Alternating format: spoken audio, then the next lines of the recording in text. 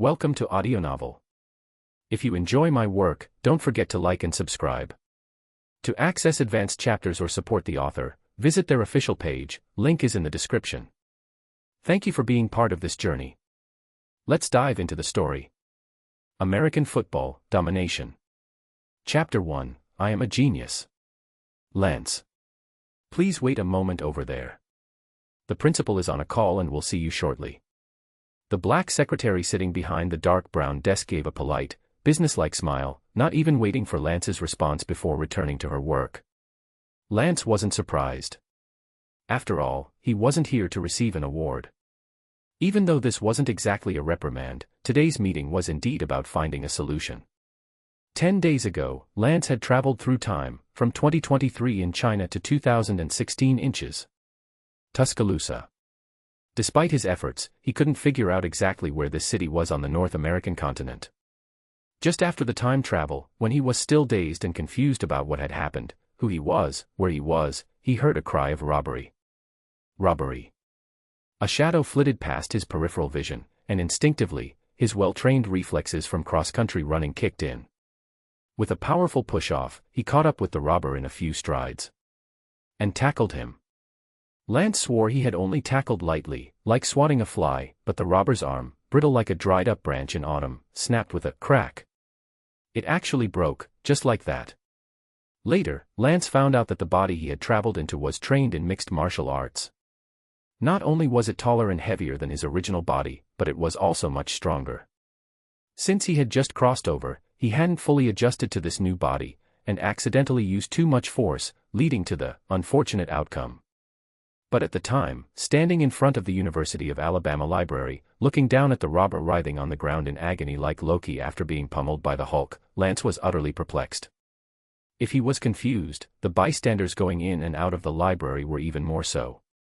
Then, an M-shaped balding old man with a sunburned face and sparkling eyes rushed out and grabbed Lance, his expression like that of an elder who had just discovered an extraordinary talent, ready to hand over a martial arts manual the next second.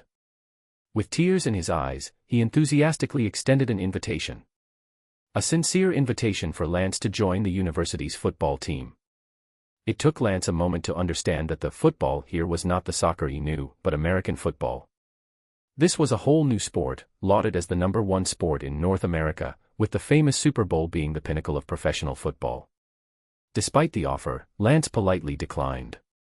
Whether it was football or soccer, neither was relevant to Lance, a cross-country runner with no knowledge or interest in ball sports. Originally, Lance thought that was the end of it, and he could finally take time to digest the fact that he had traveled through time and seriously consider how to make a fortune. 2016 was only a few years away from his life in 2023, leaving little time to capitalize on the opportunity. If he missed out on numerous get-rich-quick chances, the advantage of time travel would be minimal. So, how should he break through? Initially, it seemed like time travel was a gift from the heavens, but upon further reflection, it felt more like a test of fate. To his surprise, there was more to the story. The robber filed a lawsuit against the University of Alabama and Lance, claiming he had suffered excessive force on the university's grounds, resulting in injury. He demanded compensation for medical expenses and emotional distress. With a sudden twist, the story took a different turn. Just as Lance was worried about how to handle the legal issues in a foreign land, the University of Alabama offered their help. If Lance agreed to join the football team, the school would take care of the lawsuit. And so, today's meeting was arranged to discuss the details. Moreover, there was another crucial reason that convinced Lance to agree to the meeting. A football training system, had appeared in his mind alongside his time travel. Clearly, this was the perk of crossing over. Football, again with the football. Lance tried to activate the system to see what it was about and decide his next steps. But the system only provided one prompt: join any football team to activate the system and receive a starter gift pack. His hopes of getting something for nothing were instantly dashed. Lance then used the internet to investigate the University of Alabama. This was a legendary football school, the reigning champion of the National College Championship.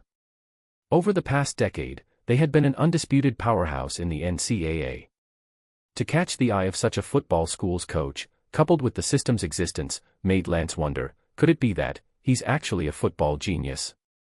Perhaps the key to breaking through and reaching the pinnacle of this new life lies in football. After serious consideration, Lance decided to give football a chance. And that's why he was here. After waiting a moment longer, with the principal still on the phone, another key figure entered. Dressed in a shirt and slacks, but without the sharp, elegant demeanor one might expect. Instead, the creases in his clothes and his flushed, sweaty face revealed his disheveled state. His round belly, like a watermelon, seemed ready to burst out of his shirt at any moment, easily drawing the eye and distracting from everything else. Lance couldn't help but worry that the poor button might pop off at any second. Meanwhile, Burns wore a satisfied expression as he carefully sized up Lance again. This was definitely a good prospect. On the surface, he looked gentle and scholarly, with handsome eyebrows and clear eyes. The refined and serene air between his brows was like the first rays of sunlight on a summer morning shining on the sycamore trees, giving him an innocent, harmless appearance. His loose-fitting clothes hid his physique, revealing only his height and slight build, nothing particularly special.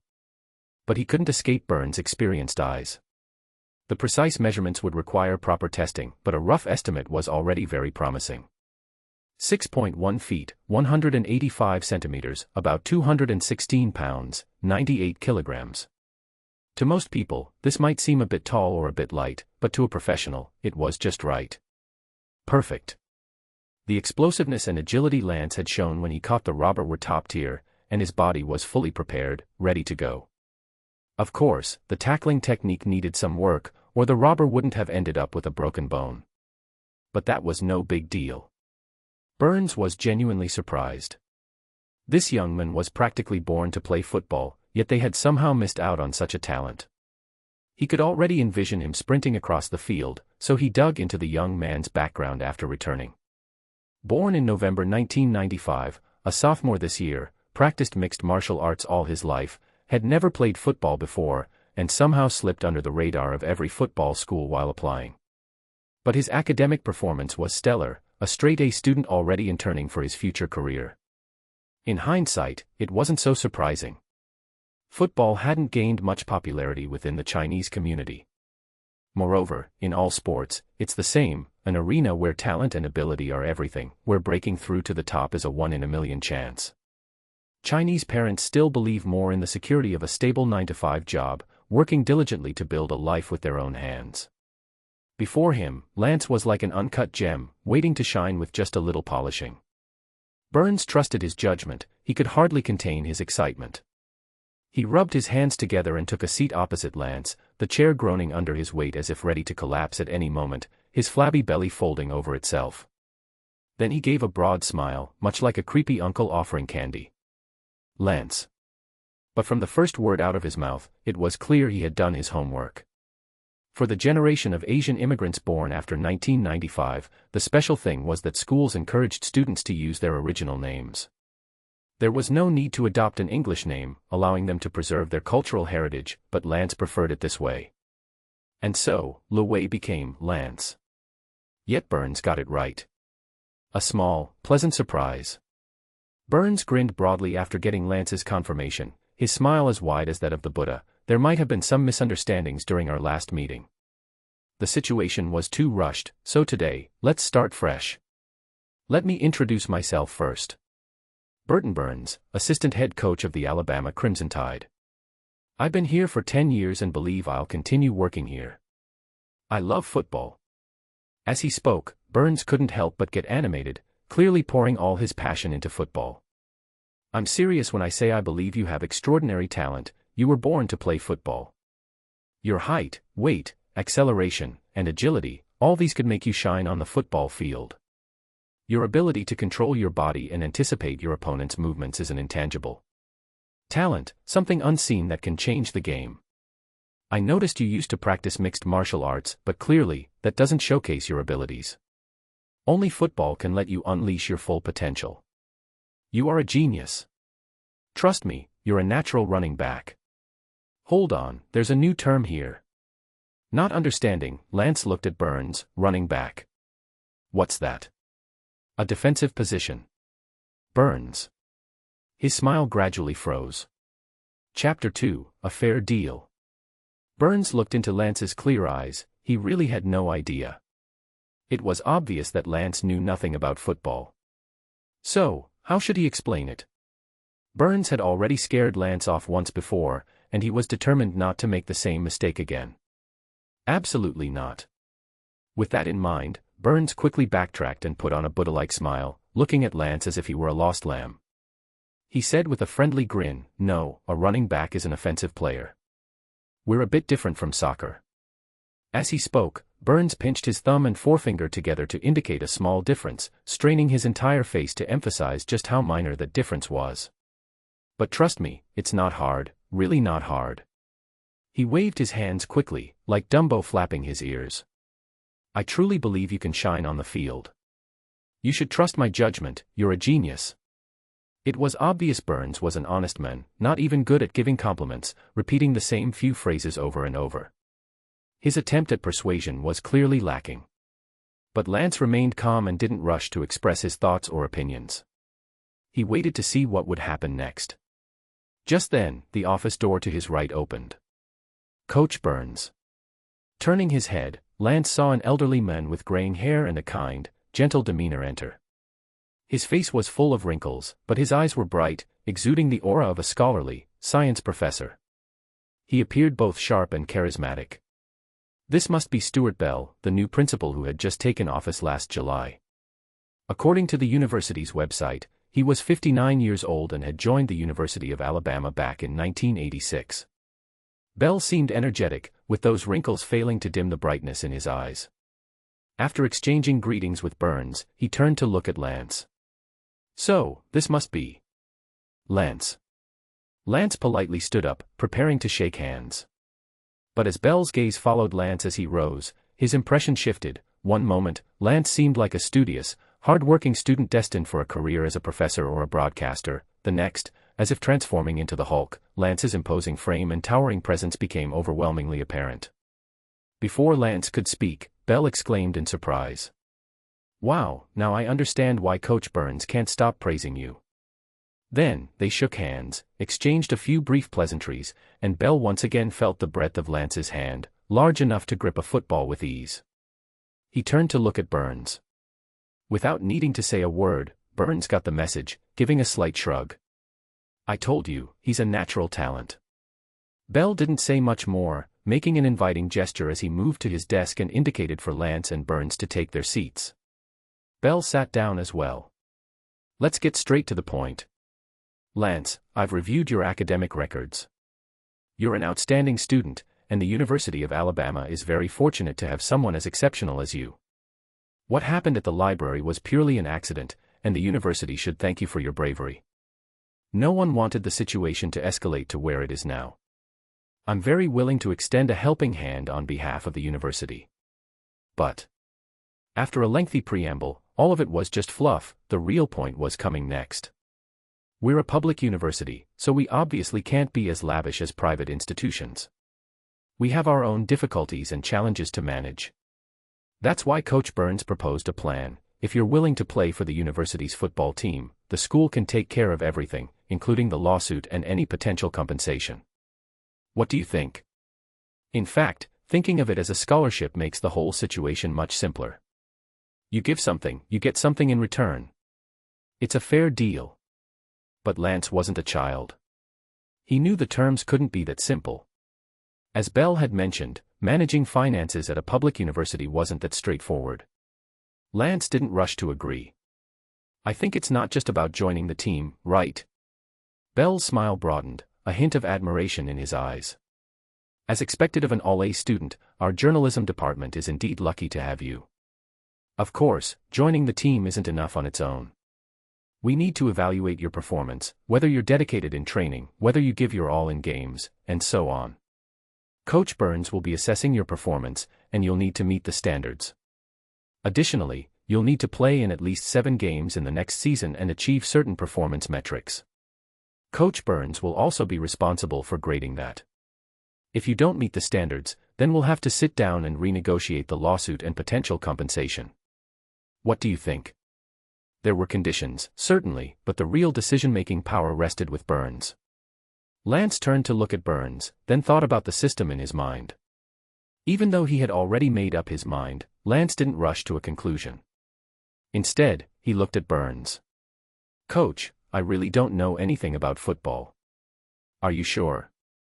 "I don't understand football, but I've at least watched soccer and basketball. It's impossible for an outsider who knows nothing to jump straight into playing in the NCAA." Burns nodded slightly. Calm. Wise. Objective. As expected of a top student, able to analyze the situation even when faced with challenges. This was a rare and valuable quality for a professional player. In fact, most ball sports require a certain level of game intelligence. Football not only requires it but places a heavy emphasis on it because football is renowned for its tactical complexity. A team might have over 20,000 different plays, and players need to do more than just memorize them, they need to apply them flexibly. The more he understood, the more satisfied Burns became. Burns also looked at Lance. "Of course, if you know nothing, it will take some time. If it were a position that required highly specialized skills, then yes, some foundational training would be necessary. An outsider jumping in wouldn't work. But honestly, football's barriers aren't as high as you might think. It's not just in college, even in the pros, changing positions is quite common. The real key is tactical coordination." Burns was doing his best to downplay the difficulties, making it clear that he was trying his utmost to simplify things, emphasizing that football wasn't really that hard. "Really? I'm not exaggerating when I say that football is the most tactically demanding team sport. In soccer or basketball, you might see one person single-handedly change the outcome of a game, but in football, that's almost impossible. So for a newcomer like you, and especially for the running back position, in terms of technique and physicality, you're already fully prepared. The only thing you need to learn is the tactics. I believe in your ability." Not just here, Burns patted his heart. "And here," he pointed to his head. Burns seemed especially enthusiastic, his small, beady eyes sparkling with excitement. Chapter 3, A Personal Guarantee. It wasn't just Lance, Bell was also looking at Burns with eager anticipation. They both shared the same concern. Could a complete outsider really make the switch to football? Of course, the NCAA had seen its fair share of crossover athletes: basketball, football, baseball, hockey, track and field, and more. Many athletes excelled in 2 or even 3 sports, with extraordinary talent and performances that often led to multiple professional league draft invitations. But MMA? Was Burns really this confident? Wasn't he worried that he was inviting Lance to join as a fighter rather than a player? Burns could sense the gaze of both Lance and Bell. He felt a bit flustered and anxious, a thin layer of sweat forming on his forehead as he awkwardly adjusted his posture. Desperate to explain his thoughts, once he started discussing football in detail, the words flowed out of him uncontrollably. "Honestly, we're currently in a positive cycle, everything is in peak condition. After winning back-to-back national championships in 11 and 12, we fell short of the semifinals in 13 and 14, but last year, we reclaimed the throne. The key? Our running backs. Everyone knows that our Alabama Crimson Tide is traditionally a powerhouse for running backs. Oh, by the way, I'm the team's running backs coach. Last year, after 2 seasons of honing his skills, Derrick Henry finally had his breakout season in his junior year. He rushed for 2,219 yards and scored 28 rushing touchdowns that season, stats that would be considered top tier in any era. He won the Heisman Trophy, the highest honor in NCAA football, without a doubt. And then, after the season ended, Henry entered the draft in April and officially joined the professional league. With the new season starting in September, losing our top running back isn't good news. If we're not careful, we might miss out on the championship just like in 13 and 14. But that's not the end of it. This is the NCAA. Every year, we face students graduating or turning pro. We've been through this, and we know the challenges ahead. We always find a way to deal with it. But this year, the situation is far worse. During this month's spring training camp, we lost 3 running backs to injuries.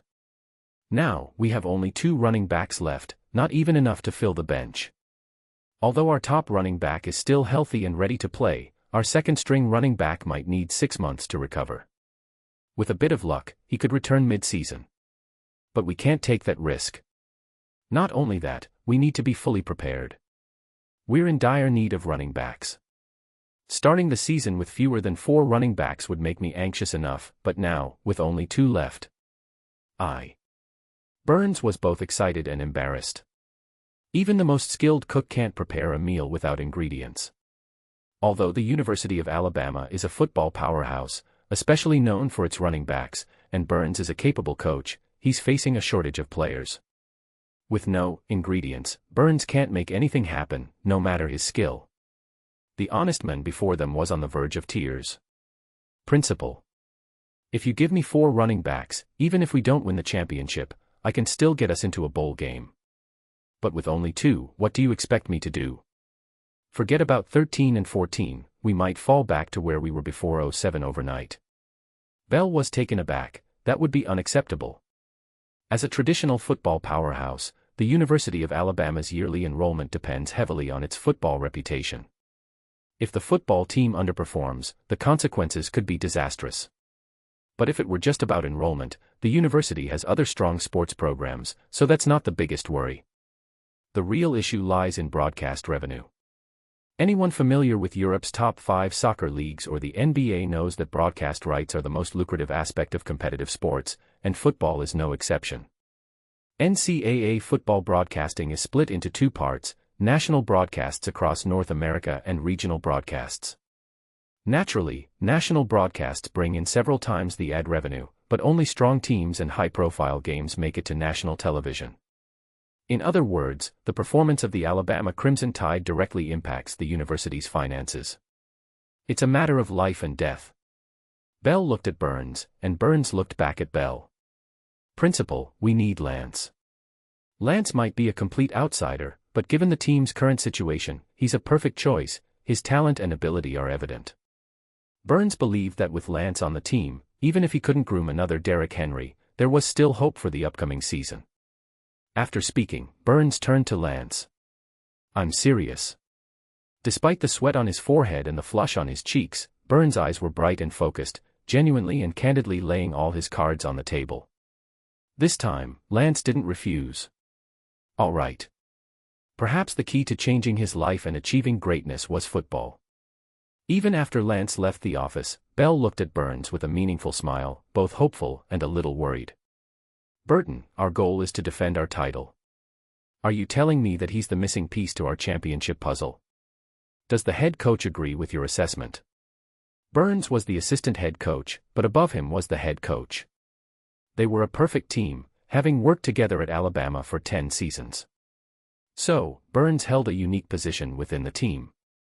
But even so, no matter how important Burns was, he wasn't the head coach. The ultimate authority over the team still rested with the head coach. Of course, Principal. The coach is aware of today's meeting. I won't say that this kid is the missing piece of our championship puzzle, but if we want to defend our title, we must replenish our running back resources. I know what I'm doing. Confident, yet sincere. Burns was a down-to-earth person. He didn't make grand promises about aiming for the championship or easily defending the title, none of that. But his words were convincing. Bell nodded lightly in understanding. You'll be judging his performance, and we'll be judging yours. You need to know that from now on, you're his guarantor. Coach, I know that defending the title isn't something you can achieve by just saying so. It's complicated and challenging. So, I won't say what will happen if we don't win, but I need our games to be broadcast nationally. You know how important that is for the university.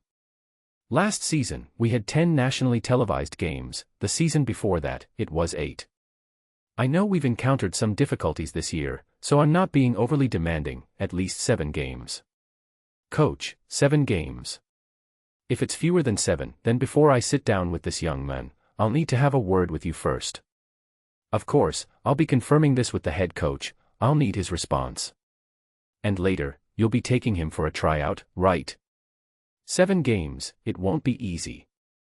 Because the NCAA regular season only has 12 games. Even with the conference championship, bowl games, and the national championship, there are only 15 games in total. In other words, they'll need to make it to the postseason to reach that number. Burns didn't respond hastily. Instead, he took a deep breath and solemnly nodded. Creak. The office door opened again, and Burns' penguin-like figure appeared, flashing a bright smile at Lance, who stood at the entrance. "So, how about coming with me to check out the team? The guys are probably waiting for us." Chapter 4, Team Tryouts. Hey. Did you hear? Coach Burns dug up a gem from the school. They say he's a once-in-a-lifetime talent, but he's never played football before. The coach is really invested, even sought him out several times. Perfect. I'll give him a proper lesson, a shock on training day so he knows who's boss. Ha ha ha. Is that really necessary? We're already short on running backs. Depending solely on Josh, that freshman, I think our offense might struggle this year. Josh is fine, and Damien's injury isn't too serious. He'll be back soon. I don't think we need more running backs. What, you think the coach just picked up a random bum off the street to be the Crimson Tide's savior?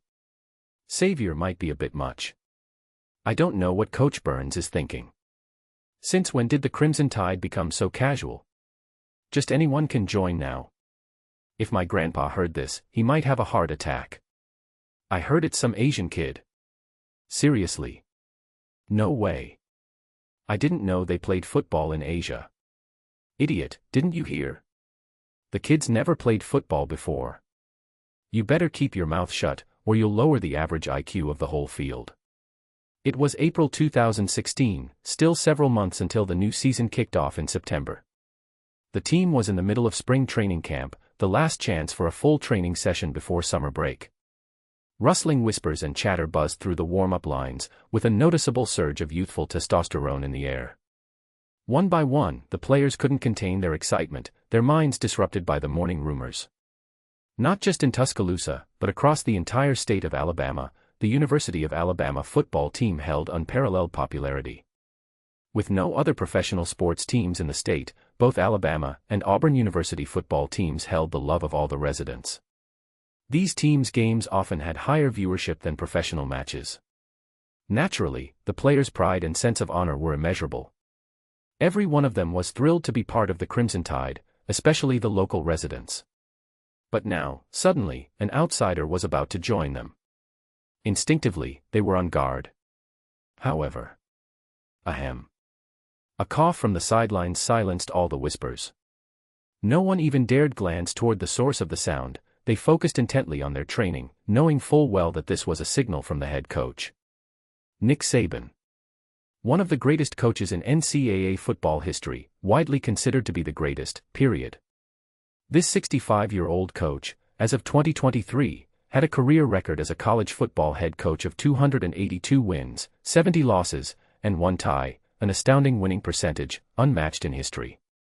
Despite his unparalleled success in the NCAA, Saban had attempted to transition to the NFL, taking on head coaching roles on 3 separate occasions, but each time met with less than satisfactory results. This included an unfulfilling 2 seasons with the Miami Dolphins starting in 2005, after which he returned to the college ranks. In 2007, after his disappointing NFL stint, Saban, along with his coaching staff, including Burns, took the reins of the Alabama Crimson Tide, revitalizing the long-dormant traditional football powerhouse. In just 2 short years, by 2009, they claimed the national championship, reclaiming the throne after a 17-year drought. Over 9 seasons at Alabama, Saban led the Crimson Tide to 3 national championships, 3 national semifinal appearances, and 3 other division finals. In other words, for the past 9 years, they had consistently made it to bowl games after the regular season, cementing their status as one of the best college football teams in North America. Glorious, brilliant. Without a doubt, Saban held absolute authority within the Alabama football program. It's worth noting that Saban was an exceptional coach, and any coach who could join his staff was considered fortunate. As a result, his coaching staff had been poached by other teams over the years, with members coming and going. The one exception was Burns. Burns, a legendary running backs coach, had previously held the same position at Clemson University, another traditional football powerhouse. After Saban personally recruited him in 2007, the two had worked together ever since. Naturally, in Saban's eyes, Burns' words carried significant weight. So when Burns said he needed Lance, Saban believed him. He trusted Burns' judgment on this so-called genius, and Saban was eager to see for himself. Buzz. Buzz, buzz. Without needing to turn around, Saban could sense from the players' reactions that the subject of their morning gossip had arrived. Saban didn't turn around. This coach had his own style. Whether in games or practices, he always wore a suit. His neatly combed, graying hair slicked back, with his caterpillar-like eyebrows as his signature feature. Standing straight and serious, Saban didn't move until Burns appeared in his line of sight. After a quick greeting, Saban finally cast a subtle glance at the young man. Height. Build. Weight. More than his physical appearance, what really caught Saban's eye was the young man's calm and collected demeanor, naturally exuding an air of intellectualism. On the surface, he seemed calm, but Saban noticed the muscles in his arms and calves, brimming with strength and ready to burst forth. Saban knew Burns' abilities, his eye for talent, not just for running backs but for other positions as well. Saban's trust in Burns was unique, different from his trust in others. Still, he kept a neutral expression. What? Saban asked loudly, pulling his gaze back. Lance repeated his introduction, just call me Lance. Lance, got it. Saban nodded slightly in acknowledgement. He skipped the small talk and turned to the field. Why don't we get straight to the point? After a brief pause, Saban took in the expressions on the young players' faces: curiosity, scrutiny, disdain, amusement, provocation. Young men were always so full of fire. Saban thought it over carefully. He needed to see this young man's skills for himself. Only by understanding both his strengths and weaknesses could they accurately gauge his potential and plan for the season. Currently, the starting running back position was held by freshman Josh Jacobs. Of course, Jacobs had earned the position through his performance and talent, and the coaching staff had high hopes for his potential. But the fact that a freshman was starting also highlighted the running back shortage. If Lance could surprise them, he would need to face off against the starting players to truly gauge his abilities. But there was no need to go all out initially. They should first assess his basic physical skills and then decide on the matchups. With that in mind, Saban began calling names. Foster, Humphrey, Allen, Jackson, step forward. Roar. Roar, roar, roar. As soon as the names were called, the other players immediately started cheering, even whistling, their excitement to see a good show burning brightly. Chapter 5, The Basics. Roar. Howl. A cacophony of wild, animalistic shouts erupted as a group of overly enthusiastic young men stirred up a ruckus, and the atmosphere on the field instantly became chaotic and boisterous. Burns felt a pang of concern for Lance. What if he scared him off again? He quickly turned to check on Lance, only to find that instead of looking nervous or unsettled, Lance's eyes were alight with eager anticipation. Coach, how exactly are we doing this tryout? Afraid? No way. Challenging oneself, challenging opponents, pushing limits, that's the essence of competitive sports. Whether in the past or now, Lance had always thrived on challenges, constantly surpassing himself and breaking his own limits, reveling in the brilliance of life. Moreover, passing this tryout would not only resolve the lawsuit issue but also unlock a special starter pack. Seeing the confident and cocky attitudes of the other players, Lance was itching for them to be even more arrogant, to underestimate him even more. That way, the satisfaction of proving them wrong would be all the sweeter. He was more than a little excited. Burns looked at Lance, realizing he was now in the tricky position of having to explain the basics of football to someone who knew absolutely nothing about it. For someone like Burns, who had spent most of his life immersed in the football world, everything was second nature. But now, he had to break it all down for a complete novice, and he wasn't quite sure where to start. After thinking for a moment, he began. You've watched soccer and basketball, right? Their goal is to move the ball across the field and score by getting it into the net or through the hoop. Football is similar. Our goal is to move the ball down the field and get it into the end zone. Oh, that's the end zone over there. As long as you carry the ball across the end zone line, you score. We call that a touchdown. The rules, of course, are much more detailed, but the essence of the game is just that. Following Burns' gesture, the vast field stretched out before Lance. The field is 100 yards long and 53 yards wide, a yard equals 0.9144 meters. At each end of the field is an end zone, 10 yards long and 53 yards wide. So, like soccer, the goal of football is to carry the ball across the entire field and cross the end zone line to score. It didn't seem too complicated. But, looking at the football in his hand, Lance's eyes showed a hint of confusion. How am I supposed to move the ball? This dark brown ball was oval-shaped, neither suitable for dribbling like a basketball nor rolling like a soccer ball. What was he supposed to do with it? Not knowing, Lance asked directly, looking at Burns for an explanation. Burns, you've really never watched a football game before. Lance, nope. Burns chuckled, you carry it. You don't need to dribble it like a basketball or roll it like a soccer ball. Just hold it in your hands. In football, there are two main ways to advance the ball. First, running the ball, which is your job.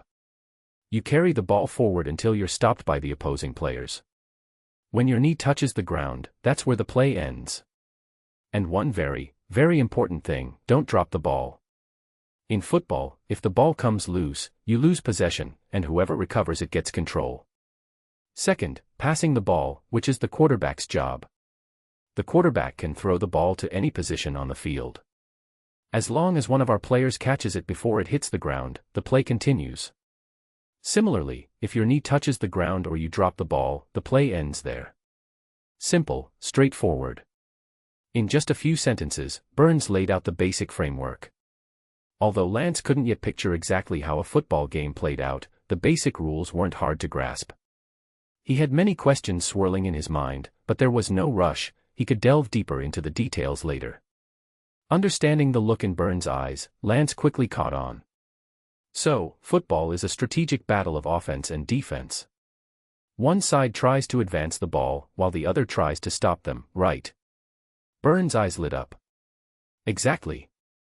So, in soccer and basketball, you have the same players on the field for offense and defense, with constant transitions. But football is a turn-based, positional battle. We have an offense team and a defense team, plus a special teams unit for specific situations. Each unit has 11 players, and unlike soccer or basketball, we can swap players between plays without any limit on substitutions. Our offense goes up against their defense until the play ends, either we score or get stopped. Then we switch sides, our defense goes up against their offense, and a new round begins. It keeps rotating like that. Without meaning to, Burns found himself rambling on, getting carried away. But he caught himself. No need to rush, the specific rules and details could be explained gradually. Burns took a deep breath, offering a kindly smile. Any other questions? That smile reminded Lance of the big bad wolf trying to conceal his fangs while grinning at Little Red Riding Hood. Amused, Lance couldn't help but smile back. Yeah, I've got one. Lance looked at the encouraging Burns. Whether it's passing or running, it's all done with your hands. So why is it called football? Burns blinked, momentarily stumped by the question. But Lance didn't linger on it. He turned and jogged onto the field. Puffed. Burns could hear a chuckle. Turning around, he saw Saban smiling. The honest man didn't seem to mind that he'd just been playfully tricked a little. Coach, what do you think of him? The corners of Saban's mouth curved slightly upward. A little bit promising. On the field, the players had cleared out, leaving only Lance and 4 others, making the vast space feel empty and a bit foreboding. It was now clear why a football team needed to be so large. With separate units for offense, defense, and special teams, the team's size dwarfed that of basketball teams, and even soccer teams. In the professional NFL, teams are allowed 53 players, while the NCAA permits 85, with the number sometimes reaching 105 under certain conditions. No wonder. Now, with the field cleared, only 5 players remained, including Lance, making the vast field seem almost deserted. So, if Lance was part of the offense, then these 4 must be members of the defense. Compared to basketball, the scene before him resembled soccer more, not just in the field's layout but in how the 4 players were spread out. The 4 defenders were arranged in a staggered formation, covering different positions from near to far. Lance guessed that these positions indicated different roles, those farther back likely focused on defending against passes, while those up front were more concerned with stopping the run. Moreover, since this was clearly a test of Lance's rushing ability, the 4 defenders didn't spread out too much, instead keeping a close eye on Lance, each one looking predatory. Lance remained calm, loosening his wrists and ankles just as he would before a cross-country race. His first instinct was to assess the space and identify obstacles. The big guy at the front, already smirking, walked over with a sneer. "Hey, kid, are you sure that gear's enough? Don't you want to put on some armor? You might not hold up and fall apart." Chapter 6, A Quick Test. If each player's position were introduced one by one, Lance might be completely lost. Not only would the positions mean nothing to him, but the players in front of him wouldn't either. At least, Lance knew one thing: these four in front of him weren't pushovers. The whistles and jeers from the other onlookers made that clear. Reuben Foster, a sophomore, first-round pick in 2017. Marlon Humphrey, a sophomore, first-round pick in 2017, three-time Pro Bowler, and first-team All-American. Eddie Jackson, a sophomore, fourth-round pick in 2017, two-time Pro Bowler, and first-team All-American. Jonathan Allen, a sophomore, first-round pick in 2017, two-time Pro Bowler. Even setting aside their future performances in the pros, these players were currently among the top in the NCAA at their positions, and in the upcoming September season, they were undoubtedly key players in the Crimson Tide's starting lineup. Oh, and Jonathan Allen was the defensive team captain. Burns was full of expectations for Lance, and Saban was the same. They didn't hold back, sending out the main lineup right away to test Lance properly. Saban glanced at Burns, noting that Burns showed no worry or objection at the sight of these four players, remaining calm. This only heightened Saban's curiosity. Could Lance really bring a surprise? With just one look, Lance could feel the pressure from Allen. On one hand, there was the psychological pressure from Allen's sheer confidence, and on the other, the physical intimidation due to their size difference. It was direct and fierce. Jonathan Allen stood at 6 feet 3 inches, 191 centimeters, and weighed 300 pounds, 136 kilograms. Like a black bear, Allen loomed before Lance. Lance had initially thought that his new body was already tall and strong, a stark contrast to his former cross-country runner self. But standing in front of Allen, Lance suddenly felt dwarfed.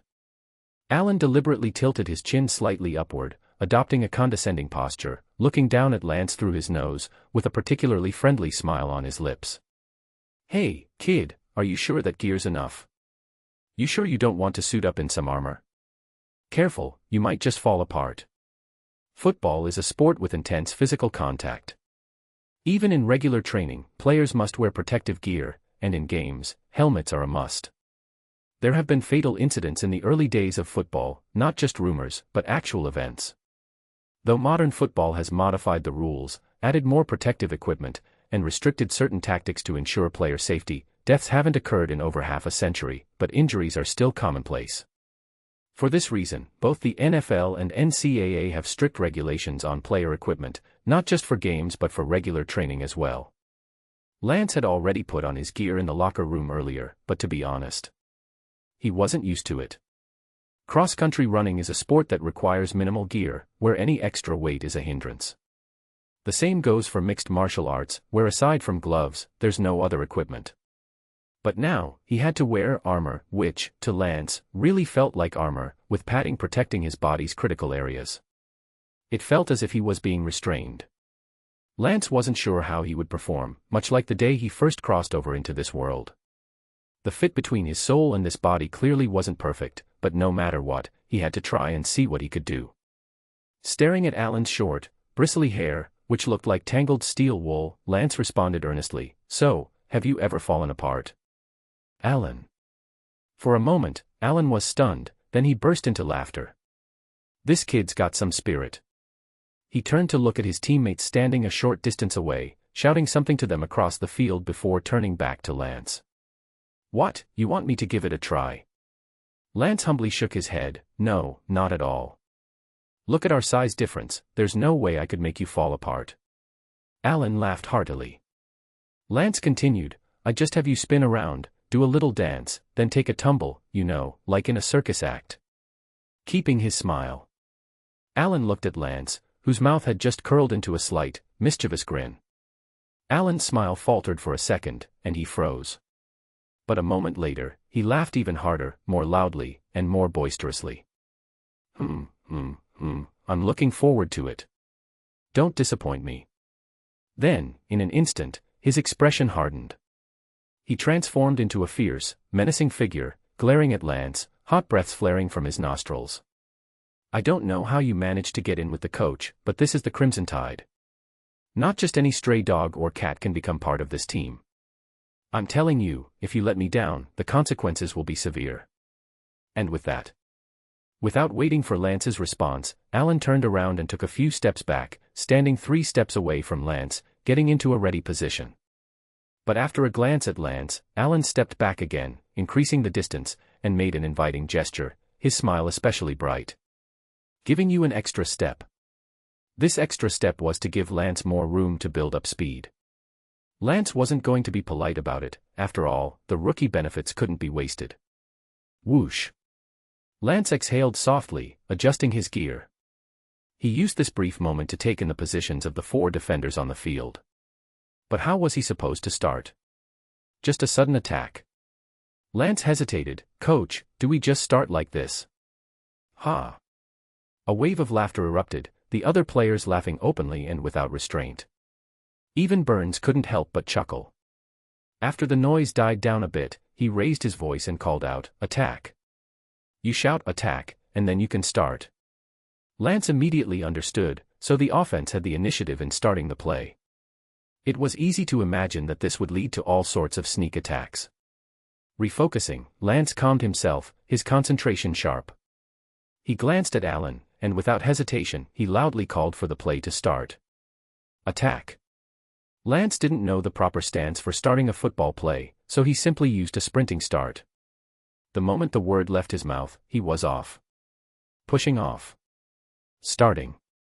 The muscles in his calves unleashed their full power, propelling him forward like an arrow shot from a bow.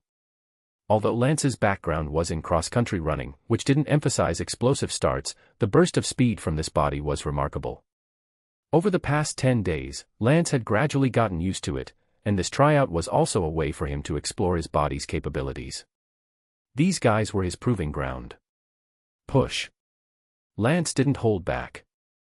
The moment his power was unleashed, he felt an explosive force pushing against the ground, rebounding with lightning speed, sending him flying forward. Step, step, step. Not just once, but repeatedly, with high-frequency strides. The scenery on both sides blurred into streaks as they flashed past his peripheral vision. Here it comes. His pupils caught sight of Alan lunging at him from the left, arms wide for a horizontal tackle.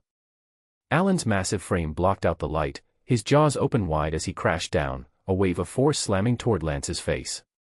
But then, a push-off, a sprint, an acceleration. Whoosh. Lance sped up even more, darting past Alan as if he were a gust of wind, overtaking him in an instant. Chapter 7, Absolute Burst. Alan, standing as the first line of defense, was fully prepared. Unlike a rash youngster, he didn't charge forward hastily. Instead, he bent his knees, lowered his center of gravity, and adjusted his stance, warming up his body. Attack. The moment Lance launched forward, Alan moved along a diagonal line, charging in with the ferocity of a tiger descending a mountain.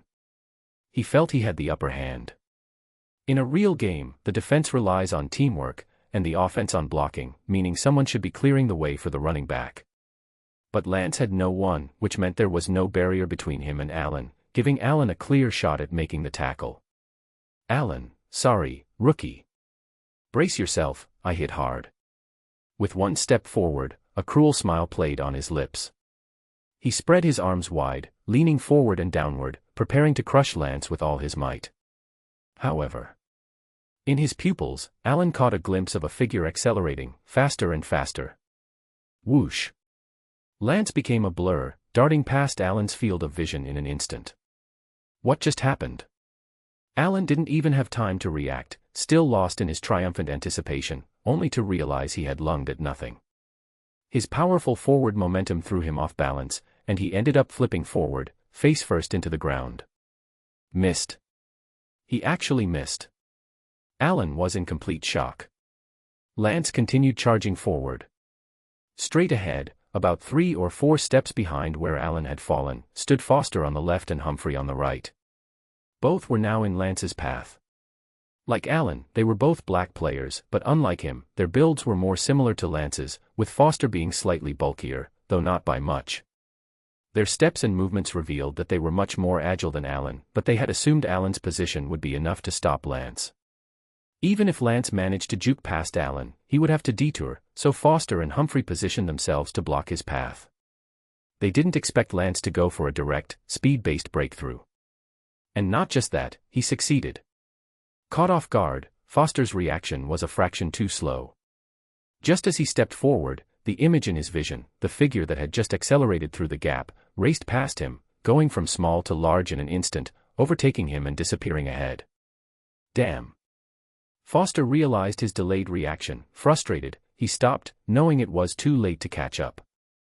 He watched as Humphrey, however, continued to chase after Lance. Positioned as he was, Humphrey had an edge in both explosiveness and acceleration. Like Foster, he had been caught off guard and was slow to start, but he didn't give up on the pursuit. He could see it clearly. Lance had sped past Allen with a burst of acceleration, then continued to blast through the gap between Foster and Humphrey. It all happened in the blink of an eye. Jackson panicked. Something was wrong. Jackson had thought he was just there to watch the show, pulling up a metaphorical chair to enjoy it. But as the smile lingered on his lips, the next second, his face twisted in alarm. This was entirely unexpected, and the atmosphere suddenly tightened. Ahead, Lance looked like a lone wolf, eyes gleaming with a feral intensity, baring his fangs as he sprinted straight at Jackson. Jackson noticed Humphrey hadn't given up and was rapidly closing the distance on Lance. In an instant, it was unclear whether Lance had slowed down or Humphrey had sped up, but the gap between them shrank to less than half an arm's length. Humphrey was about to grab Lance's shoulder. But then, Lance kicked into a second burst of speed. 1 step, 2 steps, 3 steps. In just 3 powerful strides, Lance pulled away from Humphrey. Humphrey had been on the verge of grabbing Lance, his body leaning forward to complete the tackle, only to watch as Lance accelerated away, leaving him to eat dust. His steps faltered, becoming unsteady and erratic. Teetering. Tottering. Jackson had no time to worry about Humphrey. He quickly adjusted his stance with rapid, small steps, moving closer and closer, readying himself for the impact. Closer. Closer still. Even closer. Jackson regained his composure, moving laterally in an attempt to cut off Lance's path. He lowered his center of gravity, spreading his arms like a crab, his pupils locked onto Lance's figure, ready to strike. Pushing off the ground, he charged forward, leaping for the tackle. Jackson displayed a textbook defensive move. Lance's senses screamed in alarm. But Lance remained calm, adjusting his pace, keeping control as he watched Jackson step up to block him, turning the situation in his favor. With a sudden stop, Lance brought his sprint to a halt. Swoosh. Jackson lunged forward, but with Lance's sudden stop, he ended up tackling thin air, missing by just a step and a half. The two figures crossed paths, narrowly avoiding collision. Stumbling and tripping, Jackson couldn't stop his momentum and went sprawling forward. Then, out of the corner of his eye, Lance saw Foster reappear in his peripheral vision, closing in from the left rear. There was no time to wait. Launching forward. Accelerating. Sprinting. With a swift, light step, Lance dodged Jackson's flailing arms. The path ahead was now wide open, with no obstacles left to block him. He kept running. Burns watched as Lance unleashed his full speed without holding back. Foster, who had just caught up, hadn't even had time to get within tackling range before watching helplessly as Lance pulled further and further ahead.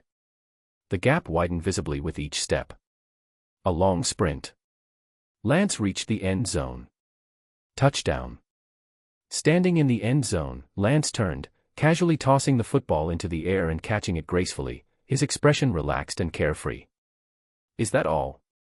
He looked back to see Foster giving up the chase, Jackson and Allen lying on the ground, and Humphrey rolling on the ground before finally struggling to his feet, leaving a trail of bodies scattered like debris. The entire field fell silent. All the noise vanished. Sabin looked at Burns. Is this what you saw before? Bursting speed. More than that. After an initial burst, Lance still had a second gear, and even after a sudden stop, he could restart with top-tier acceleration. Simply put, this was speed domination, overtaking with absolute power. Of course, the defense's underestimation played a big role. They hadn't expected Lance's vertical speed to be so impressive, causing a domino effect where each misstep compounded the others, leading to a complete breakdown. Even so, Lance's abilities were undeniable. But despite the pleasant surprise, Saban's tone carried a hint of disappointment.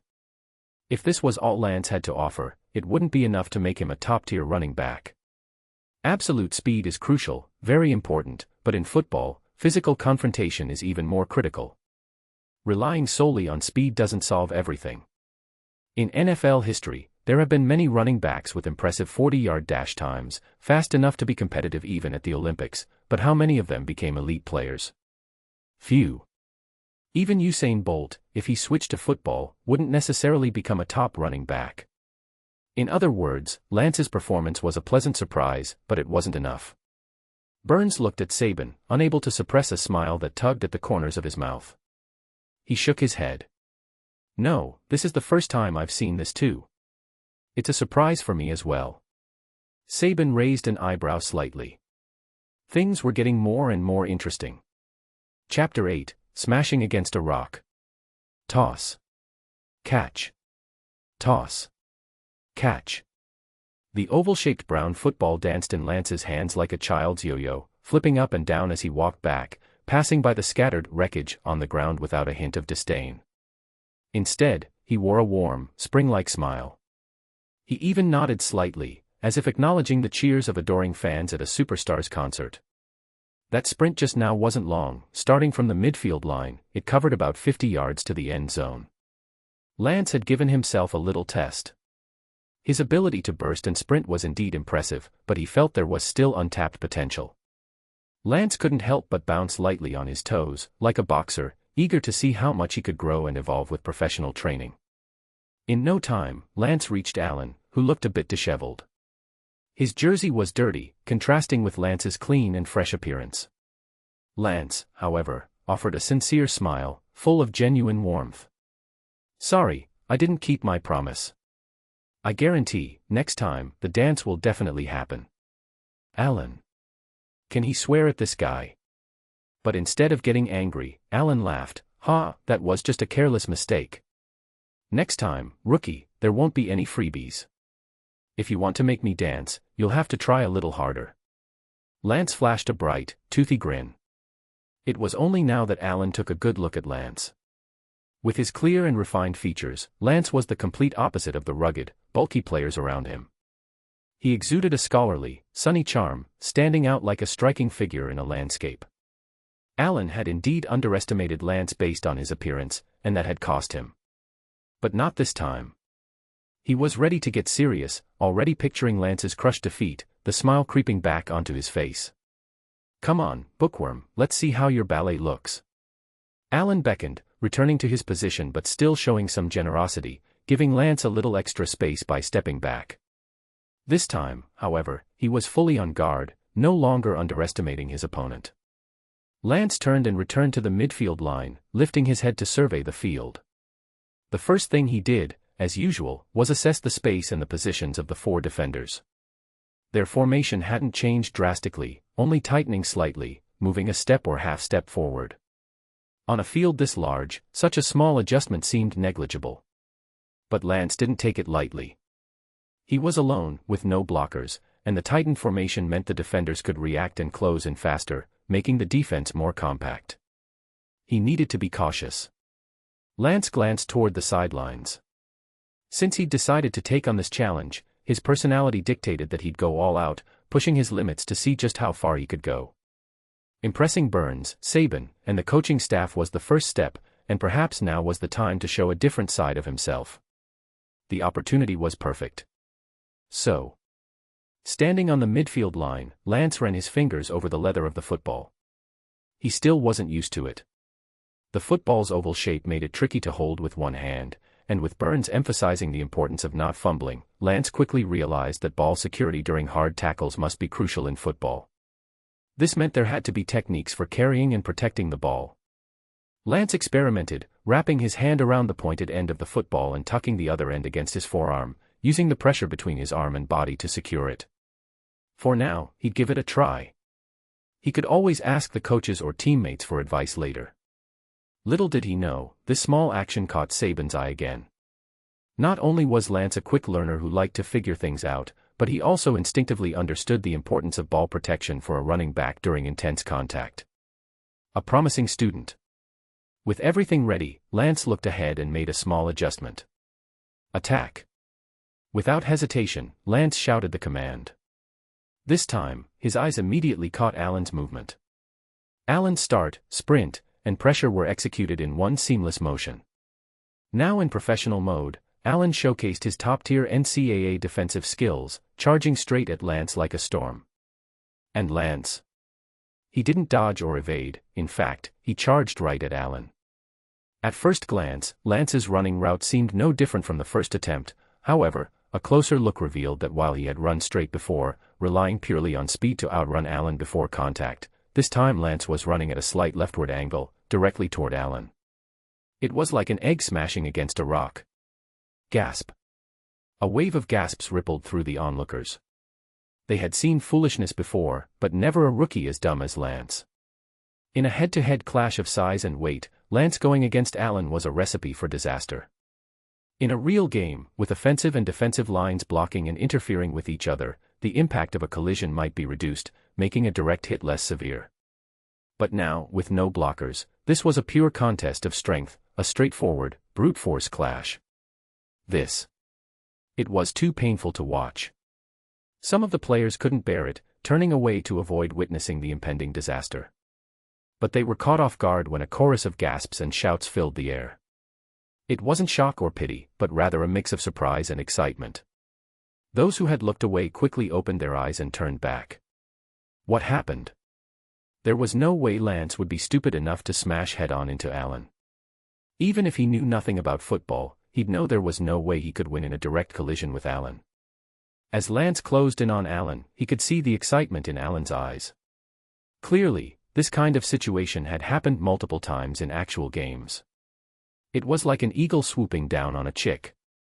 But just as they were about to collide, Lance sidestepped to the right, half a step. Timing it perfectly in the split second before impact, he shifted his position, turning what would have been a head-on collision into a glancing blow to Allen's left shoulder. Allen's strength was still formidable, but due to the last-second shift in position, his bulk became a hindrance. He couldn't adjust his balance quickly enough, leaving his left shoulder underpowered for the hit. Ugh! With a grunt, Allen felt the impact from Lance's shoulder. There was no hesitation, no fear, as Lance's shoulder met his, like a rhino's horn striking without hesitation. Despite Allen's best efforts, the momentum shifted, with Lance's force lifting Allen's left shoulder upward and Allen's own right shoulder driving forward. Before Allen could react, the next second, he found himself spinning like a top, rotating clockwise. Whoa, whoa, whoa. Was this ballet? Allen spun clumsily, the world whirling around him, dizzy and disoriented. He flailed his arms, as if performing a traditional Russian dance, trying to regain his balance, but he inevitably crashed down with a heavy thud.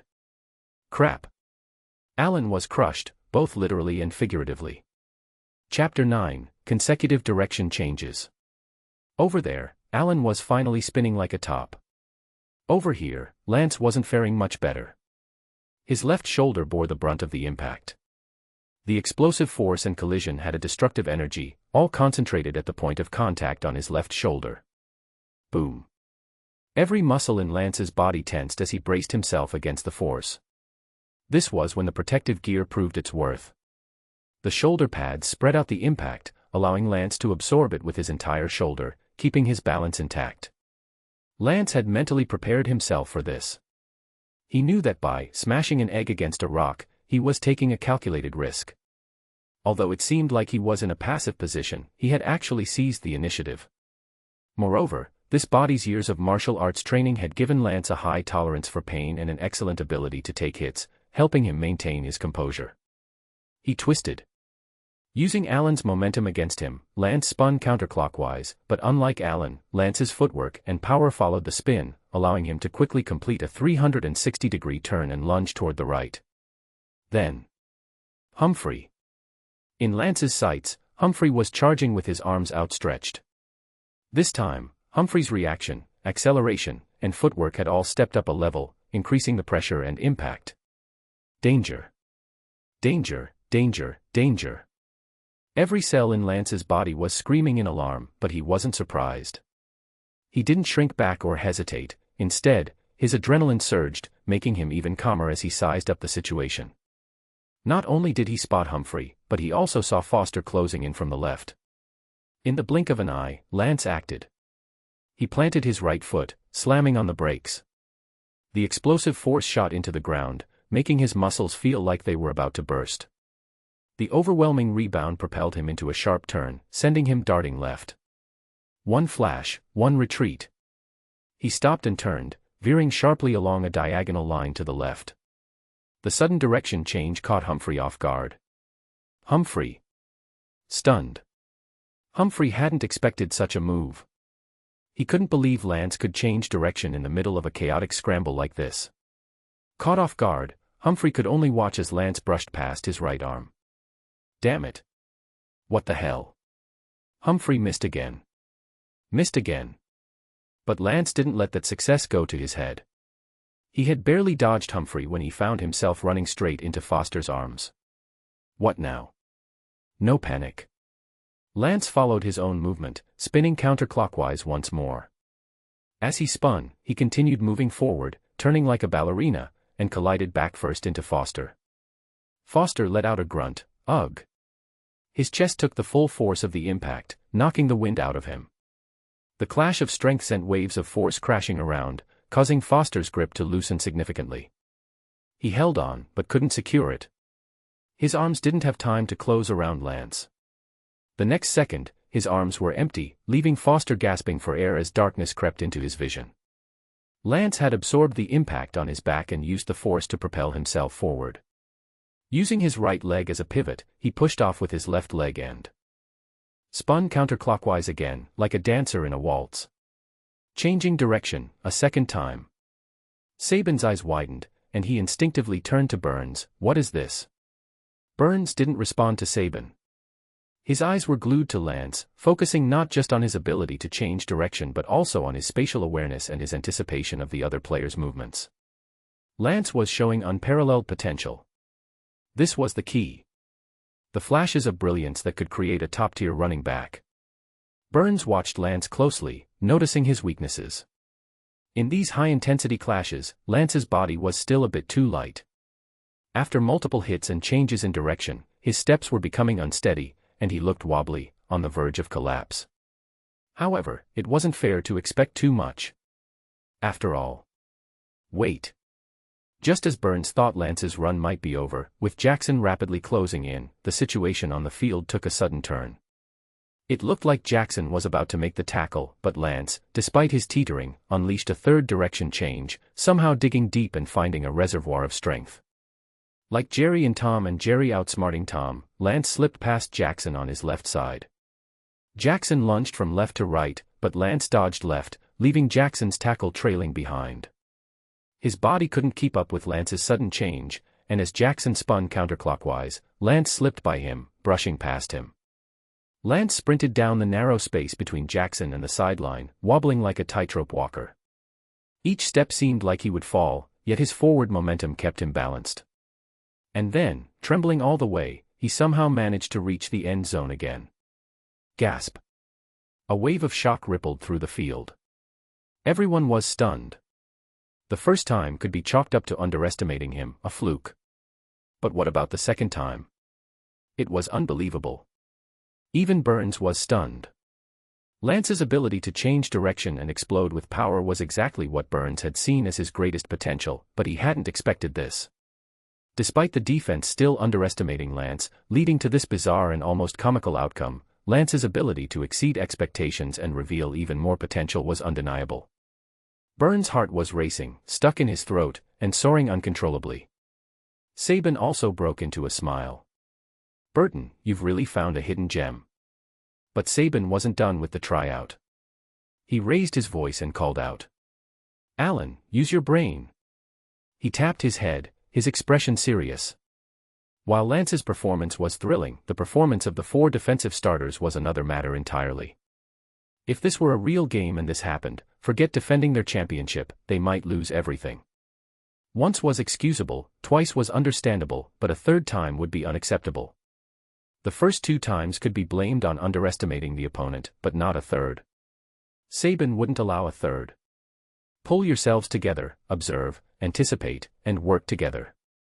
Don't tell me that 4 of you, facing 1 rookie, allowed him to make 2 50-yard sprints to the end zone, and now you're going to let him do it a third time. If there's a third time, you're all running laps until you puke. Saban wasn't joking. Allen, ashamed, quickly gathered the other 3 players together. It was a rare sight to see them huddling up to discuss strategy. They couldn't afford to underestimate Lance again.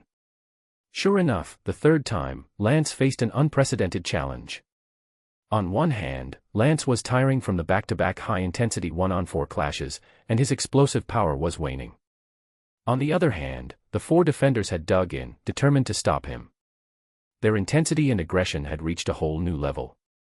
Lance gave it his all, darting and weaving, but this time, he couldn't escape. After being tripped by Allen, he was sandwiched by Foster and Humphrey. He fought for a few more steps, but ultimately, he couldn't break free. A third defender piled on, delivering the final blow that brought him down. Damn it. Lance was frustrated, dissatisfied with his performance.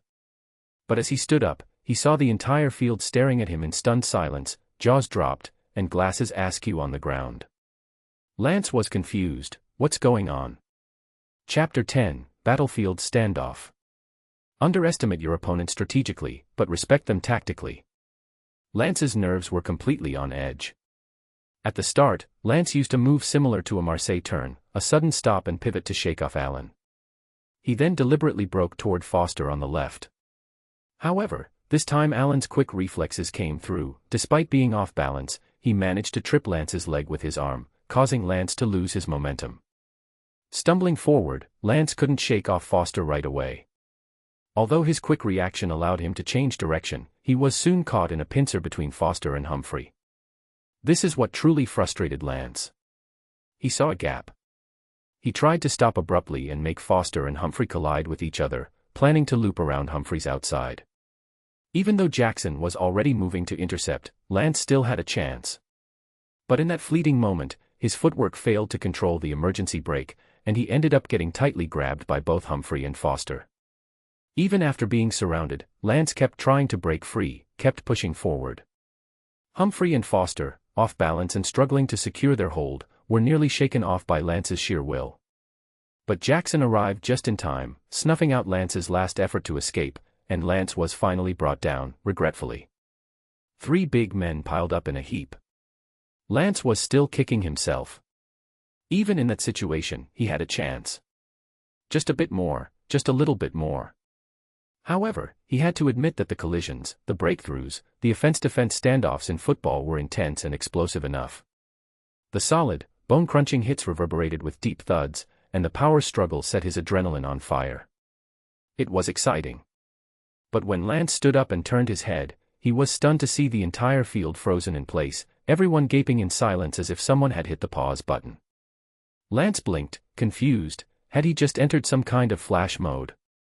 Was he moving so fast that everyone else seemed to be standing still? Lance flashed an apologetic smile and called out to Burns, "Sorry, coach, I didn't do too well this time." Allen, cough. He almost choked on his own spit. "Rookie, are you serious, or is this trash talk?" Lance couldn't help but smirk. "If this is trash talk, then your reaction is a bit too dumb." Lance didn't finish his sentence, but Allen immediately understood, awkwardly coughing into the sky before looking back at Lance. "If that was a poor performance, then our defense needs to go sit in a corner and think about what we've done." Embarrassed but still earnest, Allen began explaining, and only then did Lance understand. Earlier, Burns had mentioned that football is turn-based. But how exactly are these turns defined? It's actually quite simple. For each offensive drive, the attacking team has 4 downs. If they can advance 10 yards within those 4 attempts, they earn a new set of 4 downs to continue pushing forward. This process repeats until they reach the end zone. Conversely, the defense must stop the offense from advancing 10 yards within those 4 downs, thereby ending the opponent's possession and forcing a turnover. If the offense fails to advance 10 yards in 4 downs, the turn ends, and possession switches at the spot where the 4th down ended. The defense then brings in its offensive unit to start its own drive from that spot. For this reason, to avoid coming up empty-handed on the 4th down and leaving their defense in a bad spot, the offense usually only uses 3 downs to advance. On the 4th down, they bring in the special teams unit to punt the ball, pushing the opponent's starting position as far back as possible. Of course, the offense can choose to go for it on the 4th down. If they fail, the ball changes hands right there. However, there's an exception. If the offense is close enough to the end zone after 3 downs, they can bring in the special teams not to punt, but to attempt a field goal. If the ball goes through the uprights, they score. These rules form the backbone of football, a turn-based battle of offense and defense. Although Allen's explanation was a bit scattered, with Humphrey and the others chiming in unhelpfully, Lance managed to grasp the concept. It seemed complex at first but was actually straightforward. Essentially, football is like a turn-based version of soccer. In soccer, the offense and defense can switch at any moment, but in football, it's about advancing 10 yards within 4 downs. If the offense succeeds, they keep going; if not, the defense takes over. Everything else is just refining this basic framework, but it doesn't stop anyone from understanding the game. Lance suddenly realized, so that fork at the end of the end zone isn't just for decoration. Humphrey, Foster, and Jackson. A fork? Seriously? Allen burst into laughter. Yeah, that's the goalpost. In football, there are 3 ways to score. First, reach the end zone, a touchdown, 6 points. Second, enter field goal range and kick it through the goalposts, 3 points. Third, if the offense gets tackled in their own end zone, not only do they lose possession, but the defense scores a safety, 2 points. Oh, and after each touchdown, you get a chance for an extra point with 2 options. You can either kick a field goal from the 15-yard line for 1 point, or go for another touchdown from the 2-yard line for 2 points. This time, Allen's explanation was much clearer. Lance nodded, enlightened. So, football really does involve using your feet. Wait, field goals and extra points, those are done with your feet, right? Ha. Allen laughed heartily. Yep, and so are punts, kickoffs, and more. Ah, so that's why football can keep the foot in its name. No need to compete with handball for the title. Humphrey glanced between Allen and Lance, then couldn't hold back any longer. Hey, so now do you get why we're so surprised? Lance blinked innocently. Humphrey clutched his head and shouted, Rookie, we only need to gain 10 yards each time we attack. Running backs average less than 5 yards per carry, but you ran 50 yards for touchdowns twice, and on the 3rd try, even when we gave it our all, you still somehow pushed through for a 1st down. Lance tilted his head slightly. 1st down means another set of 4 downs, right? Seeing Lance's eager-to-learn, nonchalant expression, Humphrey sighed deeply, his shoulders slumping. Yeah, that's right. That was the real reason for everyone's shock. In the 3rd attempt, Lance somehow managed to advance 10 yards in a brutal clash. Such a strong and fierce performance definitely caught everyone's attention. Lance waved it off humbly. Just a fluke, just a fluke. Foster looked devastated. It better be. If it happens often, you're going to be a nightmare for defensive linemen and linebackers. But before he could finish speaking, Foster noticed Lance's eager expression and slapped himself. Sorry, you probably don't know what defensive linemen and linebackers are, do you? My bad. Lance gave an awkward yet polite smile. Allen laughed again. You did it, rookie. I really did end up dancing 3 times. Well done. Welcome to the Crimson Tide. As he spoke, Allen raised his right fist and extended it toward Lance. Facing his defeat with grace. Chapter 11, The Art of War. Straightforward, sincere, and genuine. No whining, no excuses. Allen displayed the heart and attitude of a true professional player, welcoming Lance to the team with open arms. Lance was a bit surprised. He looked at Allen's straightforward expression and then smiled, raising his fist to meet Allen's in a firm bump. Sorry for making you dance ballet this time. How about we try tango next? That confident smile sent shivers down the spines of Humphrey, Foster, and the others. Why did Lance's smile give off such a devilish vibe? Jackson quietly looked up at the sky, secretly relieved that his position was in the backfield, meaning he wouldn't have to face Lance head-on very often. Alan's competitive spirit was immediately ignited. He turned his fist into a handshake, grabbed Lance's right hand, and pulled him in for a solid shoulder bump. Then, he laughed heartily. "Bring it on, anytime. I'm ready." With that, Alan turned to his three teammates. "Jackson, stop looking at the sky. It won't save you from embarrassment with everyone watching. Now that the rookie has thrown down the gauntlet, we have no excuses.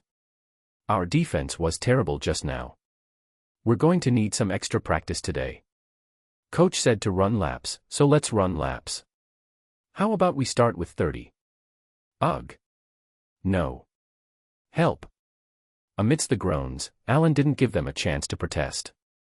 He spun around and took the lead, with the other three trailing behind like a string of tails, sulking but starting their laps. And that wasn't all.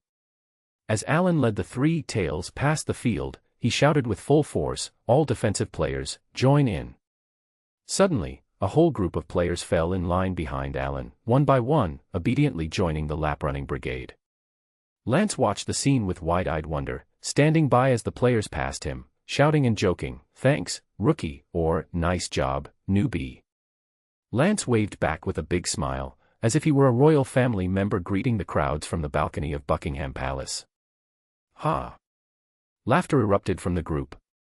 Then, Lance turned and walked toward the sidelines, where Burns, beaming with pride, was already heading his way.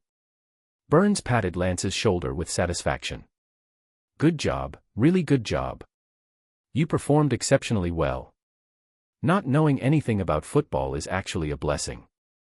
It means you're not constrained by preconceived notions or fixed patterns, so you can think outside the box." As he spoke, they reached the sideline. Standing before Saban, Burns folded his arms and stood beside Lance like a bodyguard, looking at Saban. Without saying a word, Burns' stance was clear: he wasn't standing beside Saban but had chosen to align himself with Lance. Saban knew his old colleague well. Burns was easygoing most of the time, but when it came to football, he was stubborn and meticulous. Saban looked at Burns. "No need for the posturing. Even if I don't trust my own judgment, I trust yours. I'll call the president, and we'll get Lance on the roster before the deadline. But what matters now is how the person involved feels.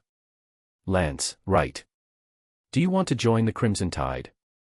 Lance could sense Saban's seriousness, and he stood tall, meeting Saban's gaze directly. "I'm ready to accept the challenge." Despite his impressive performance, Lance remained humble and composed. Saban liked his choice of words, "accept the challenge." It showed Lance's intelligence. Saban couldn't help but let his expectations rise even higher. Maybe it wouldn't hurt to set the bar a little higher. "Welcome to the Crimson Tide." Burns smiled contentedly. "Come on, Lance, let's go get you signed up. The deadline's approaching." Lance followed Burns off the field, while Saban stayed behind to continue the team's training. The new season was just around the corner, and though they were still a strong team, complacency wasn't an option. The spring training camp was the last chance to prepare before summer break. The NCAA differs from the NFL, even though both leagues start their new seasons in September. The NFL is a professional league with 2 off-season training camps, one in May and another in July, followed by preseason games in August, all leading up to the regular season. The NCAA, however, operates differently. The NCAA, which includes college sports like basketball, football, tennis, and gymnastics, has a complete league system that serves as a stepping stone for many athletes aiming for professional careers. Colleges are so invested in these leagues that they offer special scholarships to help students train. The key difference between the NCAA and professional leagues is that not all college athletes will go pro. The NCAA ensures that student athletes have a future. They are students first, then athletes. This distinction is crucial because, even if they don't make it to the pros after graduation, they'll still have a degree to fall back on. So, the NCAA enforces minimum credit requirements for all players. Fail to meet them, and you're benched. The league also strictly regulates training hours. Summer is vacation time, and universities can't organize training. Spring training camp is the last opportunity for these student athletes to improve their skills before summer break. In Burns' eyes, this is perfect timing. With a few months until the season starts in September, Lance can focus on building his fundamentals and learning the basics. Most importantly, he can study the playbook. You're probably more familiar with the art of war than I am, right? Well, football is like war.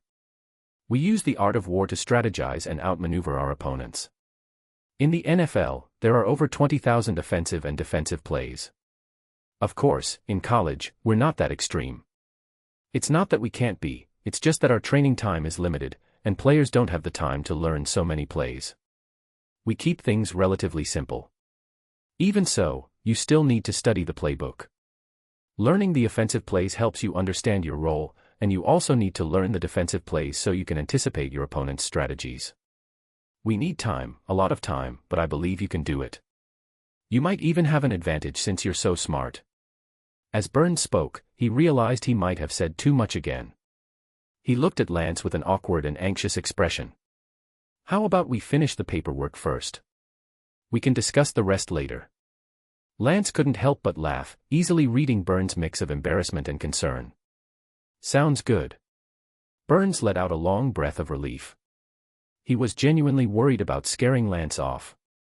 If that happened, the upcoming season could be a disaster. Burns clamped his mouth shut and watched anxiously as Lance filled out the registration form. Only when the paperwork was complete, with Lance's name signed in black and white, did Burns finally relax, allowing a smile to spread across his face. Oh, by the way, you'll need to choose a jersey number. Pick any number you like. The team will do its best to accommodate your preference. Do you have a number in mind? Number 99. Lance had never chosen a jersey number of his own before, so he wanted something unique. Burns' smile turned awkward. That won't work. Chapter 12, Newbie Gift Pack. Burns felt a bit awkward. 1 second, he was confidently telling Lance to pick any number he liked, and the next, he was stuck. His authority as a coach crumbled. Cough, cough. Burns tactically cleared his throat and flashed a big smile. Here's the thing, in football, each position has its own responsibilities. We have about 20 different positions and 70 to 80 players. To help the referees, jersey numbers are regulated. Running backs, cornerbacks, and safeties must wear numbers between 20 and 49. Burns rubbed his hands nervously and glanced at Lance. Lance, how about picking one from that range? That explains it. Lance's attention was caught by something else. Cornerbacks and safeties. Burns eagerly explained, Humphrey is a cornerback. They're usually positioned at the edges of the defense, closest to the offensive line. Jackson is a safety, and they're stationed near the end zone as the defense's last line of protection. Lance blinked. He wasn't good with names. This wasn't a joke, it was a fact. He often couldn't match names to faces, as if his brain had an eraser that wiped names clean. A real issue for him. Lance was about to ask who Humphrey was, but with Burns explaining the positions, it all clicked. That made it easier to remember. Oh, Humphrey was the guy who missed 2 tackles and almost ate dirt. Humphrey. What did I do to deserve this? After a moment's thought, a number popped into Lance's mind.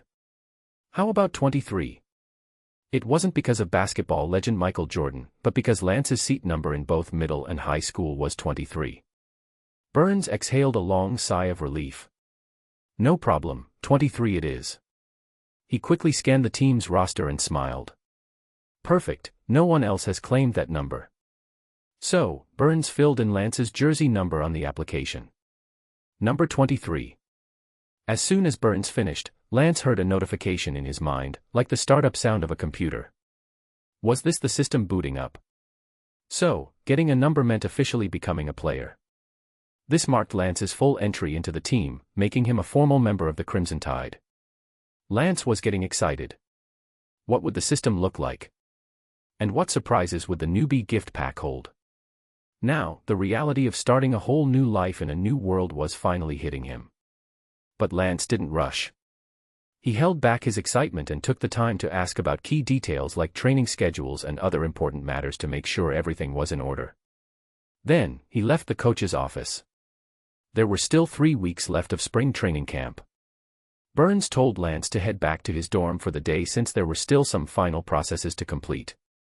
Tomorrow, Lance would officially join the team and begin training. Burns also gave Lance a critical piece of information. At the end of the spring training camp, the team would play 2 games. One was an intrasquad scrimmage, with the starters facing off against the substitutes. Though it was an internal game, it had become an annual event for Alabama, complete with ticket sales and live broadcasts on ESPN.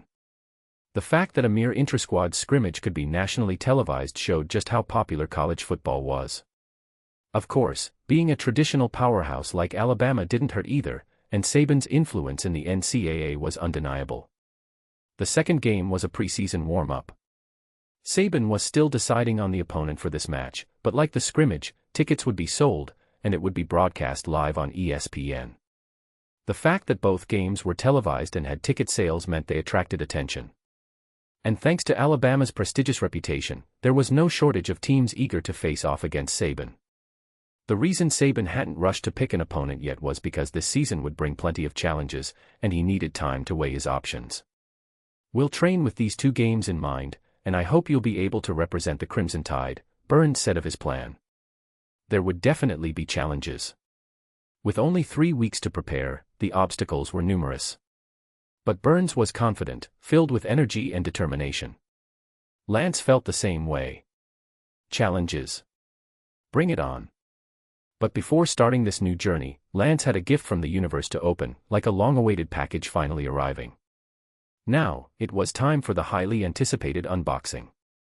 Back at the dorm, it was empty. His elusive roommate was nowhere to be seen, but Lance still locked the door. Then, he summoned the system in his mind.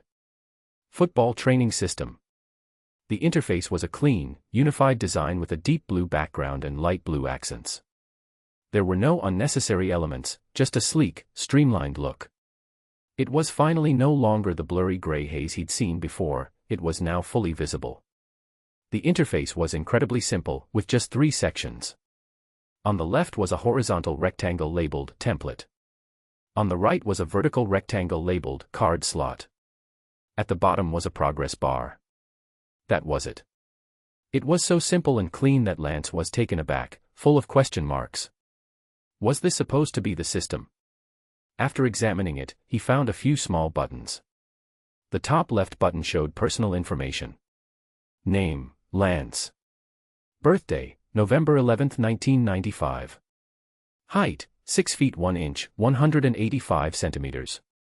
Weight, 216 pounds, 98 kilograms. Position, running back.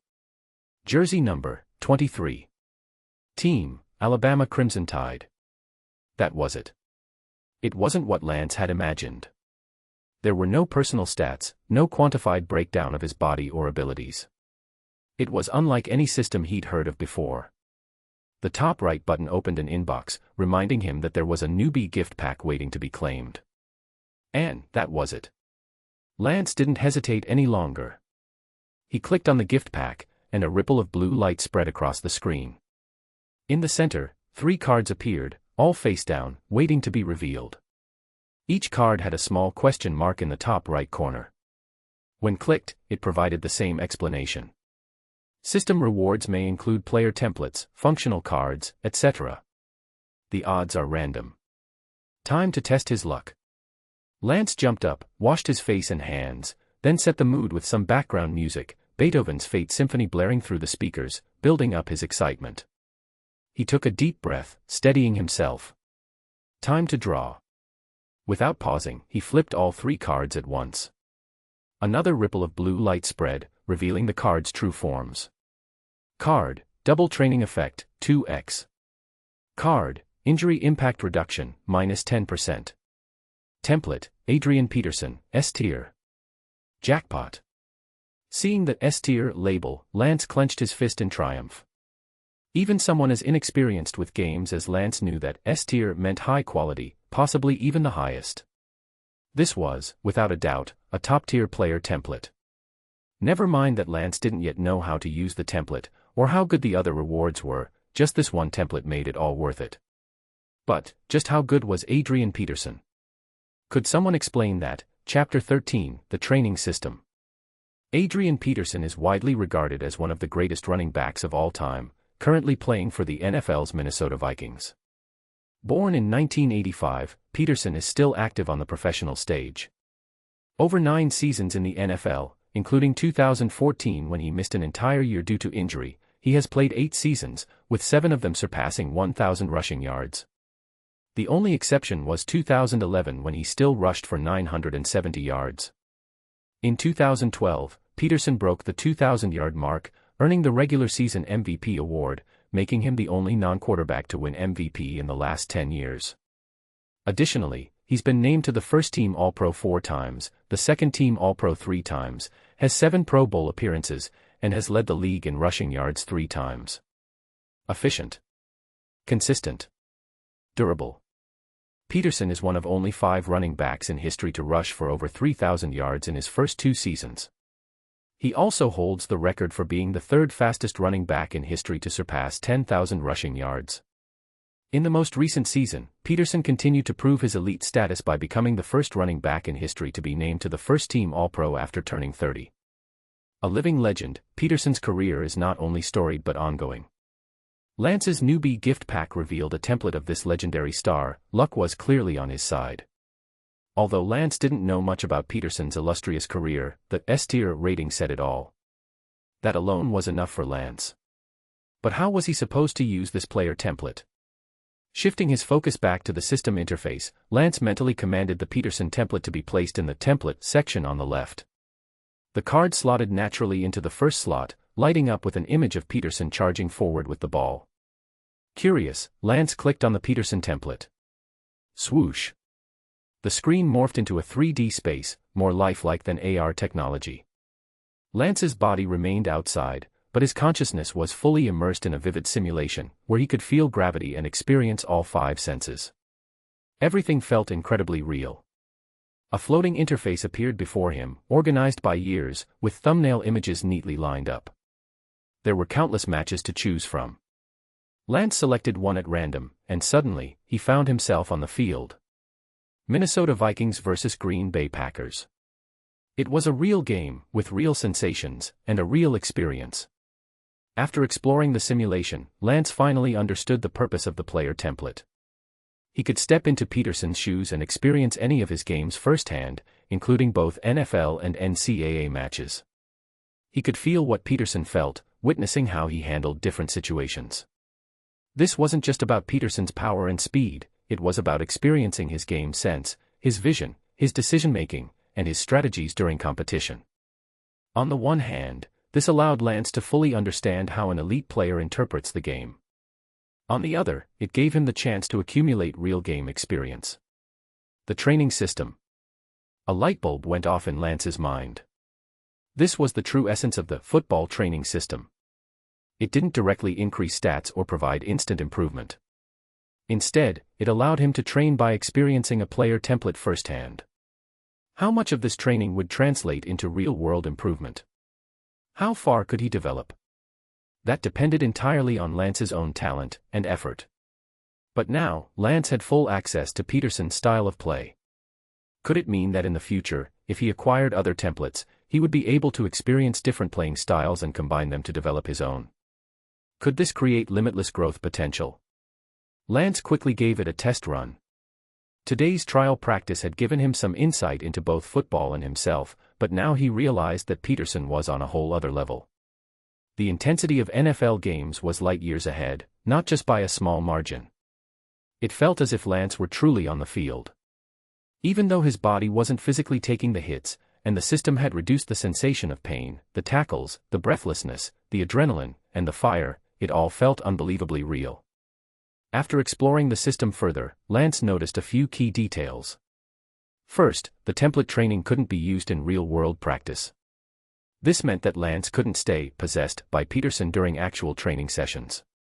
The template could only be used during off-field practice.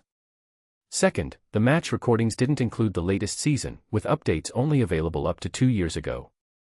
This prevented players from using the system to gain insights into the latest professional team strategies. Its role was purely as a training tool. Got it. Exiting the template training mode, Lance checked the time. The system ran at roughly a 5-to-1 ratio, meaning 5 minutes inside the system equaled just 1 minute in the real world. With the player template now clear, what about the other 2 cards? The first card, Double Training Effect, 2x. After carefully reading the card's description, Lance realized it applied to real-world training sessions. As long as he activated this card, his training results would be doubled. Although doubling the effect wasn't groundbreaking, when combined with the player template experience, it created a well-rounded system. One for online learning, one for offline practice, ensuring a stronger training outcome. Of course, this only worked if the player was willing to train, invest the time, and put in the effort. The system could only enhance what was already there. Otherwise, it was just a tool sitting idle. This was the true essence of the football training system. The second card, Injury Impact Reduction, -10%. After reading the description, Lance's eyes widened. This was the real jackpot. A passive ability that automatically activated during injury, reducing the severity of any damage. With this card, injuries would be downgraded, turning a potentially career-ending injury into a serious one, or perhaps even from a serious one to a moderate or minor injury. In competitive sports, injuries are the most feared obstacle. Countless talents and stars have had their careers derailed by injury. The problem is, injuries are an unavoidable reality in sports, the only difference is in how severe they are. For every sport and every professional athlete, injuries loom large at the end of a career. Competitive sports, at their core, are a battle of both physical and mental endurance. Football, with its intense physical demands, sometimes downright brutal, makes injuries all too common and pivotal in determining a player's future. Now, this card acted like a shield, providing Lance with a layer of armor. Though he only had a basic understanding of a running back's role, Lance had a gut feeling. This card was the ace up his sleeve, the game changer. So, the question was, is 10% a high reduction, or a low one? And more importantly, how could he unlock the next set of cards after using up his newbie gift pack? Chapter 14, First Steps. Tap. Tap. Tap. Light, rhythmic footsteps echoed through the golden sunlight filtering through the trees on the Alabama campus. Having grown accustomed to the smog and fumes of the big city, Lance now fully embraced the fresh oxygen, filling his lungs with every step, making his stride lighter. In the quiet of early morning, the campus was just waking up. Some students rushed to their early classes, cradling their books. Others, dragging their tired bodies, emerged from all-night study sessions at the library. And some stood on the dewy grass, basking in the morning sun, practicing yoga. Life, usually fast-paced and chaotic, seemed to slow down here. Lance jogged, passing through it all. After rounding a corner, he entered a long, straight, tree-lined path and shifted into high gear. Sprint. Accelerate. Full sprint. Keep accelerating, no holding back. This wasn't a casual jog. It was the interval training he'd mastered during his cross-country days, alternating between fast and slow speeds to regulate his breathing and pace, while maintaining consistent energy output throughout. It was a test. A way to assess his new body's potential, and at the same time, test the system's functionality.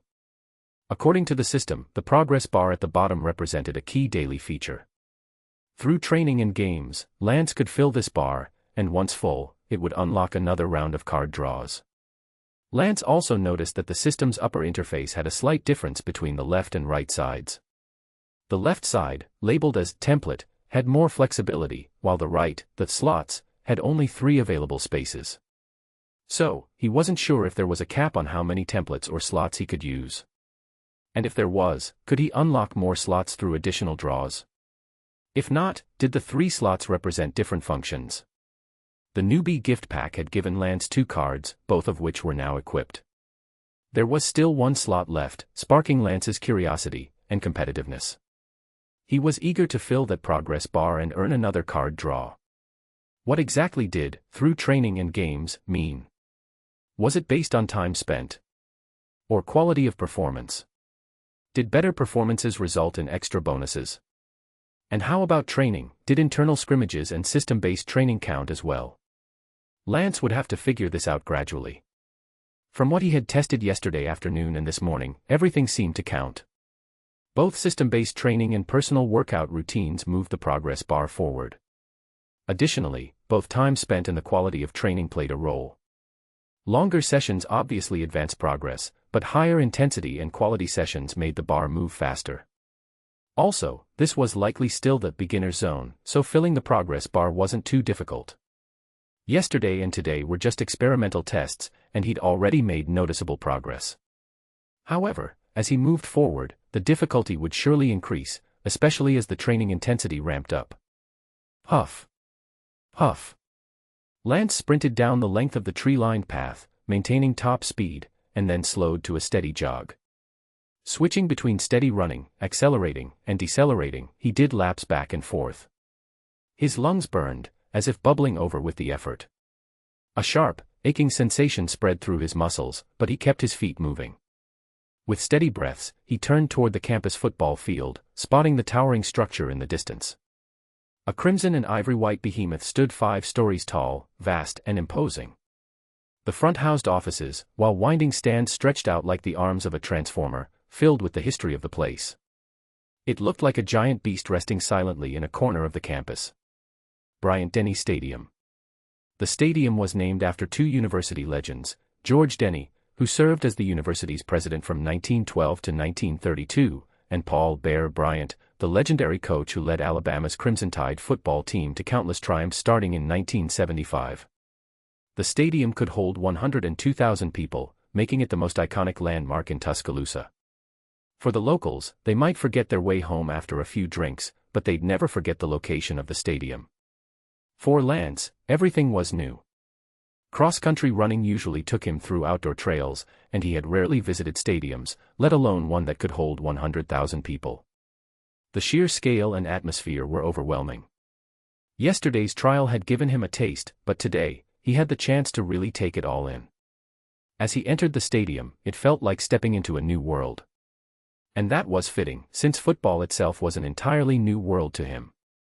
Just then, a figure darted out from behind, racing past Lance like a bullet fired from a bowstring, instantly overtaking him. Lance, still marveling at the stadium's grandeur, instinctively reacted, his body responding before his mind could catch up. Push off. Sprint. His speed surged forward, but instead of immediately passing the figure, he stayed close behind, maintaining pace. He took a closer look. Wait, wasn't this the guy from yesterday? The one who almost face-planted twice, what was his name again? He played cornerback, right? Unaware of Lance's thoughts, Marlon Humphrey had simply been messing around, but when he glanced back, he saw Lance's face right on his heels. He nearly jumped out of his skin. Oh, God. Panicked, Humphrey kicked into high gear, pushing himself to full speed. But to his horror, Lance stayed right on his tail, keeping pace without breaking a sweat. The two of them, 2 streaks of wind, entered the stadium one after the other. Meanwhile, Ronnie Clark was busy hauling out the team's training equipment. Football was a sport known for its intense collisions, both brutal and unrelenting. The same went for training. Players had to practice hitting, dodging, and enduring hits, as well as working on their agility. This was the basic, universal training. Everyone on the team had to go through it. After that, position-specific drills would fine-tune their skills. That was just the morning's physical workout. On top of that came the gym workouts, and most importantly, the strategy training. In the NFL, professional players spent 4 days a week, 10 hours a day, grinding both mentally and physically. It was a grueling routine that would break an ordinary person. But things were different in the NCAA. College athletes were only allowed to train for up to 20 hours a week, and they also had to spend at least 7 hours in academic study halls. This meant that NCAA teams were more reliant on physical prowess, while their strategies were simpler. Clark had been setting up the field for the team's morning session when he saw 2 figures sprinting into the stadium. Was that Humphrey and the new guy from yesterday? Humphrey was speeding up, trying to shake off the rookie. When that didn't work, he tried switching up his pace, hoping to wear Lance down. But to his surprise, Lance stuck with him, never falling behind. Around the field they went, circling lap after lap in a high-speed game of tag. 1 lap. 2 laps. 3 laps. Out of nowhere, Lance accelerated, pulling ahead. Humphrey, caught off guard, couldn't match his pace. Once Lance gained a lead, the gap widened, leaving Humphrey behind in disbelief. Humphrey, what the heck just happened? Dear readers, the book is about to hit the recommendation stage. Please support it by following and reading through to the latest chapter. Your help means the world. Thank you so much. Chapter 15, Rookie Teammate. Damn. Humphrey stopped, hands on his hips, panting like an old man as he watched the rookie pull farther and farther ahead, shrinking into the distance with every stride. Before he knew it, Lance had completely outpaced him. Humphrey was stunned, his confidence shattered. Originally, he just wanted to mess with the rookie, but now, he'd lost it all, even his pride. He wanted to curse out loud. Rookie. Where the hell did you come from? Are you some kind of freaking monster? Lance approached, smiling brightly and full of energy, his eyes sparkling as he nodded. Ah, you caught me. Actually, I'm Cthulhu. You guys better watch your sanity scores at all times, or your lives might be in danger. Humphrey froze, not knowing how to respond to Lance's deadpan delivery. Slowly, he turned his head toward Clark, hoping for an explanation. Clark was desperately holding back laughter, but with a straight face, he said, Cthulhu is from sci-fi mythology. Humphrey shot him a dark look. I know what Cthulhu is. After a pause, he turned to Lance, still a bit unsure. It's like a vampire, right? Lance nodded sincerely, very close. Humphrey straightened his posture, proud of himself. See? I knew it. His voice got louder. Rookie, where the heck have you been hiding? Coach said you're into combat sports, so sure, strength and explosive power I get, but how are you this fast at interval running? I'm not just any guy. Clark nodded vigorously. Marlon's a 5-star recruit. Not for football, but for cross-country running. Lance's eyes lit up. A fellow runner. Just like the NCAA has rankings, high schools also have competitive sports and training programs. For major media outlets, including ESPN, evaluate and rank high school athletes annually, based on their physical abilities, personal skills, and game performance. The highest rank is 5 stars, the lowest is 0. These rankings are used as a reference for both colleges and professional leagues. Lance hadn't expected to meet another cross-country runner at Alabama. It seemed he wasn't the first, or the last, athlete to switch sports. Clark continued, when Marlon was applying to colleges, countless schools made him offers. Besides our football team, he had offers from baseball, basketball, and cross-country programs. In our team, no one can beat him in interval running. Ahem. Clark paused, glanced at Lance, and added silently, well, until now. Lance caught Clark's look and returned a knowing nod, the two exchanging a silent agreement. Lance then turned to Humphrey. Update, dog-eating dirt cornerback now renamed fellow runner cornerback. But seriously, with so many offers, why did you choose Alabama? Lance was genuinely curious. Humphrey puffed out his chest, not hiding his pride, and answered without hesitation, because the jerseys look cool. Lance blinked, confused. What? Humphrey repeated, the jerseys look cool. Plus, the logo is awesome. It catches the girl's attention. See, I'm smart. He then stood proudly, hands on his hips, laughing at his own cleverness. Lance blinked again. Sure, the color scheme wasn't bad, crimson jerseys with white pants, but, football uniforms are pretty tight-fitting. How exactly does that attract girls? Lance turned to Clark, he's single, isn't he? Clark blurted out, how did you know? Humphrey's face turned dark. You're the one who's single. Your whole family's single.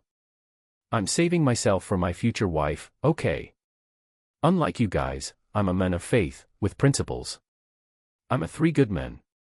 3 good. Lance raised an eyebrow, genuinely curious. Faith and principles are 2. What's the 3rd? Watching Humphrey's smile freeze on his face, Lance nodded in satisfaction. Great, from now on, his label is 3 good cornerback. Ignoring the now awkwardly silent 3 good cornerback, Lance turned to Clark and extended his hand. Lance. Ronnie Clark. I'm a running back like you, though I'm just a backup. Actually, the 5th backup, Clark added, with a shy smile. Currently, Clark was the team's 2nd-string running back. If not for the fact that 3 of the team's running backs had been injured recently, Clark wouldn't have even been in the lineup. In fact, after 2 seasons on the team, Clark had yet to play in a single game, not even for 1 down. Clark loved football. His whole family loved football, and they were die-hard fans of the Alabama Crimson Tide. From childhood, he had never missed a single Crimson Tide game. Despite his limited talent, Clark had always dreamed of joining the team. Through hard work and perseverance, Clark's dream had come true. Even though he hadn't played in a game yet, he cherished every moment. Being part of the Crimson Tide, even as a backup player helping the starters in practice, was enough for him. He was living his dream. Of course, just if, one day he could wear the Crimson Tide jersey and step onto Bryant-Denny Stadium, that would be a dream come true. But for now, it was just a hope, one he didn't dare ask for too much. So, in Clark's mind, he and Lance were on the same level, if not worse. Based on yesterday's tryout, Lance had potential. But Lance didn't seem to care about the pecking order. Hey, you're the 5th backup, and I'm just the rookie, not even a backup yet. So I'd say you're ahead of me by a little. As he said this, Lance playfully pinched his fingers together to show just how small the difference was. Clark's smile brightened. Looking at Lance's sincere expression, Clark wanted to offer, if you ever need help, just ask, but he swallowed the words shyly and simply smiled. Lance patted Clark on the shoulder. I see you're busy. Can I help out? Clark nodded quickly. Of course, let's do it together. I'm just setting up the training equipment, nothing complicated. Marlon, you helping too? Humphrey didn't decline, though he was still lost in thought. After a long pause, he suddenly burst out, looks. Lance and Clark exchanged confused looks. Humphrey waved his hands dramatically, the 3rd good thing, good looks. Lance blinked. Remind me again, what were the 3 good traits? Humphrey stared, speechless. I kinda made those up as I went along. Lance burst out laughing. All right, Mr. Good Looks, help us carry this stuff, would you? Humphrey stood there, baffled, but eventually shrugged and joined them in moving the equipment. As more players trickled into the stadium, they naturally joined in, helping to set up the field. Lance had assumed that this would be a freshman's job, a standard tradition in college football, but Clark explained that the Crimson Tide did things a little differently. Technically, yes, it was the freshman's duty, but they valued every second of practice time so much that whoever arrived first just started setting up to ensure they could begin training as soon as possible.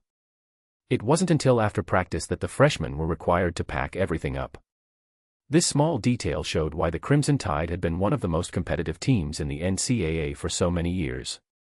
Even setting up the equipment felt like light strength training. These massive contraptions looked more like siege weapons than exercise gear. Before practice had even begun, Lance was already getting a taste of how intense football training could be. Chapter 16, Live Drill. Bang.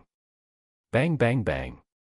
The dull thud of bodies colliding reverberated through the field, a raw echo from the age of hand-to-hand combat, no weapons, just pure physical warfare. 2 armies clashing, bayonets drawn. At that moment, the field was hosting a 7-on-7 drill, tactical practice. The morning's foundational training had already wrapped up. As novel as the experience was, what stood out most about football compared to other sports was how it not only allowed physical contact but demanded it. The sport thrived on it, speed, power, resilience, explosiveness, endurance, all pushed to the limit, constantly testing one's peak. Yet, from another perspective, despite the differences in training methods and equipment, competitive sports all shared a universal principle, pushing one's potential in various ways, inching ever closer to the ceiling, and even breaking through that ceiling to transform one's strengths into lethal weapons. Thus, for Lance, the training wasn't entirely unfamiliar. From the cross-country running he had lived through to the MMA experience he felt deep in his soul, despite never having done it in this world, it all led him to the same core truth. After a short adjustment period, Lance was already locked in. Repeated, monotonous drills, immersed in his own world, constantly pushing his limits. This was his daily grind. After the foundational training, the running backs headed to the gym to lift weights for strength training. It was there that Lance met another running back. Josh Jacobs. A high school senior, Jacobs wouldn't officially start at Alabama until September, technically not yet a freshman. In the NCAA, considering that summer team practices are banned, the only collective training time before the season begins is April's spring camp, meaning incoming freshmen couldn't practice with the team during the summer.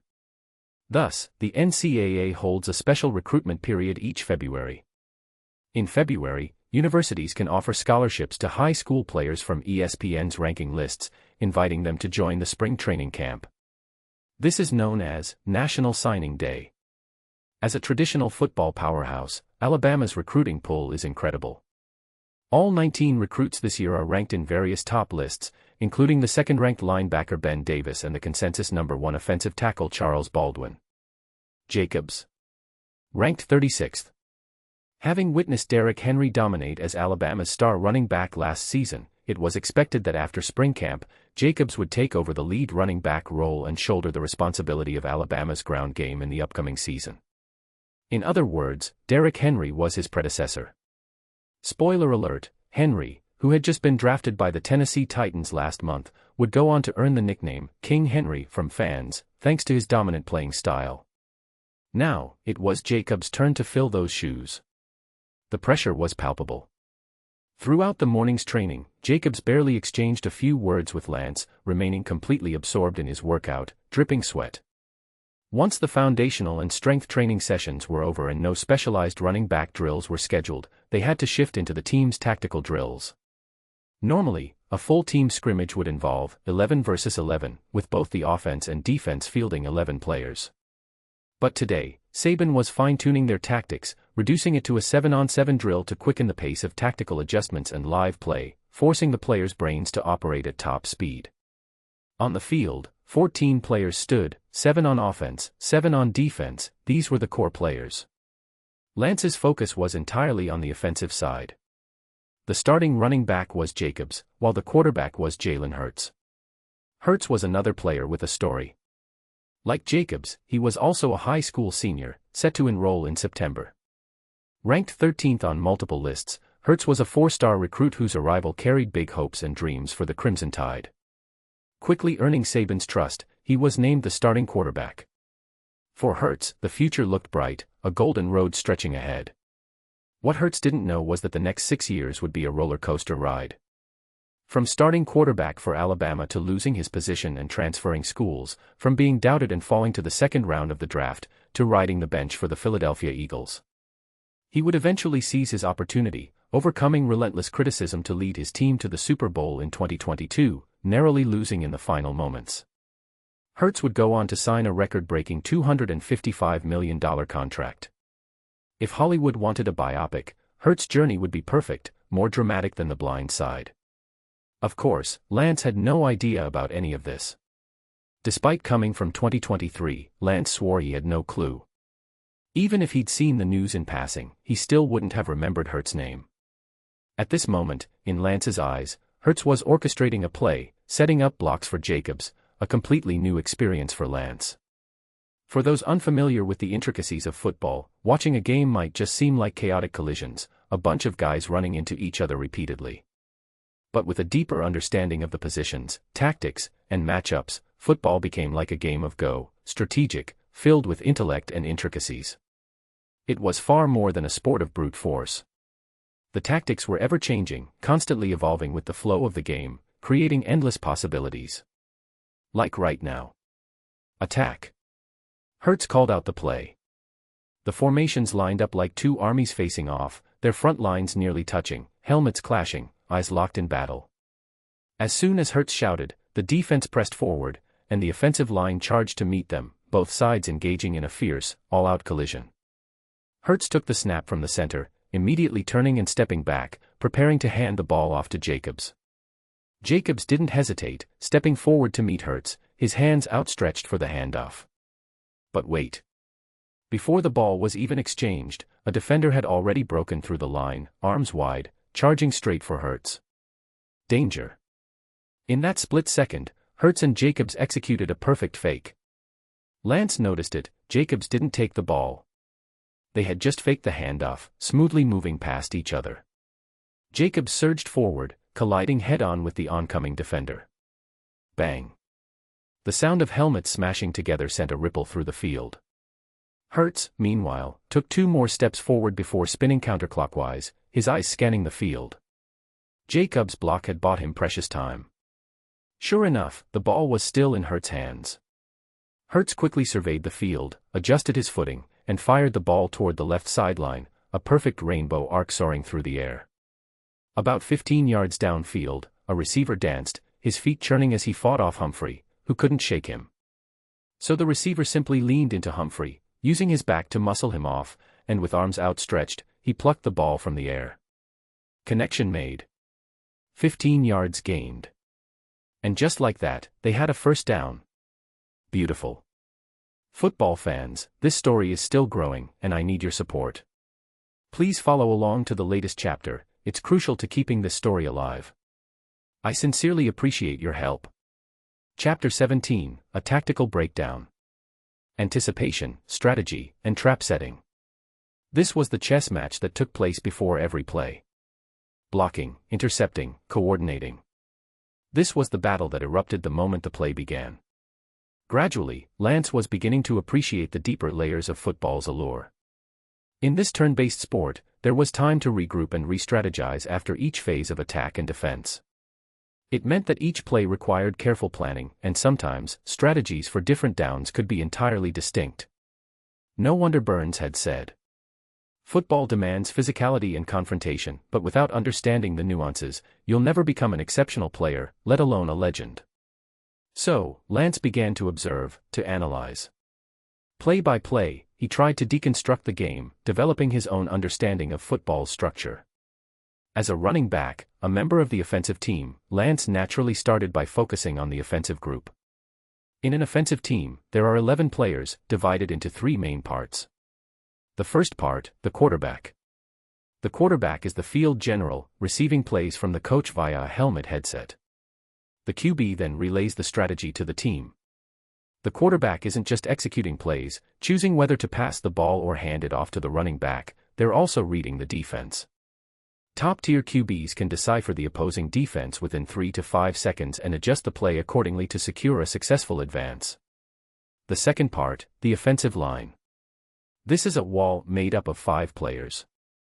The player in the center is the center, flanked by 2 guards on either side, left and right, with 2 tackles further out on the edges, left and right. Their job? Stop the defensive players from breaking through, giving the quarterback time to execute the play. The performance of the offensive line determines how much time and space the quarterback has to think and adjust. This protective formation around the quarterback is called the pocket, and it gives rise to 2 types of quarterbacks. Pocket quarterbacks, these traditional QBs stay within the pocket, using their brains to control the field, with passing as their weapon of choice. Mobile quarterbacks, the new breed of QBs, who aren't afraid to leave the pocket, using their legs to create opportunities, either by passing or running the ball themselves. The third part, wide receivers, tight ends, and running backs. Typically, there are 3 wide receivers, 1 tight end, and 1 running back. However, this can vary. Sometimes there might be 2 tight ends or 2 running backs, depending on the tactical needs of the team. The running back, responsible for running the ball. This is the ground-based offensive approach, complementing the air game of passing. The wide receivers and tight ends, these players catch the ball. Though both positions are pass catchers, they differ slightly. Wide receivers are faster and more agile, usually targeted for long passes, deep strikes. Tight ends, on the other hand, are bulkier and slower, primarily used for short passes and close-quarter combat, relying on strength to push forward after the catch. Of course, these are just general tendencies. Different tactics and player strengths can always lead to surprises. How a team finds space within conventional strategies and breaks away from predictable patterns to create unexpected moments is another form of tactical genius. Take the recent play, for example. In 7-on-7 football, there are only 3 offensive linemen and 2 receivers, which means the pocket is more unstable, and the offensive line faces immense pressure. So, Hertz and Jacobs used a deception play. Jacobs didn't run the ball as a running back would normally do but instead filled in as an offensive lineman, plugging a gap in the pocket to give Hurts time to make a pass. Ultimately, Hurts completed the pass. That kind of strategy fascinated Lance, as it cleverly used a misdirection within the typical framework. For a rookie like Lance, it was a fresh experience. Lance approached Clark. Fifth string, was that play something they came up with on the spot, or is it a standard team strategy? Clark, too excited to notice the fifth string label, eagerly explained, it's a common tactic called a play-action pass. You fake the handoff like it's going to be a run but actually pass the ball. The running back has to act as a blocker to help protect the quarterback. Lance realized something important: as a running back, he would need to do more than just run the ball. He'd have to block, protect, and even help intercept defenders. Thinking further, Lance asked, so, is there a reverse? A play action where you fake a pass and then run the ball? Clark beamed, exactly. How did you know? To Lance, it seemed pretty obvious. In those kinds of plays, do other players help clear a path for the running back? Clark nodded. Usually, after deciding the running route, the tackle on that side moves to block, and the tight end assists. The tight end becomes a sort of bulldozer, pushing forward while the running back follows, waiting for an opening to break through. Ah, that made sense. The tight end in short pass situations not only catches the ball but also blocks and protects. This idea of a short pass zone was also something new Lance had just learned. Depending on how far the quarterback throws the ball, anything under 10 yards is considered the short pass zone, where quick, short plays are key. The area from 10 to 20 yards is the mid-pass zone, where tactics and teamwork shine. And anything beyond 20 yards? That's the deep pass zone, where long throws often depend more on individual talent, both from the quarterback and the receiver. In the NFL, there are quarterbacks with rocket arms who can throw 60 yards, covering half the field. But typically, accuracy drops significantly beyond 30 or 40 yards, and quarterbacks need more time to wind up for these throws, requiring solid pocket protection from the offensive line. Football is, without a doubt, a team sport. While the quarterback is the heart of the offense, without running backs to share the load, without receivers and tight ends to catch passes, and without an offensive line to block, even the most skilled quarterback wouldn't stand a chance. It's only when the team operates as one cohesive unit that football moves forward. The running back is no exception. Without the threat of a passing game from the quarterback, the defense would simply swarm the line of scrimmage, using numbers to clog every running lane. Even if the running back were the Hulk, it'd be nearly impossible to break through. On the ground, a successful run depends on the offensive line and tight ends blocking effectively, while the wide receivers run their routes to distract the defense, giving the running back space to make progress. At the core, this is because while the offense is orchestrating its plays, the defense is mounting its own counteroffensive. To fully understand the offense, one must also understand how the defense operates and how to read their tactics. No offense without defense, and no defense without offense. The two forces oppose and complement each other, just like in chess or Go. This is the true essence of football. Who says running backs don't need to understand defense? Chapter 18, Ready for Battle. Unlike the offensive team, which has a simpler structure, the defensive team must cover the entire field, making teamwork and division of labor essential. Defensive positions are clear-cut and can be broken down into 4 layers, stretching from near the line of scrimmage all the way to the deep backfield. First layer, defensive line.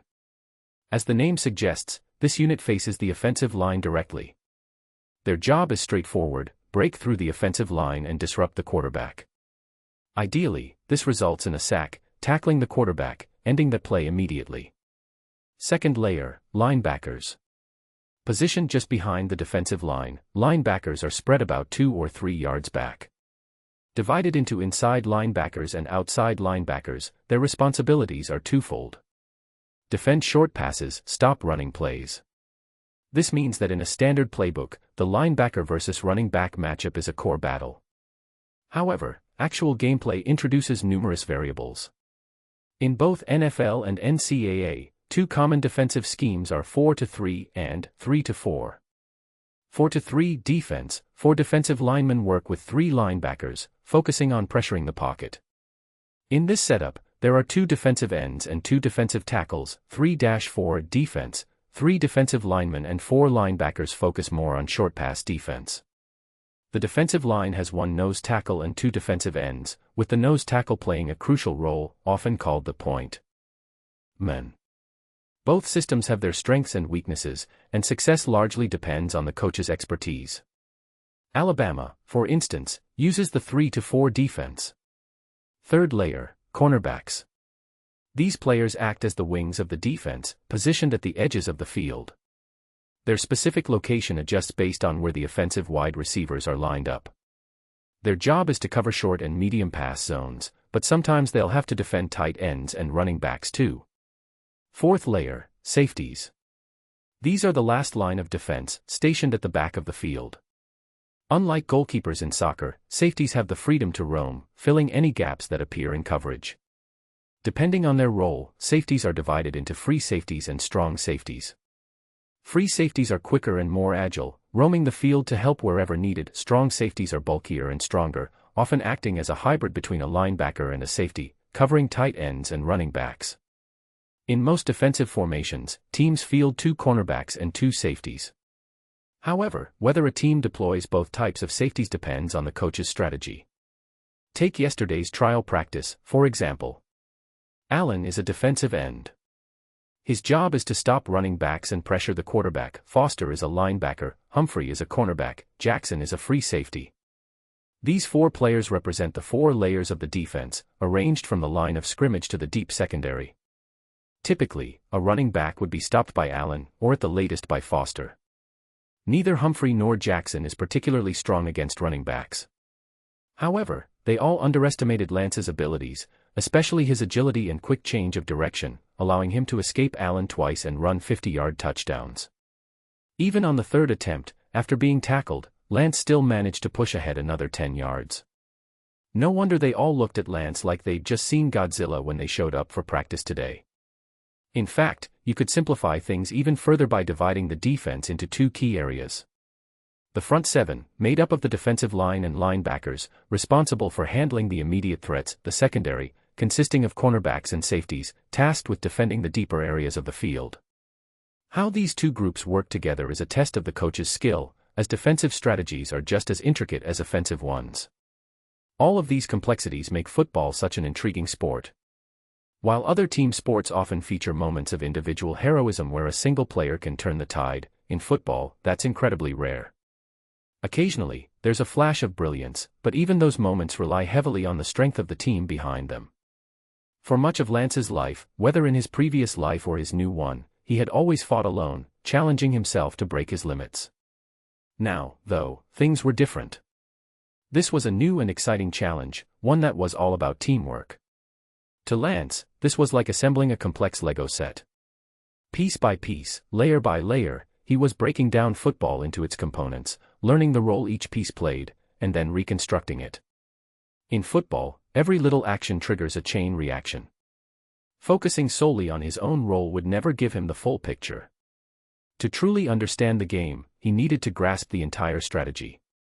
Otherwise, he'd end up running into walls, unsure of why things weren't working and unable to improve. Of course, just understanding the big picture doesn't guarantee success. But at least it helps prevent getting trapped in an endless cycle of mistakes. Originally, Lance had thought he'd just show up, clock in, and get by. Now, though, his mindset had shifted. This felt like solving a complex Rubik's Cube. Restoring it to its original state was fun, sure, but figuring out the underlying mechanics and uncovering the solution, that was far more exciting. Lance was ready, itching to get started. Bang! A resounding crash echoed across the field as Allen tackled Jacobs. He flipped Jacobs onto his back, slamming him to the ground with the force of a video game character. Lance licked his lips, sensing the adrenaline in the air. Wait a minute, why did the pocket collapse so quickly? Clark, noticing the excitement in Lance's eyes, blinked nervously. Is this guy a vampire? 5th string. Lance called out, snapping Clark back to reality. Clark took a deep breath. Oh, that was a blitz. The defense sent extra pressure. A blitz. Lance replayed the scene in his mind. The linebackers, who should have been guarding against a short pass or a run, had charged forward aggressively, linking up with the defensive line. With a numbers advantage, they overwhelmed the offensive line, breaking through the pocket and leaving Hurts surrounded, with no escape. In a panic, Hurts tossed the ball to Jacobs, hoping to avoid a sack. But Allen had anticipated the move, and when Jacobs caught the ball, Allen was there. No escape. He ended the play right then and there. Lance smiled. Interesting. It seemed that the defense wasn't purely reactive, they could seize the initiative too. That's what made football stand out from soccer or basketball. In those sports, the defensive side is mostly reactive, waiting for their chance to transition to offense. But in football, the defense can go on the attack whenever the opportunity arises, turning the tables in an instant, even scoring points in the process. Clark, noticing Lance's smile, shivered and swallowed hard. Something about this guy seems off. Chapter 19, Intrasquad Scrimmage. The spring training camp has ended, or rather, it's about to end. 3 weeks flew by in the blink of an eye, filled with a mix of learning and training, making each day feel productive and busy. Before anyone could really notice, the camp had reached its final days. Today, the much-anticipated intrasquad scrimmage between the starters and substitutes is about to kick off. Following today's scrimmage, the team will evaluate the lessons learned. Then, next Sunday, the final warm-up game will officially conclude the training camp. Despite this being an internal scrimmage, it's treated with the same excitement and importance as a real game. The entire town has turned out in full force, celebrating this game like a festive party, and perhaps with even more joy than usual. After all, this is a game between teammates, both sides are part of the same family. So, rather than worrying about winning or losing, the fans are more excited to see their children take the field. Thus, it's a full-blown celebration: beer, popcorn, horns, jerseys, and cheer sticks. The whole town is buzzing with a wild and ecstatic atmosphere. Fight! Fight! Fight! Remember the Rose Bowl, we will be crowned. Aim for victory, full speed ahead. You are the pride of Dixie football, roll tide, let the storm roar. Roar! The song echoes through the air above Bryant-Denny Stadium, a chorus of thousands creating waves of energy that ripple across the field. Unbelievable, this is just a scrimmage, right? Standing on the sidelines and glancing around, the stadium feels endless, packed with faces beaming with joy and excitement. Fans wave all kinds of cheering gear, the sea of red jerseys forming a massive tide. This is the power of a home field. Lance could feel his pulse quickening, his blood surging with excitement. The game hadn't even started yet, but the energy was already palpable. He felt himself blending into the crowd, becoming just one more voice in the ocean of fans, adding to the thunderous roar. Of course, it was still a scrimmage. Though the stadium wasn't completely full, with around 70,000 people filling the 100,000-seat capacity, it felt packed. Even the air seemed thick with anticipation. For us, this is the start of the season and the beginning of a new year. No matter what happened last season, it's in the past. No matter what's going on in life, today marks the start of a new chapter. The voice came from Clark. Lance turned to him, us. Clark grinned, yeah, us. I'm part of the Crimson Tide too. Players and fans, they were all one. With a quick leap, Clark smiled widely, the game's about to start. See you on the field. Clark could barely contain his excitement as he jogged onto the field. Even though this wasn't an official game, not even an external scrimmage, it was still the first time Clark would represent the Crimson Tide in front of an audience. Last year, Clark had been a fifth-string backup, and not even intra-squad scrimmages allowed him to play. But this year was different. He'd finally get his chance to step onto the field for the main team.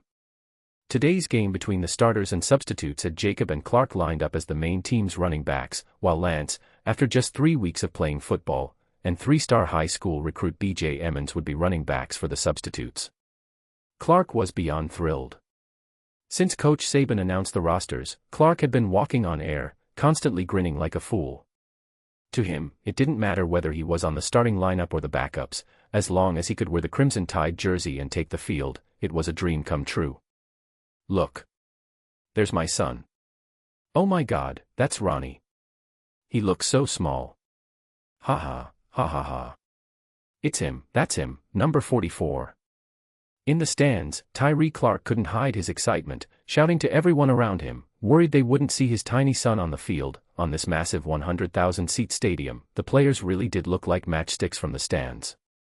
Next to him, Danny Clark rolled his eyes in embarrassment, slumping down in his seat as his dad loudly called attention to his brother.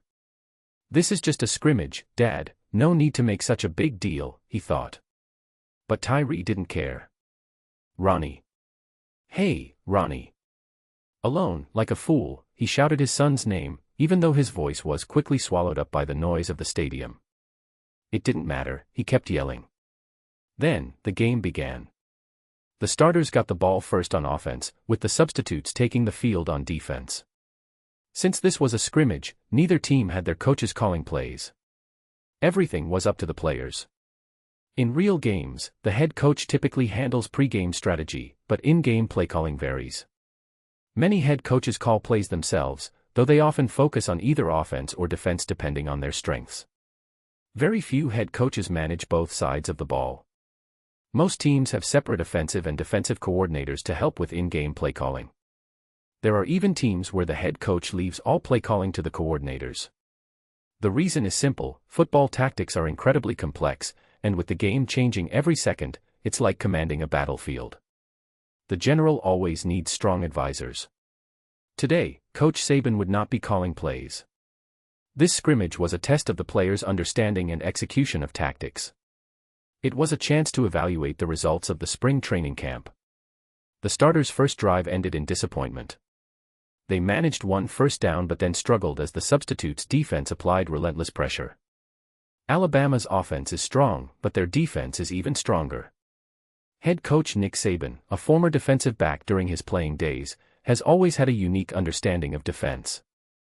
As for the offense, Saban has never been known as a quarterback whisperer, so he relies heavily on offensive coordinator Burns to develop the ground game, which opens up the rest of the playbook. Their game plan is solid and practical. It's no wonder that since 2007, despite Alabama's incredible success, they haven't produced a standout quarterback. But they've consistently developed top-tier running backs, and their defense has been their crown jewel.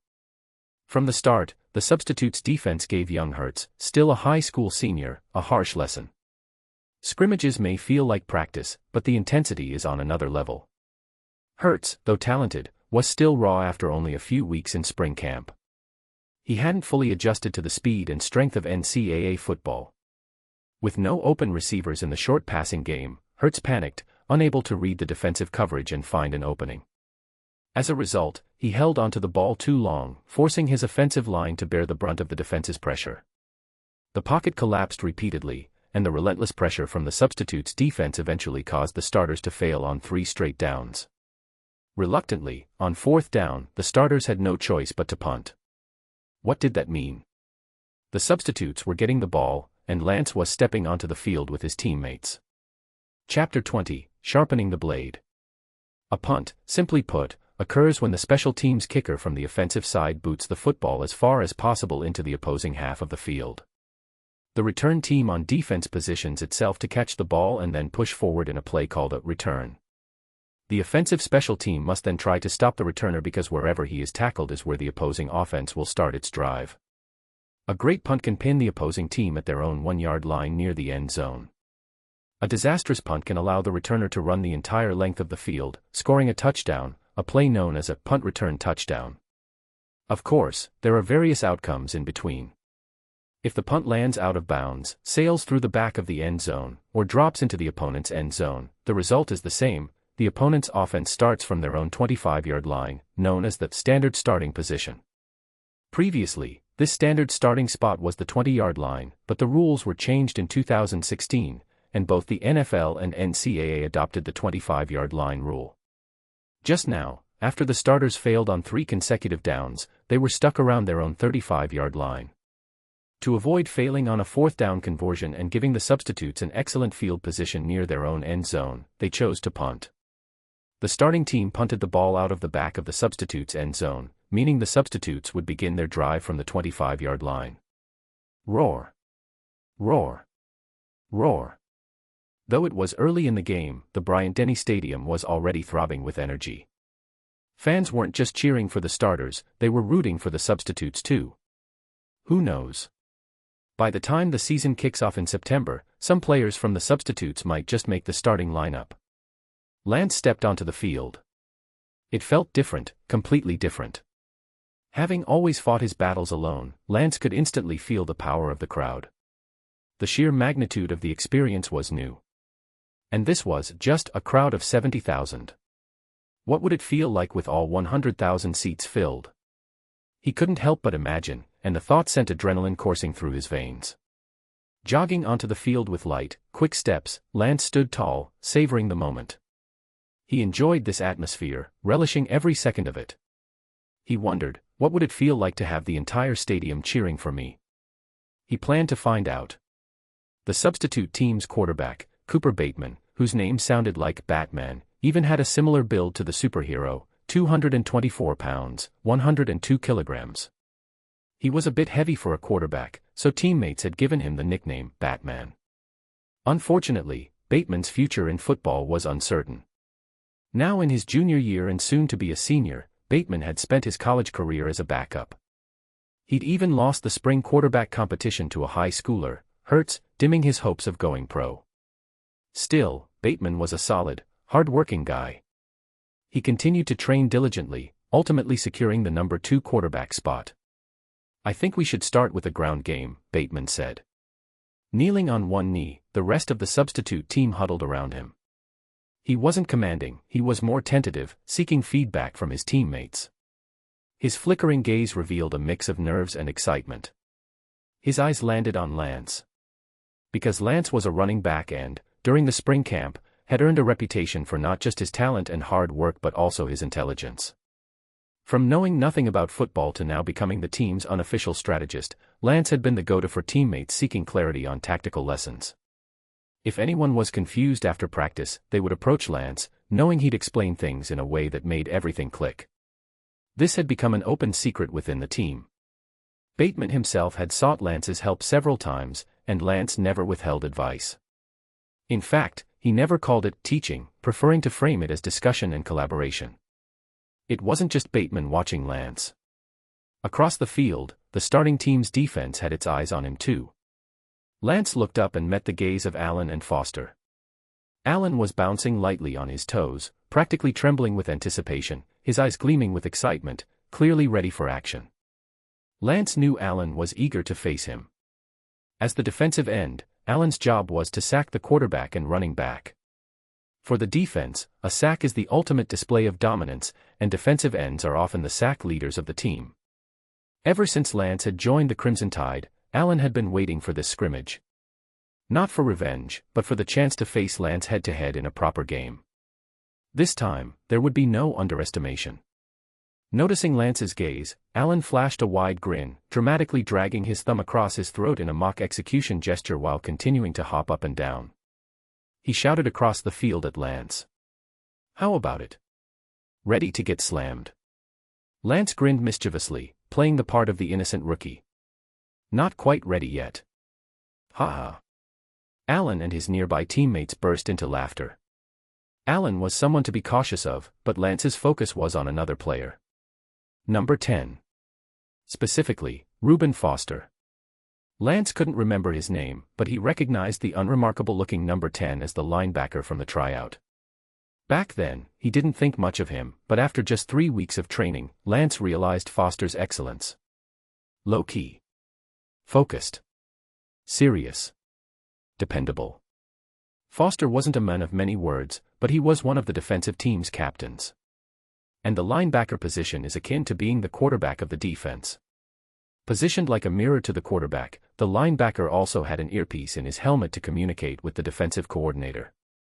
He would observe the offense's formation and make adjustments if needed. While the offense called the shots, it was up to players like Foster to react and adapt the defense on the fly. Foster's strength was his calmness and his strategic insight.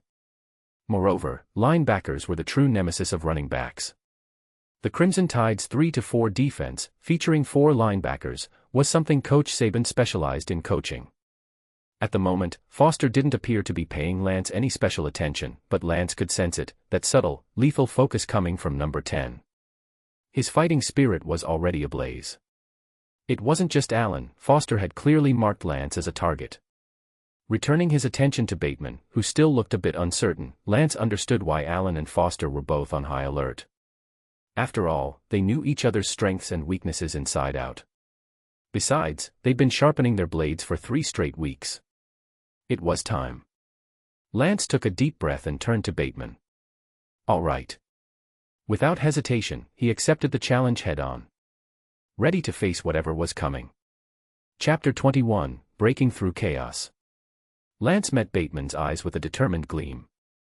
The starting team thinks they can easily crush us. They are the Golden Boys, with bright futures and promising careers ahead of them. But they've forgotten one thing: this is sports. Anything can happen. Until the game is over, the outcome is never certain.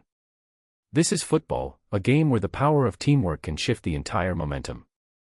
Yes, maybe their individual skills are better than ours, but when it comes to understanding tactics and analyzing our opponents, we're not necessarily behind. That's the key to changing the game. Hey, Batman, if we're starting this, then we've got to see it through to the end. Maybe we won't go pro, maybe we won't get the chance, but this is our youth, our life. We should write our own ending. Whether we wallow in regret or burn brightly without holding back, the choice is ours. So let's enjoy it. Lance extended his right hand. Bateman couldn't help but feel a surge of excitement. He had almost given up. He had been running alone, seeing no clear target or direction, doubting why he kept pushing through his senior year. But now, he understood. Maybe all of this was simply to give himself closure, to put an exclamation mark on his youth, and then move on from football into the next chapter of life. For him, this scrimmage was the last chance to give everything he had. Bateman looked at Lance, placed his right hand over his, and smiled. One hand, then two, and soon all 11 hands were stacked together as the team roared in unison. Roar! Roar! Crimson Tide roar! Their fighting spirit was ablaze. Then Lance pulled Bateman closer, lowering his voice. They're all focused on me right now. Everyone's expecting us to start with a ground game. After all, they were the Crimson Tide. The starting team had opened with a run play through Jacobs, but it hadn't worked well because they knew each other too well. The defensive unit recognized the play immediately. Bateman blinked. So what do we do? Lance grinned. You're the quarterback. You should be asking yourself that. Bateman felt a bit sheepish. Lance patted his shoulder. How about a fake pass to throw them off? Believe in yourself. After the snap, act like you're setting up for a quick short pass to shake them. Then, if you see an opening, don't hesitate, make the pass. If not, don't panic. I'll be moving to your right. Just toss it to me. The handoff between the quarterback and running back isn't always direct. Sometimes there's a slight gap and a soft toss. It's a basic move that adds variety to the offense.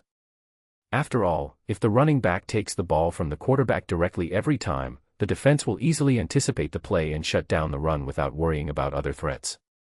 Bateman quickly caught on. A feint. While Bateman wasn't the most gifted player, he was diligent, reliable, and well-rounded. Bateman immediately thought ahead. So, do you want to clear the field or create chaos? Chaos. Since they're already expecting us to run, we need to stir things up and win in the confusion. A sharp gleam flashed in Lance's eyes. The offense lined up. In football, each play has a 40-second window between downs to allow the offense to reset and strategize. Legendary quarterbacks like Peyton Manning often read the defense in the last 10 seconds and adjust the play, catching the defense off guard. Bateman wasn't Manning. He wasn't planning any last-minute adjustments, but he was fully focused, scanning the defensive formation. Just as Lance had said, the defense was pressing forward aggressively. They clearly didn't believe Bateman would pass, especially not deep, so they packed the front to create a numbers advantage. Breathe. Bateman steadied himself, his focus locked in. Lance did the same.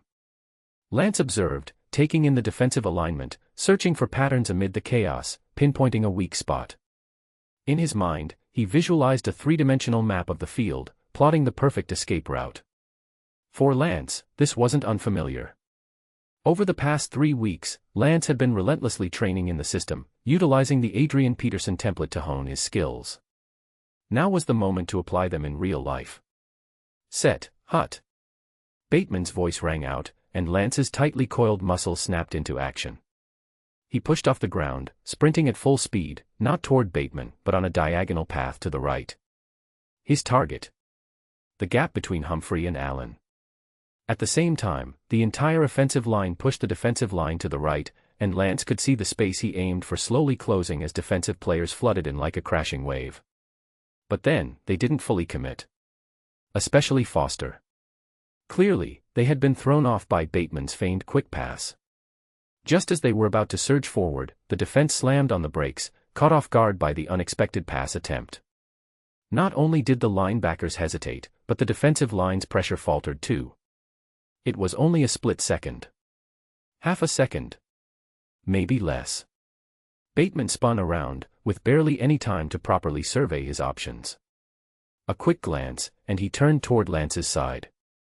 Lance, damn. In his peripheral vision, Lance saw Allen's eyes and movements shift. Bateman's fake had been too rushed, too obvious. His movements were too quick, revealing his intentions. Allen, ever sharp, caught on instantly. Despite some resistance, his reaction time was lightning fast. Lance. Allen's sights were locked onto Lance like a predator honing in on prey. Lance kept waiting for Bateman's pass, his speed not yet fully unleashed. He adjusted his steps, though he could sense Allen closing in. There was no time to change the play now. A pause, a pivot. Standing near midfield on the right side, Lance turned to face Bateman, who threw the ball. Lance reached out, cradling the football into his arms. Push. Lance's legs exploded with power, muscles propelling him off the ground as he surged forward. Ahead of him, the shrinking gap was chaotic and crowded. But in Lance's eyes, there was a brief, fleeting window. Acceleration. Power. Launch. From his left, a figure came crashing toward him with arms outstretched. It was Allen. Lance remained calm, collected. One more step forward. One more push off the ground. As Allen loomed larger in his vision, Lance timed his move perfectly and leaped. He soared.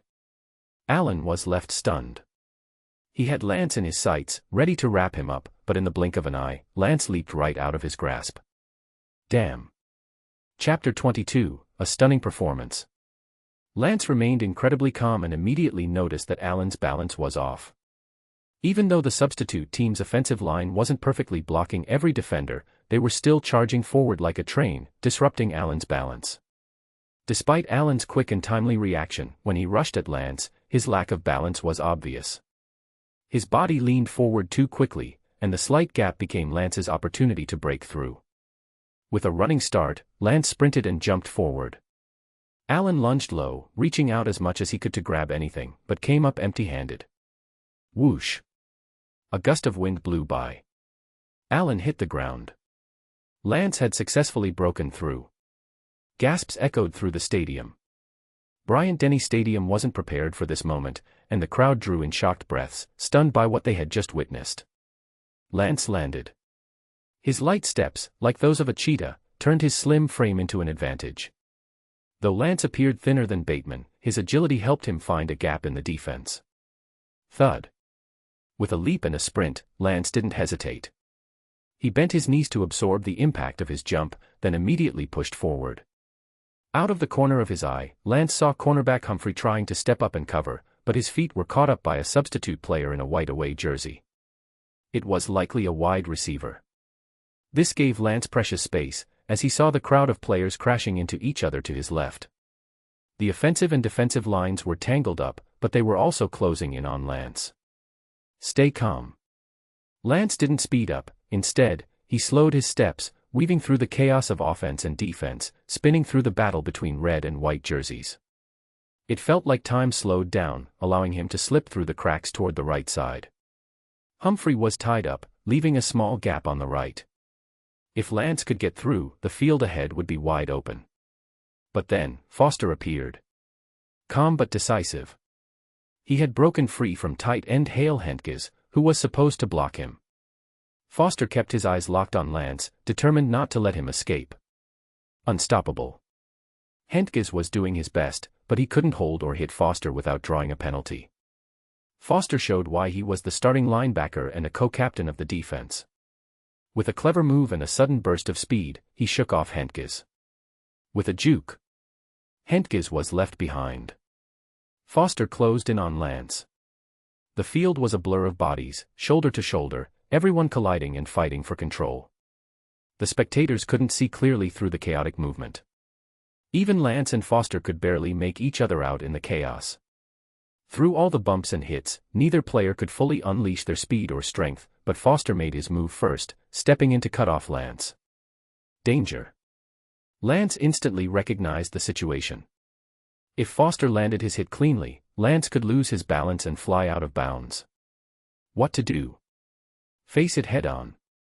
Without hesitation, Lance made a quick decision, slammed his right foot down, and moved toward Foster. Foster's heart skipped a beat. He remembered the second hit from the tryout. Lance had intentionally crashed into him only to spin and break free. He hadn't forgotten that move. Was Lance about to try the same trick again? The problem was that during the tryout, there had been plenty of space for Lance to pull it off. Today, space was limited. If Lance's momentum wasn't enough, he could end up handing Foster a perfect opportunity to tackle him. Foster thought, "Is this my chance?" In a flash, Lance and Foster collided. At that moment, Lance extended his left arm, straightened it, and powered through. A stiff arm. In football, this is a running back's signature move. Though not exclusive to them, running backs often rely on it, and it's one of the most important weapons in a top-level running back's arsenal. It tests both explosive power and raw strength. Lance didn't have the absolute strength just yet. 3 weeks wasn't enough, but explosive power. That was his specialty. And now, he had to unleash it.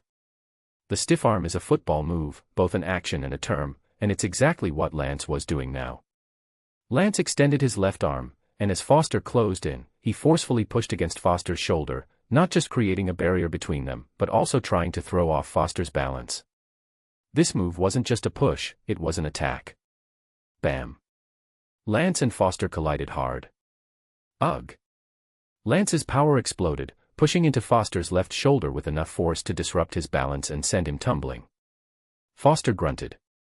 The impact of their collision threw him into a spinning whirl, like he was on a high-speed Ferris wheel. Just a bit more, and Foster would have gone down completely. He hadn't expected this. To be honest, Foster hadn't anticipated Lance using a stiff arm to face him head-on, nor did he expect Lance's explosive power to be this fierce. In just 3 weeks, their knowledge of Lance revolved mostly around his speed and agility, as well as his knowledge of the playbook, and his remarkable ability to read and expand on tactics, which had surprised the coaches. But now, damn it, he'd been outsmarted again. The difference this time was that Foster had prepared himself. Despite his panic, he didn't lose control. He grabbed hold of Lance's left arm, clinging to it like a lifeline to regain his balance. He hung onto Lance's arm, refusing to let go. He pulled. And pulled. Foster turned himself into a weight, slowing Lance's momentum. Just a few more moments, and the other defenders would swarm in and stop Lance. Lance also sensed the danger, realizing the red jerseys were closing in around him. A quick decision. A second stiff arm. One push, one punch. Lance unleashed his full strength. Foster groaned. With that final push, Foster lost his grip, and his world spun out of control. The entire stadium gasped. Lance had broken free. Lance had overpowered Foster, shaking him off, and gained open space once again. He restarted his sprint. 1 step. 2 steps. He had barely taken 2 steps when another linebacker lunged at him, racing in from the side, just about to bring him down. At the last possible moment, Lance slammed on the brakes, dodging to the side. The linebacker flew past him, missing completely. But Lance didn't stop.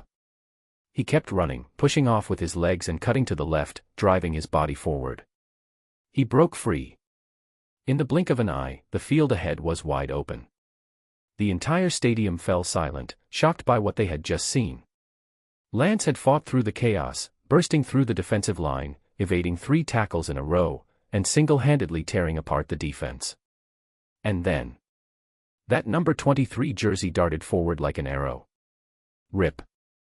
The defense had been torn wide open. Chapter 23, Breaking Through. Darting left and right, moving with grace.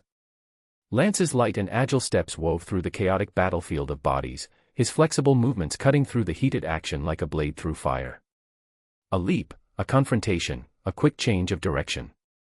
All of it happened within mere seconds.